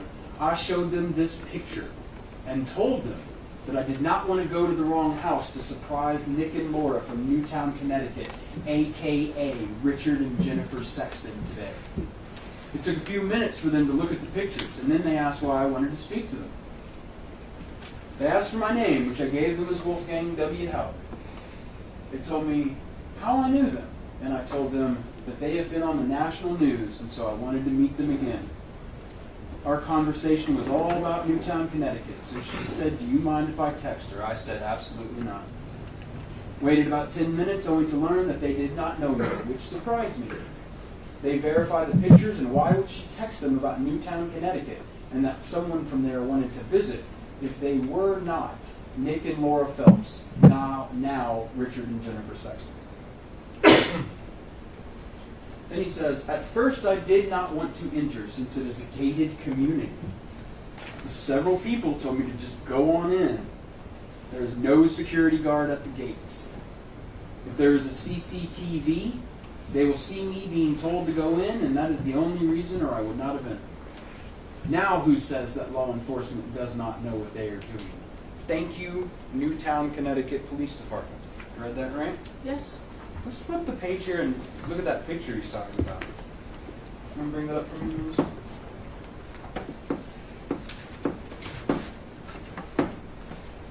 And it says, Sandy Hook hoax actors. And there you see a YouTube clip of Nick Phelps and his wife, right? Yes. Okay.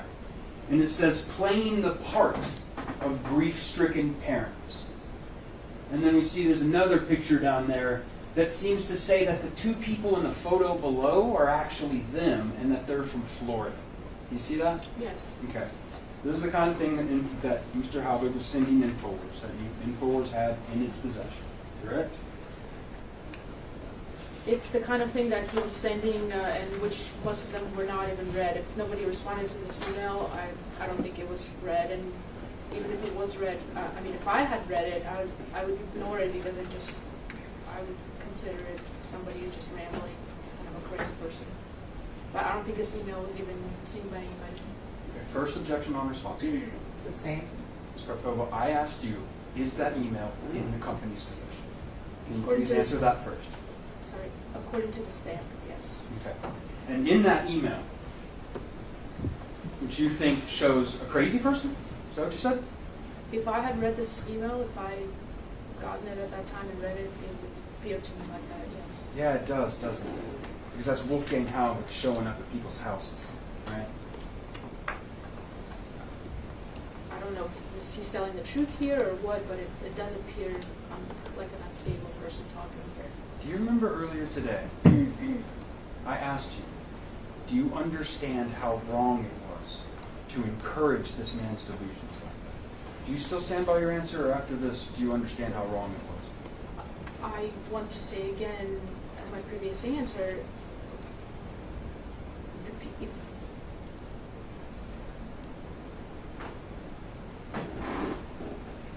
at that time,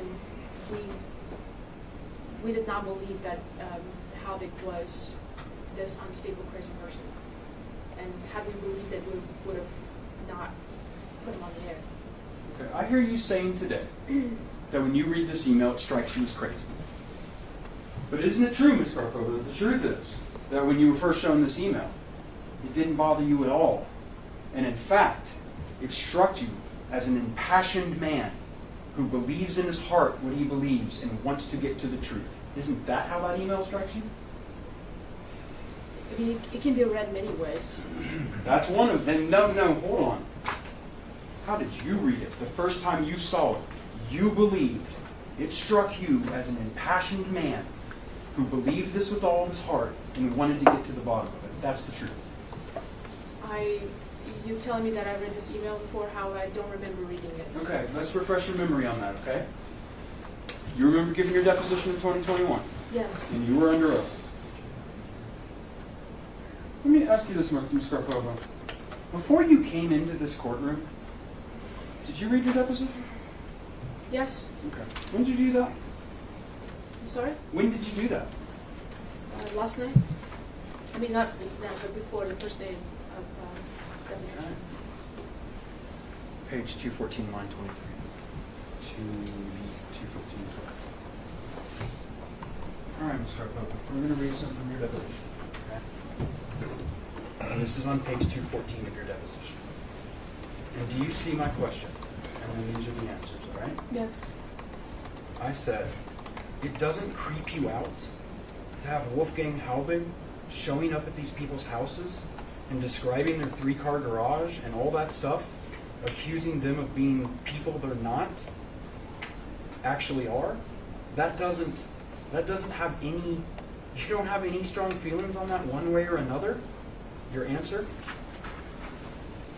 No response. Says no response. And then so I said, correct? And what did you say? Are you asking my personal opinion? And I said, yeah, your personal opinion. What did you say, Ms. Garpova?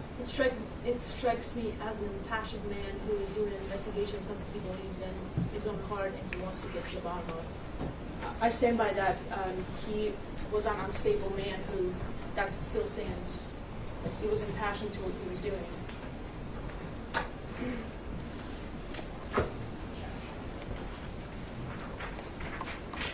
You know, about a month after that, April 22nd, 2017, InfoWars published a video. Which video are you referring to?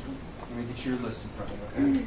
I have it. You just put it out. April 22nd, 2017. Yes. Why don't you tell the jury what the title of that video was? Sandy Hook, Vampires Exposed. Okay, so 1 month after we get this, after Wolfgang Halbig has said that he has visited the Phelps in Florida, we have this InfoWars episode entitled Sandy Hook, Vampires Exposed. I'd like to show you a clip that we can talk about from that video, okay? Yes. Okay. Let's play clip 20B. Yeah, hey Alex. The whole Sandy Hook thing is a quagmire because of the way the media and the officials up there were so secret about everything. And that's where people started questioning. That's the big thing. They were saying anybody who says anything on the internet and he gets caught with it, we're going to go after him. They come out, first day, they have the wrong name of the supposed shooter. They have his older brother. And they have guns that they're calling out, then they're pulling guns out of cars, they're finding people in the backwoods that are dressed up in SWAT gear. And that's on helicopter footage, and they say it never existed, and then later admit it does, and then the school was closed till that year, and then the videos, it's all rotting and falling apart, and nobody's even in it, and the kids are going in circles in and out of the buildings with their hands up, and then they never called rescue choppers. Exactly. Yeah, there's a lot of weirdness. There's some supposed dash camera footage where the people are smiling and getting their lunches ready, the police officers. You think you're going to have smiling police officers at a time when they're supposedly bringing out 20 dead kids, and they're smiling and getting their lunches ready on top of a police car. And they had porta potties being delivered an hour after it happened for the big media event. Yeah, I'm amazed that And then, you know, there's never been any even blurred photos of any bodies or anything. We've seen every other incident where there's dead. They sure showed us some nerve gas kids in Syria, didn't they? Yeah. Oh, yeah. Well, we didn't even get blurred images with the dead kids in Syria. We got crisp photos. We got UN photos being held up. All right, Ms. Karpova, the vast majority of what we just heard in there was the same stuff we've been hearing Mr. Jones and Mr. Halbig talk about over and over again, right? Yes, a lot of that stuff is repeat. In fact, a lot of that stuff comes from those 16 questions you told me you understood, right? I don't have every question memorized. But I didn't I'll ask you take a that. look at it. I asked you if some of that comes from Wolfgang Halbig's questions. I would assume so, yes. So in 2017, well, after years of InfoWars receiving emails from Wolfgang Halbig of the type we've seen today, they were still repeating the stuff he said on InfoWars in 2017, correct? Could you repeat that again? Sure. Years after InfoWars had possession of all these emails that we've seen from Wolfgang Halbig and all the things that he was doing, they were still repeating the things he said in 2017.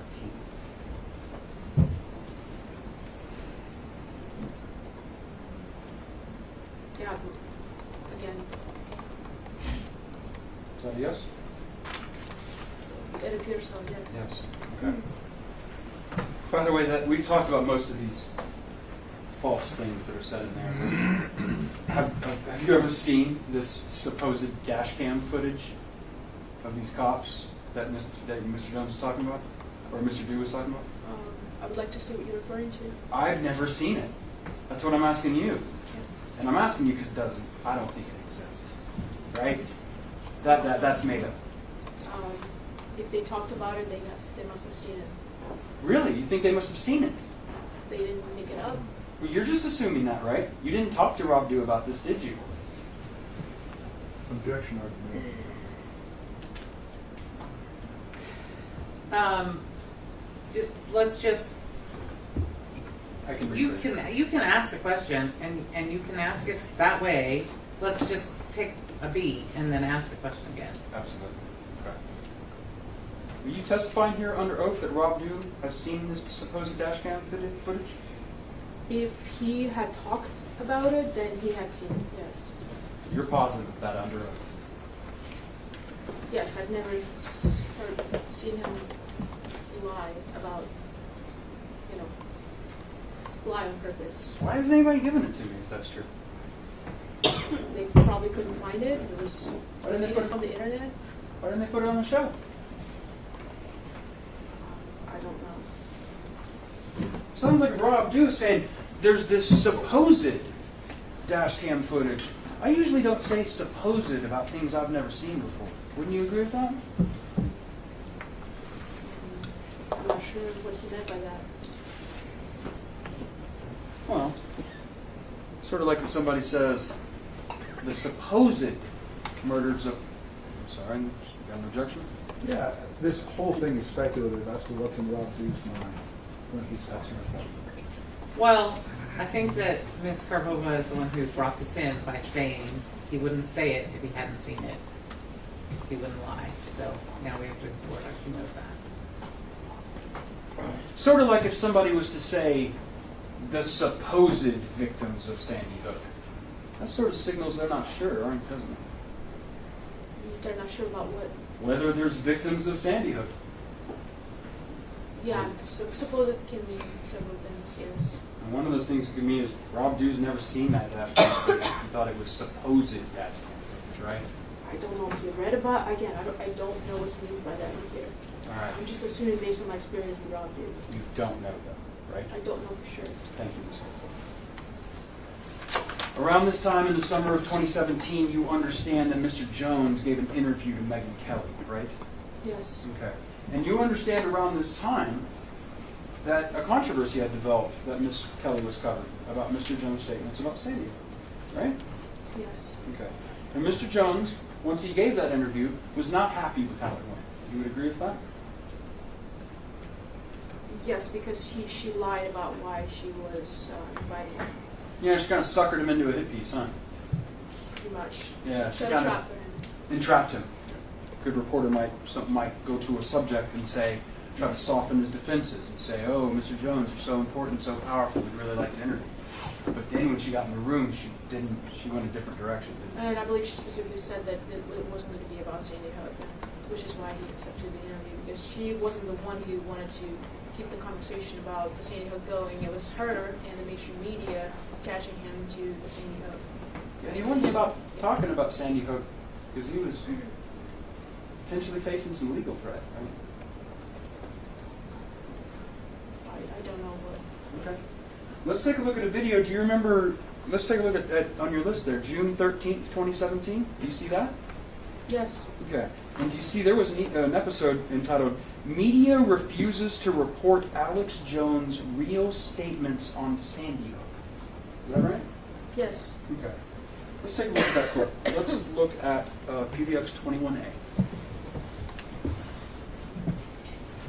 But again, I want to encourage people to read the Zero Hedge article that breaks it all down, because they absolutely are on target with this report, where they ask the questions that the media seems so scared that I might even actually talk about if the Megyn Kelly interview aired. Why does the Sandy Hook Elementary School website have zero traffic for 4 years before the event and show it was closed? Why were there several reports of other shooters dressed in camouflage in the woods that fled, of whom the police allegedly detained? Why were porta potties, sandwiches, and fruit drinks and chips brought up and set up for the crime scene in just an hour or so? Sandy Hook, it just goes on and on. An FBI crime stat which shows no murders occurred in Newtown in 2012. Why didn't they let paramedics and EMTs in the building? And 27 children were declared dead in 8 minutes. Why was Adam Lanz's home burned to the ground by the bank? Why have they declared all the records totally secret? These are questions the public has. They're the ones asking it. They're the ones demanding it. I've said I believe children did die there, but PR firms were involved, admittedly, hyping it up as much as possible, but there's been a cover-up, and Anderson Cooper got caught faking where his location was with blue screen. I mean, it's all there. We don't know what happened. I believe kids died, but the same media that's faking a bunch of other stuff and faking war propaganda is saying that I have said things that I never said that have been taken out of context, and now won't report when I'm saying don't air the interview on Father's Day to hurt fathers and demonize men, and that you edited me out of context and that I don't want it aired. Why won't they actually report on what I'm saying? I'm Alex Jones. This is the InfoWars. Coming up, Owen Schroyer in the studio for the next 30 minutes. Then I'll be back in the studio coming up live. Please spread the word, because the truth lives at InfoWars.com. Can you bring up the part of the video with the list of things he was going through in the closet? I know that might be a little tough. We can just start. You can even read it while you're doing it. You want to just have a second to pull up the screen?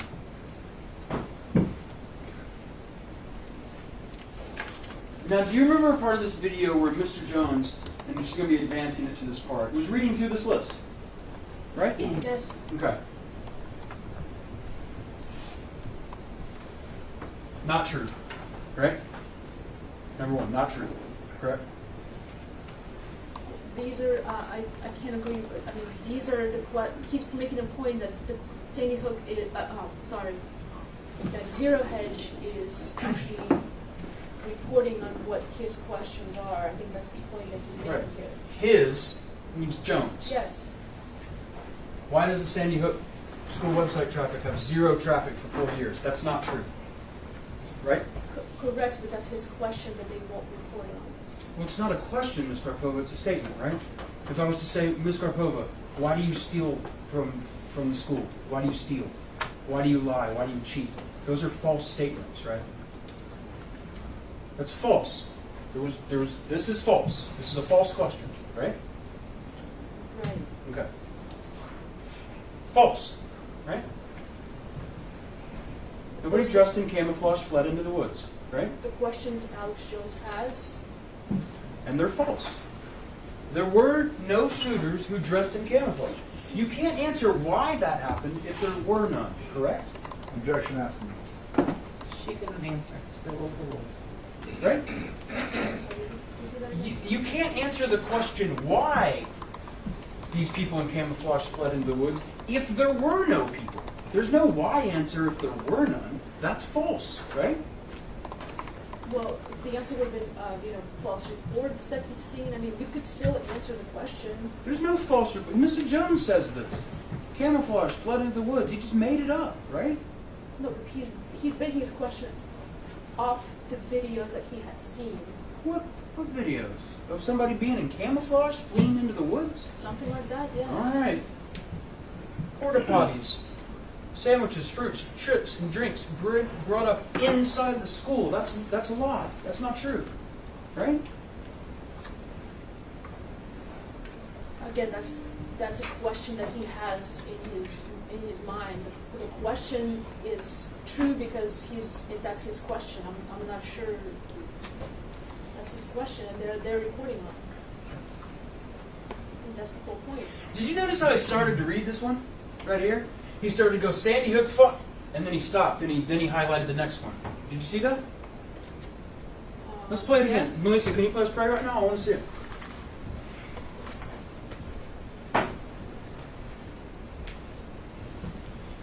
Hour or so.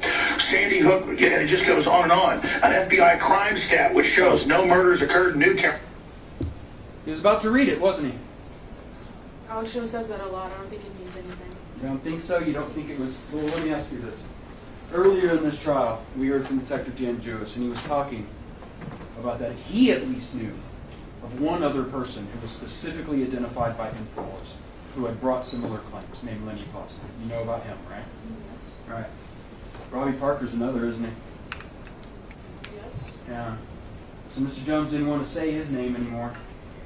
I don't know what he was. But Alex Jones is known to skip lines whenever he reads stuff in the articles, just because his mind is racing. He skips the lines. Sure. Okay.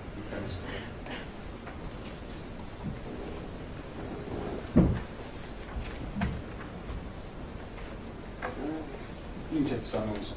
The Megyn Kelly interview aired, and then you understand, we've talked about this in your deposition, that a week later, there was a video with Owen Schroyer talking about Neil Husland's statement that he held his boy after Sandy Hook. You know about that? Yes. Okay. We're going to talk a little bit about that video of Owen Schroyer. I understand you weren't directly involved in that video, right? Yes. Okay. But I do want to show you one thing we talked about in it. And can you bring up for me slide 62?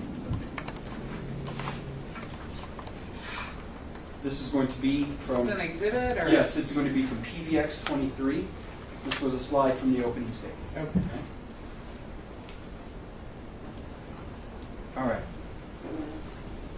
This is a screenshot from Plaintiff's Video Exhibit 23, the Owen Schroyer broadcast that Mr. Schroyer will be discussing with us later. But if you look right here, the article that InfoWars was citing contained information from Jim Fetzer. That's right?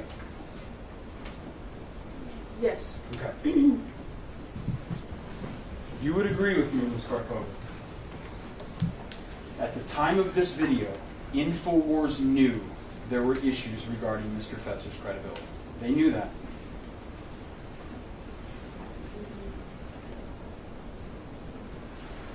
If you're referring back to the email from Paul Watson, I am not.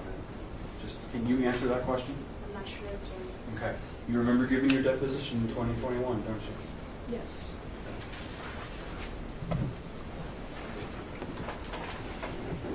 261, 8 to 18. Now I'm going to approach you. Oh, excuse me.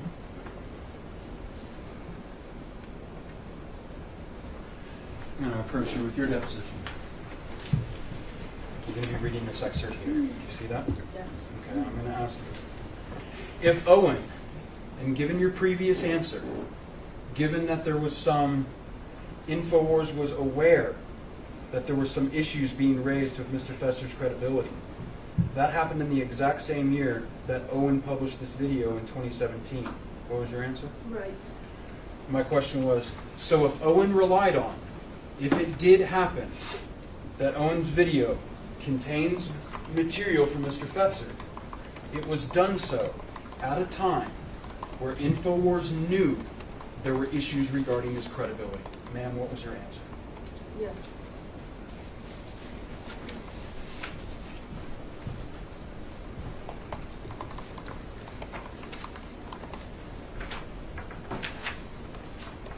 can go down to October 26, 2017. We're almost done. You see a video there? Yes. And it says JFK assassination documents to drop tonight. Is that correct? Yes. Okay. Let's play from there PBX 24A.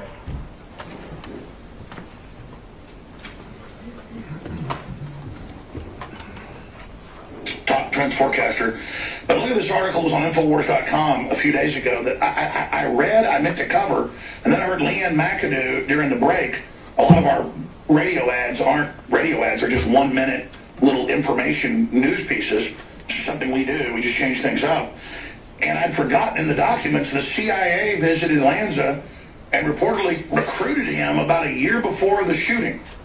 I mean, they bulldozed the house to get rid of it. I don't know what really happened with Sandy Hook, folks. We looked at all sides. We played devil's advocate from both sides.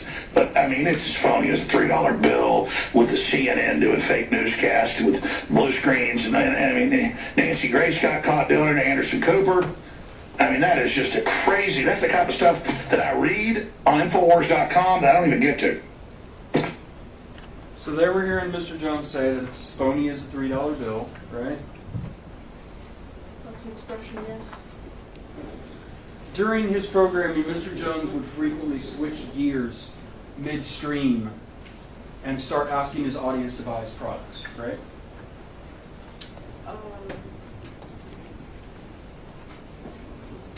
Are you talking about ads that he does? Sure, in the middle of he's given news and then just suddenly he'll just transition over and start selling products, right? That's called a plug. That's what he does on a regular basis. Yeah, let's take a look at that, okay? So let's look from that same video on October 26, 2017. Can we play PVX 24B? In 2017, he has his minion get up there from the CIA, Anderson Cooper, and say it never happened. Alex Jones made it up, despite the fact we have the clip. That shows how weak they are. They know they're exposed. So just tell bigger lies. Talk about Hitler and the big lie theory. And so that's why it's a revolutionary act to financially support this broadcast. And we've got specials that are ending in the next few days. 50% off Rainforest, just the known highest quality, healthy, organic compounds for healthy, more active, focused brain. 20% now and more in each bottle. We're doing 50% off, not because it's not selling. We sold so much of it, it's gotten so popular that I ordered the biggest order ever of it. So I could do it 50% off to see if my free market idea would work, to sell even more at lower prices, make you even happier, and fund ourselves to expand. A win-win. It's worked. I thought we had a 2-month supply. It'll be sold out in a couple of weeks at this rate, so I've got to end the special in the next few days and then put it back to regular price until more comes in. That is going to end in the next few days. Secret 12, 40% off, about to end. Survival Shield X2, 40% off, about to end. BioTrue Selenium for mustard seeds, strong formulation, 40% off. The new specials that will continue for a week or more, Anthroplex until they sell out, 50% off. That's the dry form of Super Male Vitality. And Super Male Vitality, 30% off. Highest quality known organic, high quality herbs, ladies and gentlemen, that have passed the strict, almost impossible California standards until we know someday what we've talked about, we know they're going to do. But the point is, ladies and gentlemen, it's all available at InfoWarsLive.com, InfoWarsStore.com, or 888-253-3139. As everyone now knows, the globalists are trying to shut down free speech worldwide, and they see InfoWars as the tip of the spear. George Soros groups are coming after us. They're suing us. They're lying about us. They're attacking us because they know we're not Nazi collaborator scumbags like they are. They know we're telling the truth, and they know politically we are kicking their asses. Now more than ever, spread links to articles and videos and information at newswars.com and InfoWars.com, and support us financially, getting high quality products so we can stand against the billionaire globalists that think America is a bunch of slaves that they control. I'm Alex Jones, and we've proven we can resist these criminals as long as you support us. So please fund our operation at InfoWarsStore.com and spread the links. It's a revolutionary act against these scumbags. So InfoWars tells its audience that buying its products will help InfoWars fight back against the globalists who staged Sandy. That's what they're telling. That's not what you said. Well, we know when we talk about when he says the globalists, right? That's the billionaires who control and stage and enslave America under Alex Jones Jr., right? Right. Part of it, right. And when Mr. Jones said earlier, the people who did Sandy Hook, he's talking about the globalists, aren't he? Well, this video. When Mr. Jones said, when he said the people who did Sandy Hook, he was talking about the globalists. You're talking about the ad. The ad. No, Ms. Karpova, I'm talking about when we heard today Mr. Jones say the people who did Sandy Hook, he means the globalists. Well, I previously told you earlier today that I didn't specifically know who he was referring to. Okay. Now, we get to the end here. As the new year changes, we come into 2018, you understand that this suit was filed. The suit was filed against InfoWars based on all of the events we're talking about and Owen Shorter's video, everything. You know that happened in 2018. Right? Yes. Okay.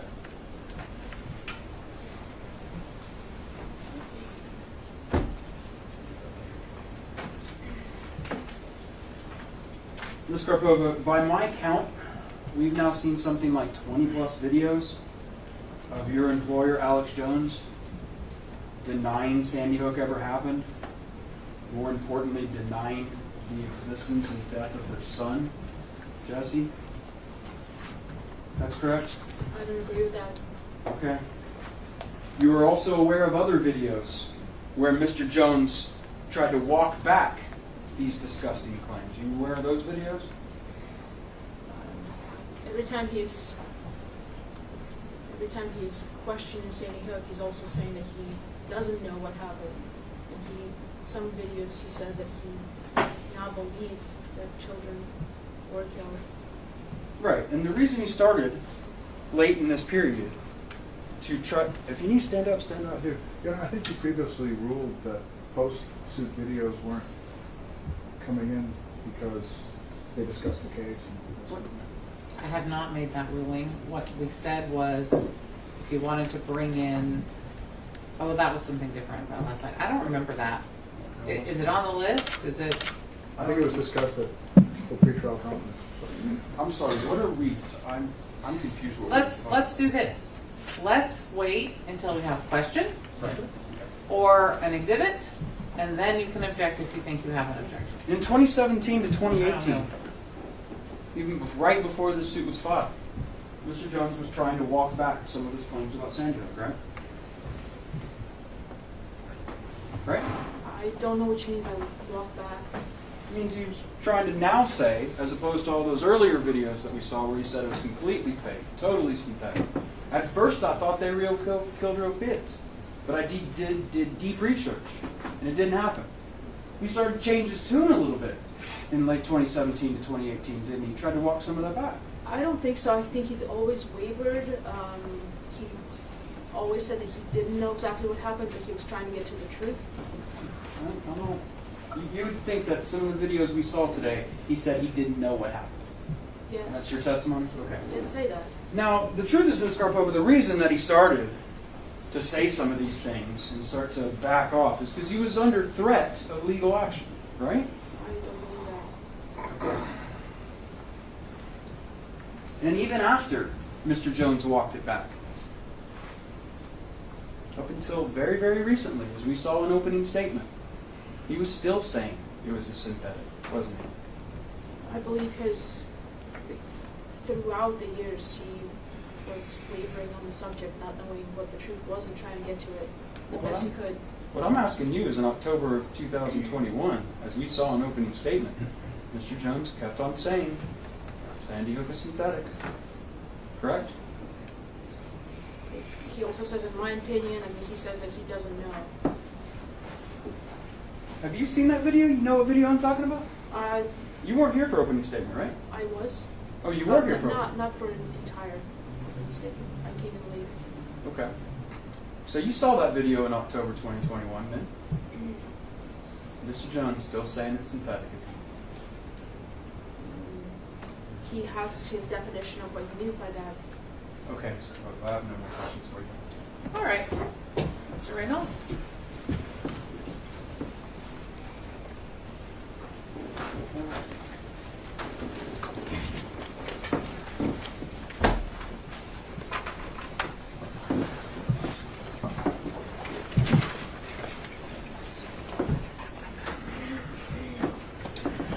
So, you've been on the stand for a long time. We've discussed a variety of different issues. And I think that it would be best if we establish first some time periods. So, can you tell the members of the jury when it was that you first began to work at InfoWars? Late 2015. So many of the videos and that we've watched and articles that we've looked at, they were produced and put out before you worked there? Objection leading. Sustained? Many of the videos that we, well, let me ask you this. Were you working at InfoWars or were you somewhere else in 2013 when some of the videos that we watched were produced? I was not at InfoWars. And in 2014, were you working at InfoWars or were you working somewhere else when those videos? Somewhere else. And in 2015, what month did you say that you began? October. So prior to October 2015, were you working at InfoWars or were you working somewhere else? I was working somewhere else. Okay. Now, what was your first job at InfoWars? I was hired as a sound engineer. And were you living in Texas or were you living somewhere else before that? I was living somewhere else. And what, how did you hear about the job at InfoWars? It was a long time, but I believe I overheard an ad. Alex was recruiting for more crew personnel, and he asked for to send in resumes with qualifications. And so you were an InfoWars listener at the time? I wouldn't say so, but I knew of Alex Jones. And did you watch his programming on occasion? On occasion, I would say. And what was your general impression of his programming at the time?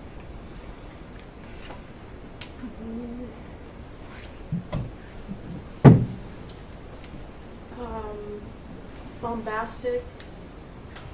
A lot of information that I wasn't able to process because I had other jobs, other things to take care of. It's a 3-hour, 4-hour broadcast. It's just hard to keep up with everything that he's saying. That was my general impression. Did you like the show? I didn't dislike it. Okay. Liked it enough to listen to it on occasion? Yes. So when you started there, how long did it take before you moved into production? Well, as a sound engineer, I'm still considered part of production since I'm there during the show. I'm engineering the music, bumpers in and out. I'm hearing Alex between the breaks. If I need for somewhere else to do something else, I would be, available to do that. So I'm sort of part in that atmosphere of production in the control room. And did you have in a prior career or in your education, do you have some experience in music and sound? Yes, I do. And can you tell us about that? Well, I grew up playing piano classically. I always had passion for music.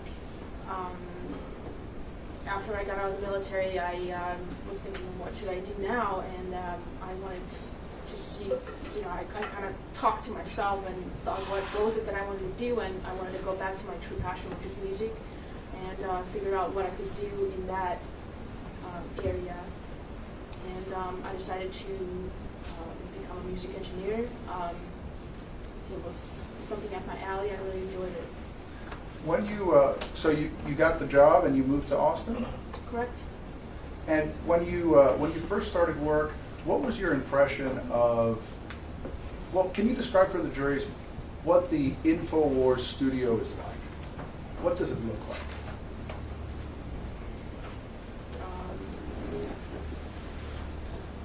Cameras, screens, very well taken care of, clean. Lots of lights. A lot of things going on at one time. every day. People running around, people trying to give Alex what he's asked for. So it's a busy environment, I would say. And how many hours a day is InfoWars producing content? At least when you started back in, I think you said October, is that correct? Yes. 2015. Let me think.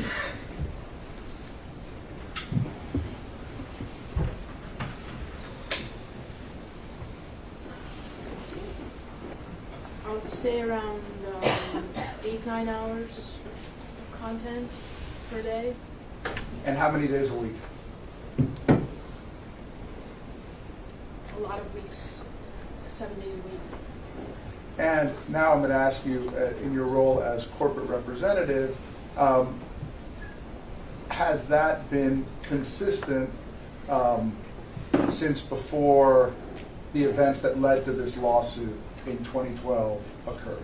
In other words, was InfoWars back then also producing 8 or 9 hours of content per day? You mean before I started? Yeah, because I'm asking you as as in the corporate role that's been imposed upon you. Yes, that's been about the same.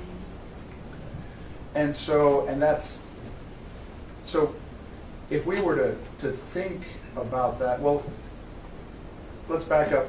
Alex Jones, how many hours per day is he on the air? At least 4 hours a day. How many days a week? On average, 7 days a week. Okay. And so if we did some math, do you have an estimate of about how many hours he would be on the air in any given week?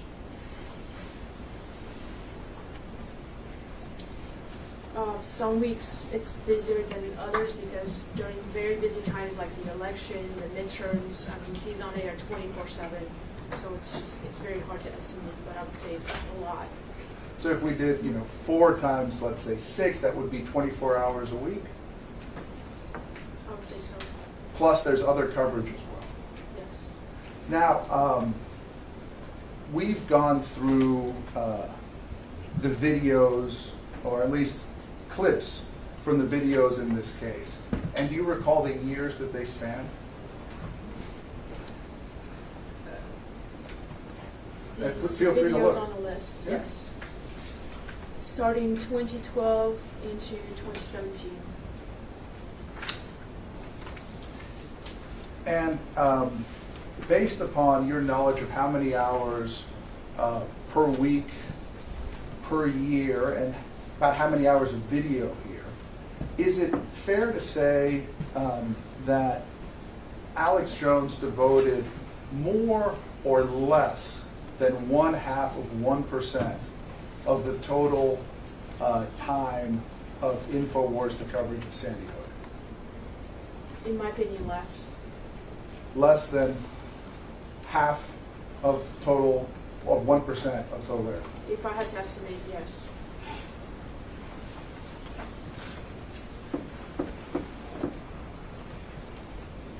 What are your job responsibilities now?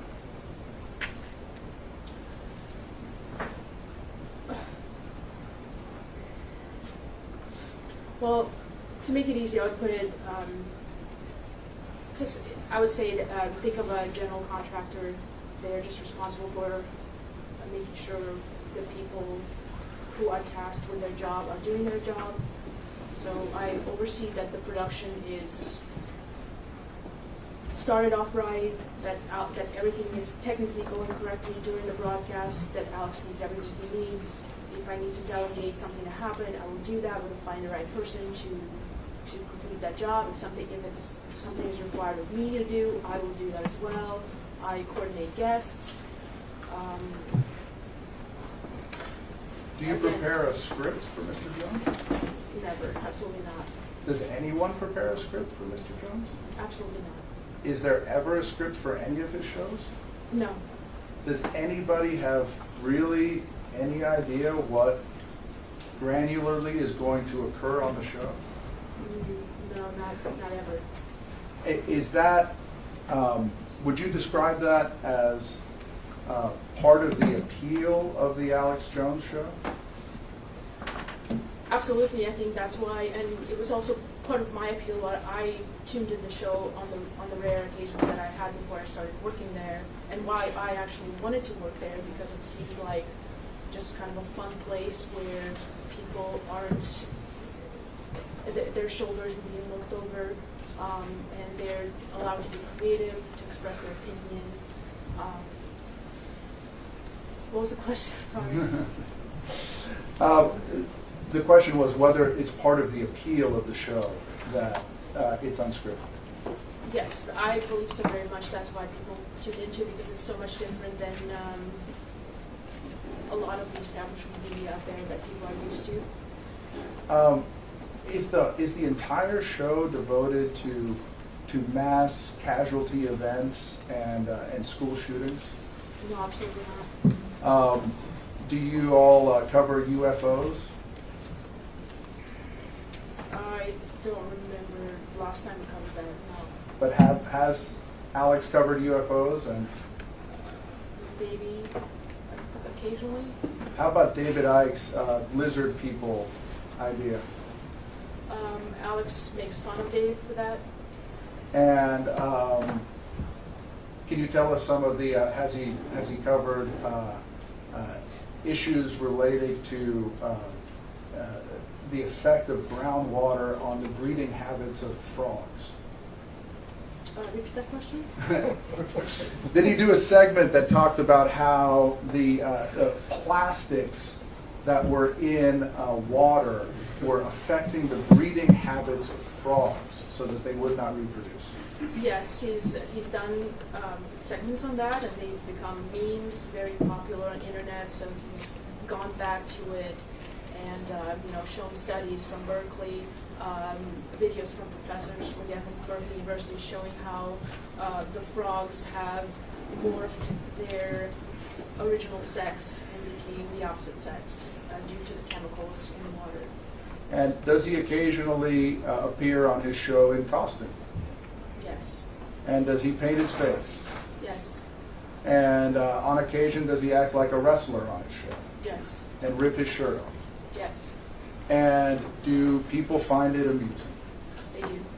Would you say that everybody who tunes into the Alex Jones show tunes in because they love everything he has to say? Objection, speculation. Sustained.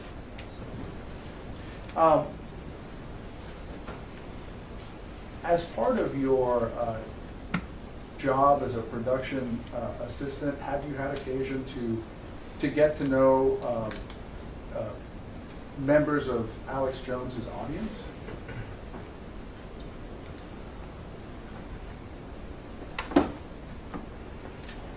Yeah, we have people call in, make conversation with. A lot of people go to, if there's a rally or an event he goes to, his listeners go there too. And does everybody who call in agree with everything that Alex says? Objection, hearsay. Sustained. From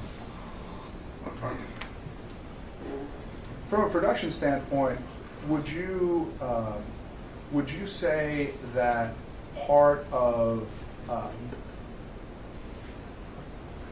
Alex's show is appealing to people who love to hate him? Objection, leading, Your Honor. I think you could do a better job not leading a witness who works for your client. What would you say is, if you described as a production person the type of audience that's out there, what different types of segments of people are watching the show or listening to it? Well, I can tell you personally that a part of my duties is to take calls, and I hear it all. A lot of people call in, diehard Alex's fans. They want to contribute information. Alex can do nothing Your Honor, we wrong. object to the hearsay of what these people are saying.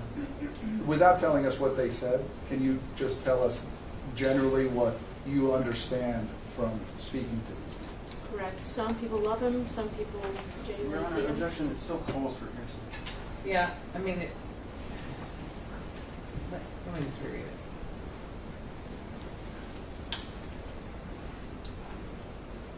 The answer is giving this hearsay sustained. So, at some point you were asked to be well, let me back up just one more. Would you describe Alex's show more as radio or as television?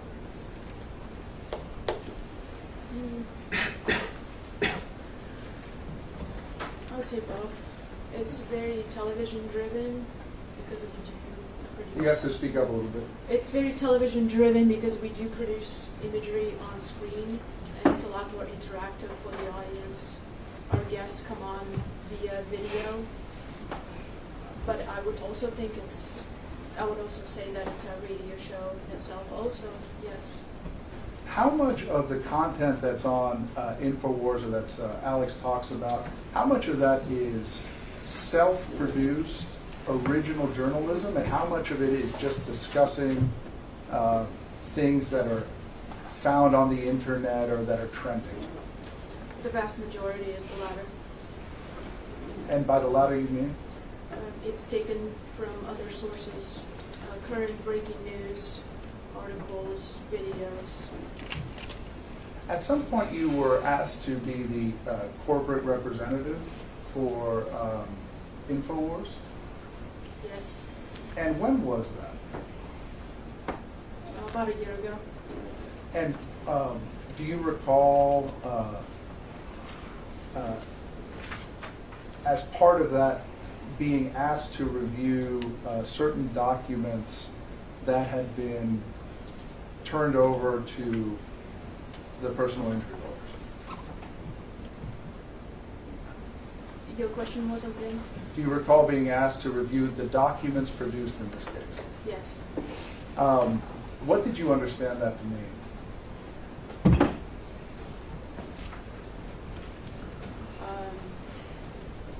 I didn't really, because I didn't exactly understand what it meant because the amount of documents is so vast. I was really pointed to specific documents to review. When you say the amount of documents was vast, give us a sense of scale, please. I think millions of emails. Do people email InfoWars, and I'm asking as a corporate representative, do people email InfoWars frequently? Every day. About how many emails does InfoWars receive on a given day? Thousands and thousands. And was that as true in 2012 as it is today? Yes. And how many people work at InfoWars? As an entire company, I believe between 50 and 80, just varies. And how many of those people are tasked with reading this volume of emails that are coming in? No one. Of the emails that were turned over, were most of them opened or unopened by InfoWars staff? Most of them were unopened. You've been asked about a bunch of different documents earlier that had a label on the bottom. Do you know that to be what's called a Bates label? I'm not sure what that means. Okay. The series of digits on the bottom that Mr. Bankston described, do you remember that? Yes. Now, some of those, if you look at the header,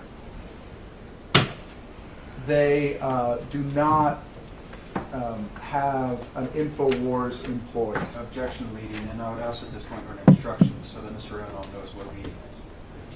Sustained. Mr. Reynolds, you need to stop leading the witness. This is not an actual cross-examination.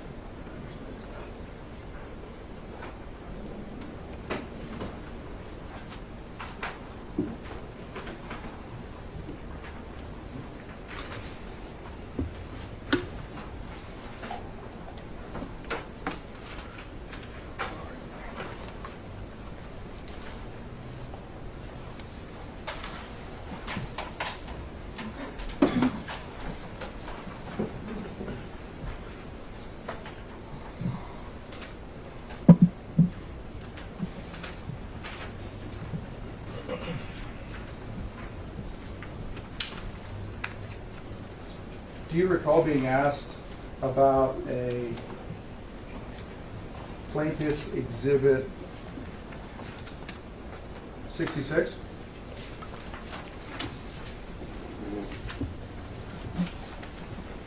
Yes, I have it right here. Your Honor, I have a quick issue I was hoping I could approach on. All right. Very quick. Okay.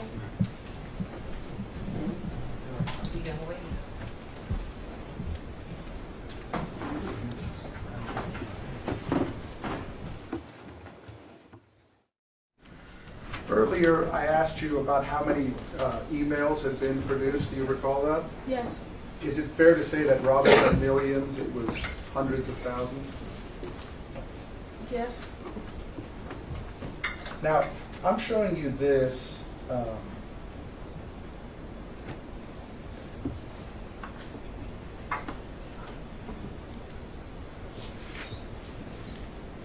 Do you see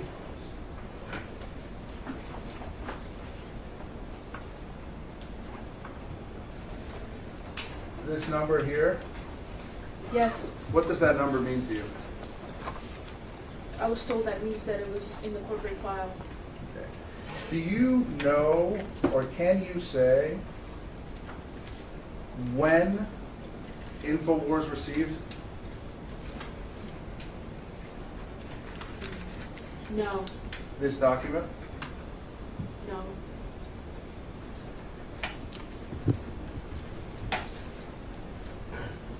Do you think, or can you say whether it was before or after 2017? It could have been after. Could have been after. I don't know. And there were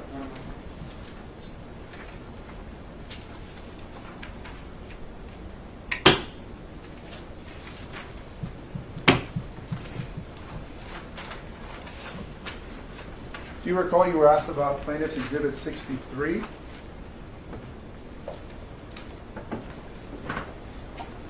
Yes.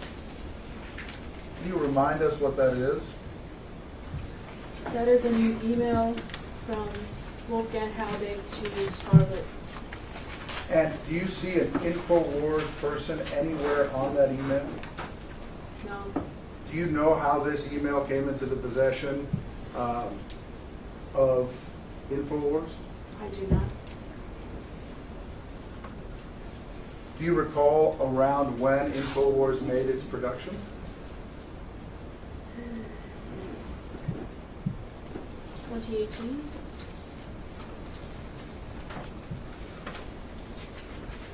Do you have an opinion as to when this came into the possession of InfoWars, or how?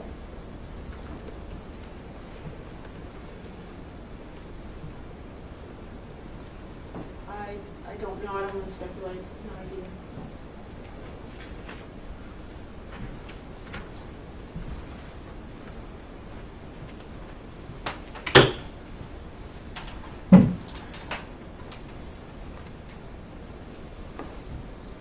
I want to go back and talk about the time period between 2012 and 2013 and the type of coverage that InfoWars was giving at the time.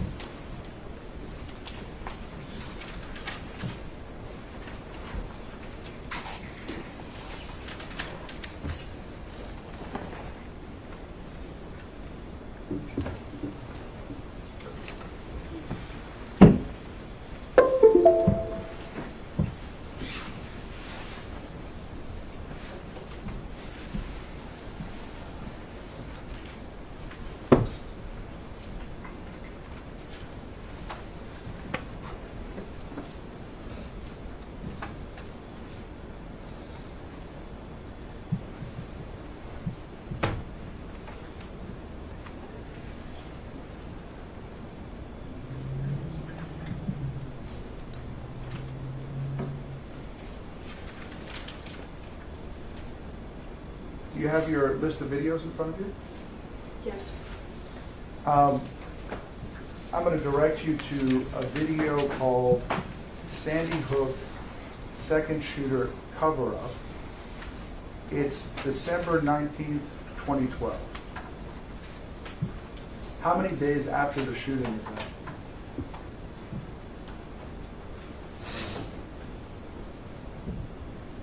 Five days? Okay. We're going to play the video. The whole exhibit? Okay. What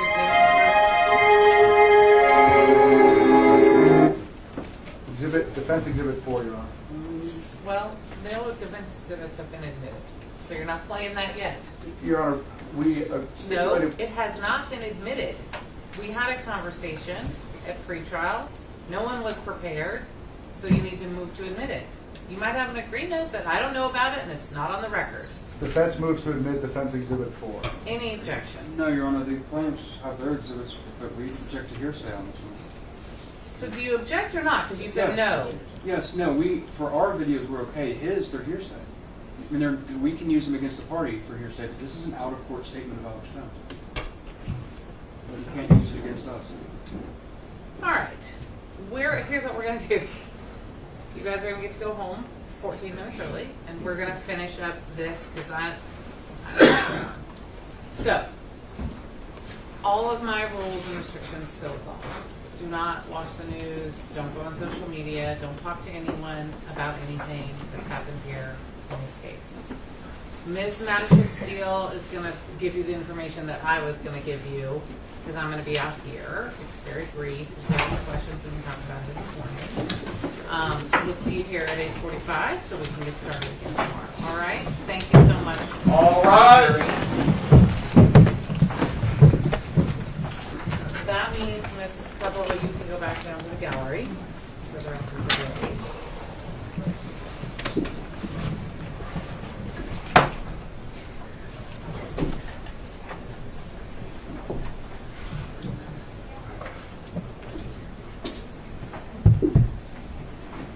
I'll just shut the door behind you. Thank you. All right, everyone can sit down. All right. Let's roll back first. You wanted to raise an objection about, I think her, I don't know what it was. What was the objection? Actually, Your Honor, can you allow me to consider that? I mean, Yes. let's table that for now. All right. So now we have a conversation we should have had at pretrial. You want to admit some of the videos. I'm waiting for the door to shut. And you want to object. So right now we just have defense 4. Okay. Okay? So here would be my objection. All right. The first objection is that the video is hearsay. It's an out-of-court statement not being used against the party. Right? It's Jones, and I'm using it. My exhibit's coming. He can't just put on extrajudicial statements to his client at length. Can't do that. My second objection is that you ordered us on March 10th to specifically identify any clips that we wanted to play from the videos. Partially, this is because for reasons of optional completeness, I need to know what they're playing before and after. There's no clips. So now we just have this full video. When we got to pretrial, we made an agreement, and that agreement was, we don't have to discuss all these objections and all these things I'm talking to you about now, because not only did he not provide me clips, but he made the agreement that day, and we made it again, that the only reason that defendants would be offering video evidence in this case is for optional completeness. As such, I have not had a chance to lodge any of the objections, or in fact, even review the things on defendant's exhibit list, because the only reasons I would ever think they would come in is if I offered something with a misleading statement, and he identified for you a specific statement in an unplayed part that needed to be played to make that fully understood. Now, without that, and now he's talking about adding them as substantive evidence, not only do I have the hearsay, but he violated your pre-trial order. He's had my clips for months, and then I was under the impression we're only doing optional completeness.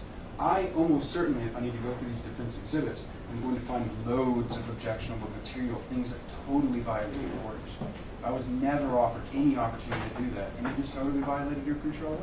All right.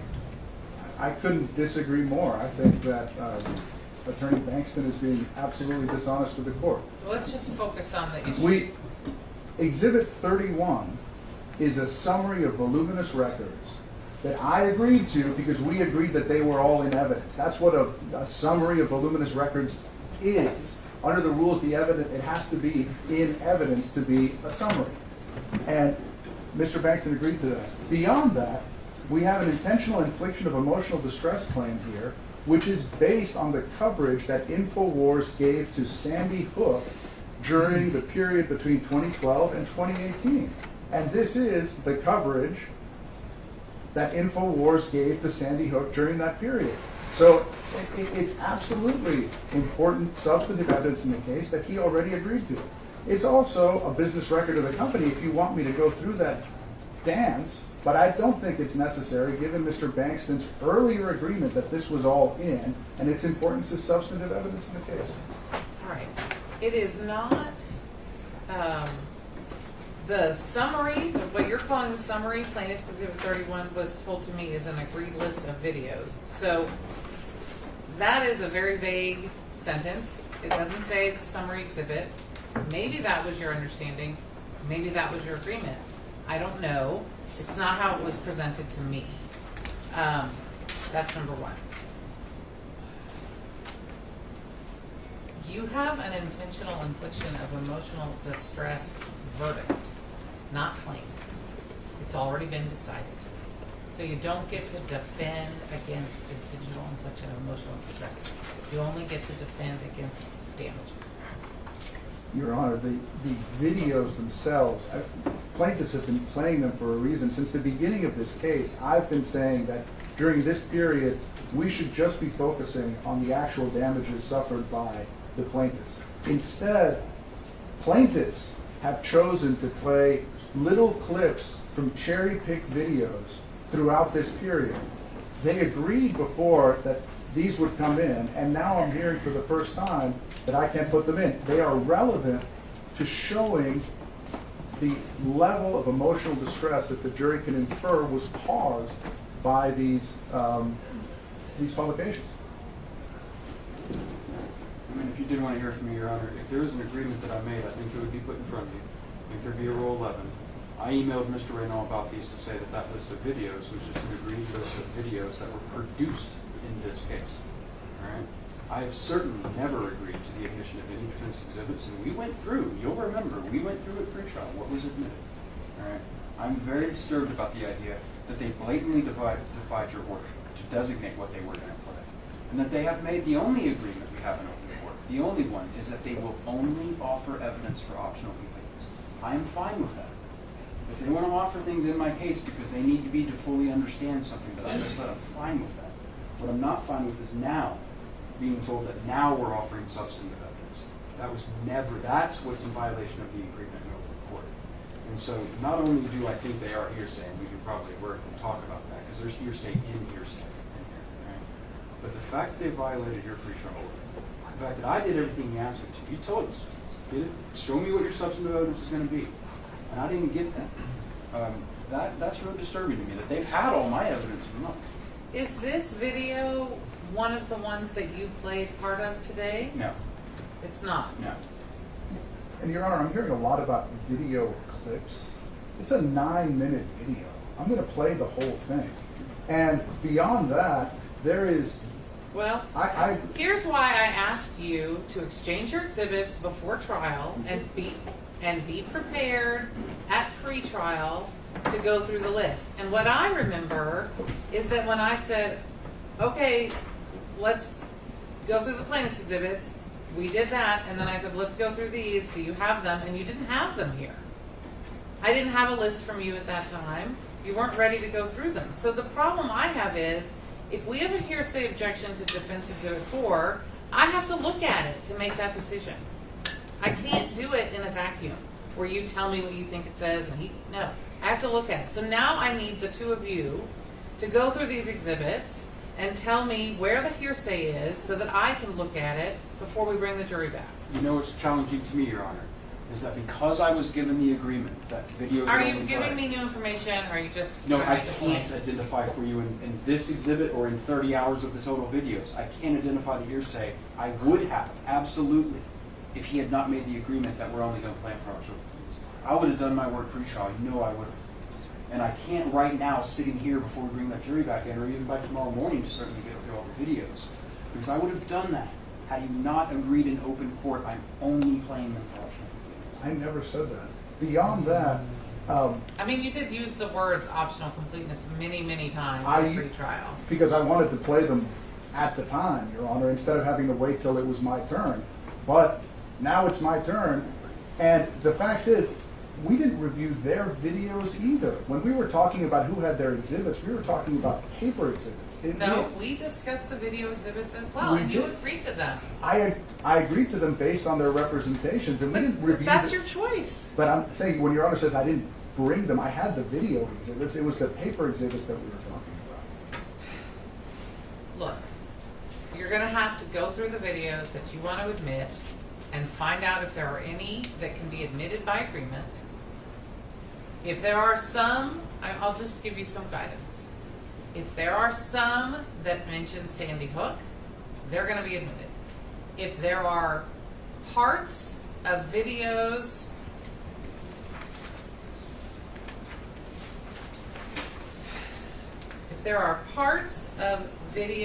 from plaintiff's exhibit, video exhibit 1, 8, 9, 10, 12, 13, 14, 15, 16, 18, 20, 21, 23, 24, 27, 31, or 30 that you think are needed to show the context of the part we've already seen, then you need to prepare that. And the way you do that is you prepare the clip so it shows it, including the part Mr. Bankston shows. That's how you do optional completeness. You do the whole thing together. So you're going to have to get that ready. I understand, Your Honor. The videos I want to play are on Mr. Bankston's list. But did he admit them? But they're the Sandy Hook videos. They don't discuss other things. This list, which list? We have This like 8 lists. Exhibit 31. Okay, this is just a list of video names. That were agreed to be the videos that discuss They're Sandy not Hook. even all admitted. That's what we're talking about now. Right, and I'm giving you some guidance on how to get them admitted. We'd offer them as the business records of. Have you filed a business records affidavit? I have a corporate representative on the stand. So then you'll have to question her about them. And since all we heard from her today is that she doesn't know where to find the videos, she's never seen the videos, she doesn't think they keep the videos, they all got de-platformed, you're going to have a hard time with that. All right, anything else before we leave for the day? I just want to make sure, clarify what I need to do for homework tonight. Do I need to figure out hearsay in all their exhibits? I would talk to Mr. Raynal about what he is hoping to admit tomorrow and start there. We know D4. I can bring up one quick issue. I suppose. Sorry to do it now. I want to be clear. All 4 of us are very proud of what we do. I'm a little tired of the personal injury lawyers stuff. It's a direct violation of Texas disciplinary rules, paragraph 4. I think it should stop. I haven't heard it since opening. Has there Just been used more? twice today. Stop doing that. Thank you, Your Honor. Is there anything else? I mean, that crosses very close to the line of a personal attack against another counsel, which you know we don't do in our courts, right? Certainly. You agree with me or you don't agree with me? I agree. They are personal injury lawyers, but I won't call them. Well, I mean, just... They're dishonest. That's irreversible. That is And we're a on the violation of your I stood there with him and he agreed to these videos. When, and was it on the record? It was not on the record. I took him at his word as a Texas lawyer. I shouldn't. So I can't, but we need to, we've already left. Ms. Ward and Ms. Matchexfield, if you can tell the jury to not come in at 9 tomorrow, we clearly have more things to work out with just the attorneys. I don't know if they've already left, we might have to call them or send them in. I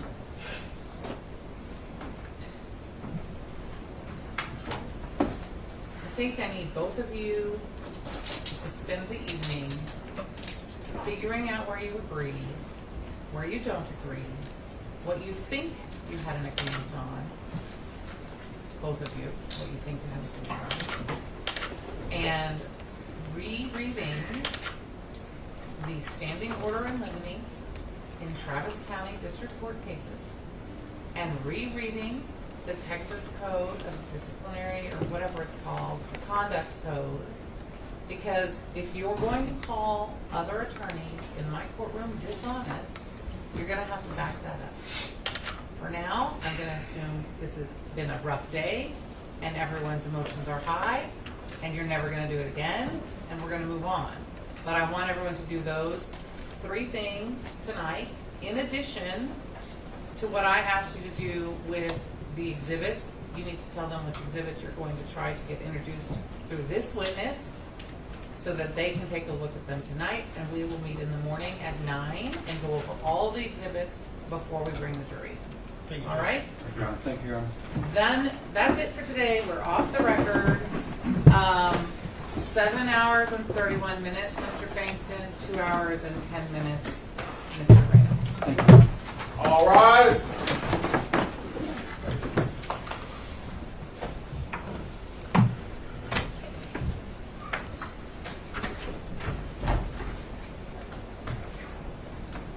First, what exhibits?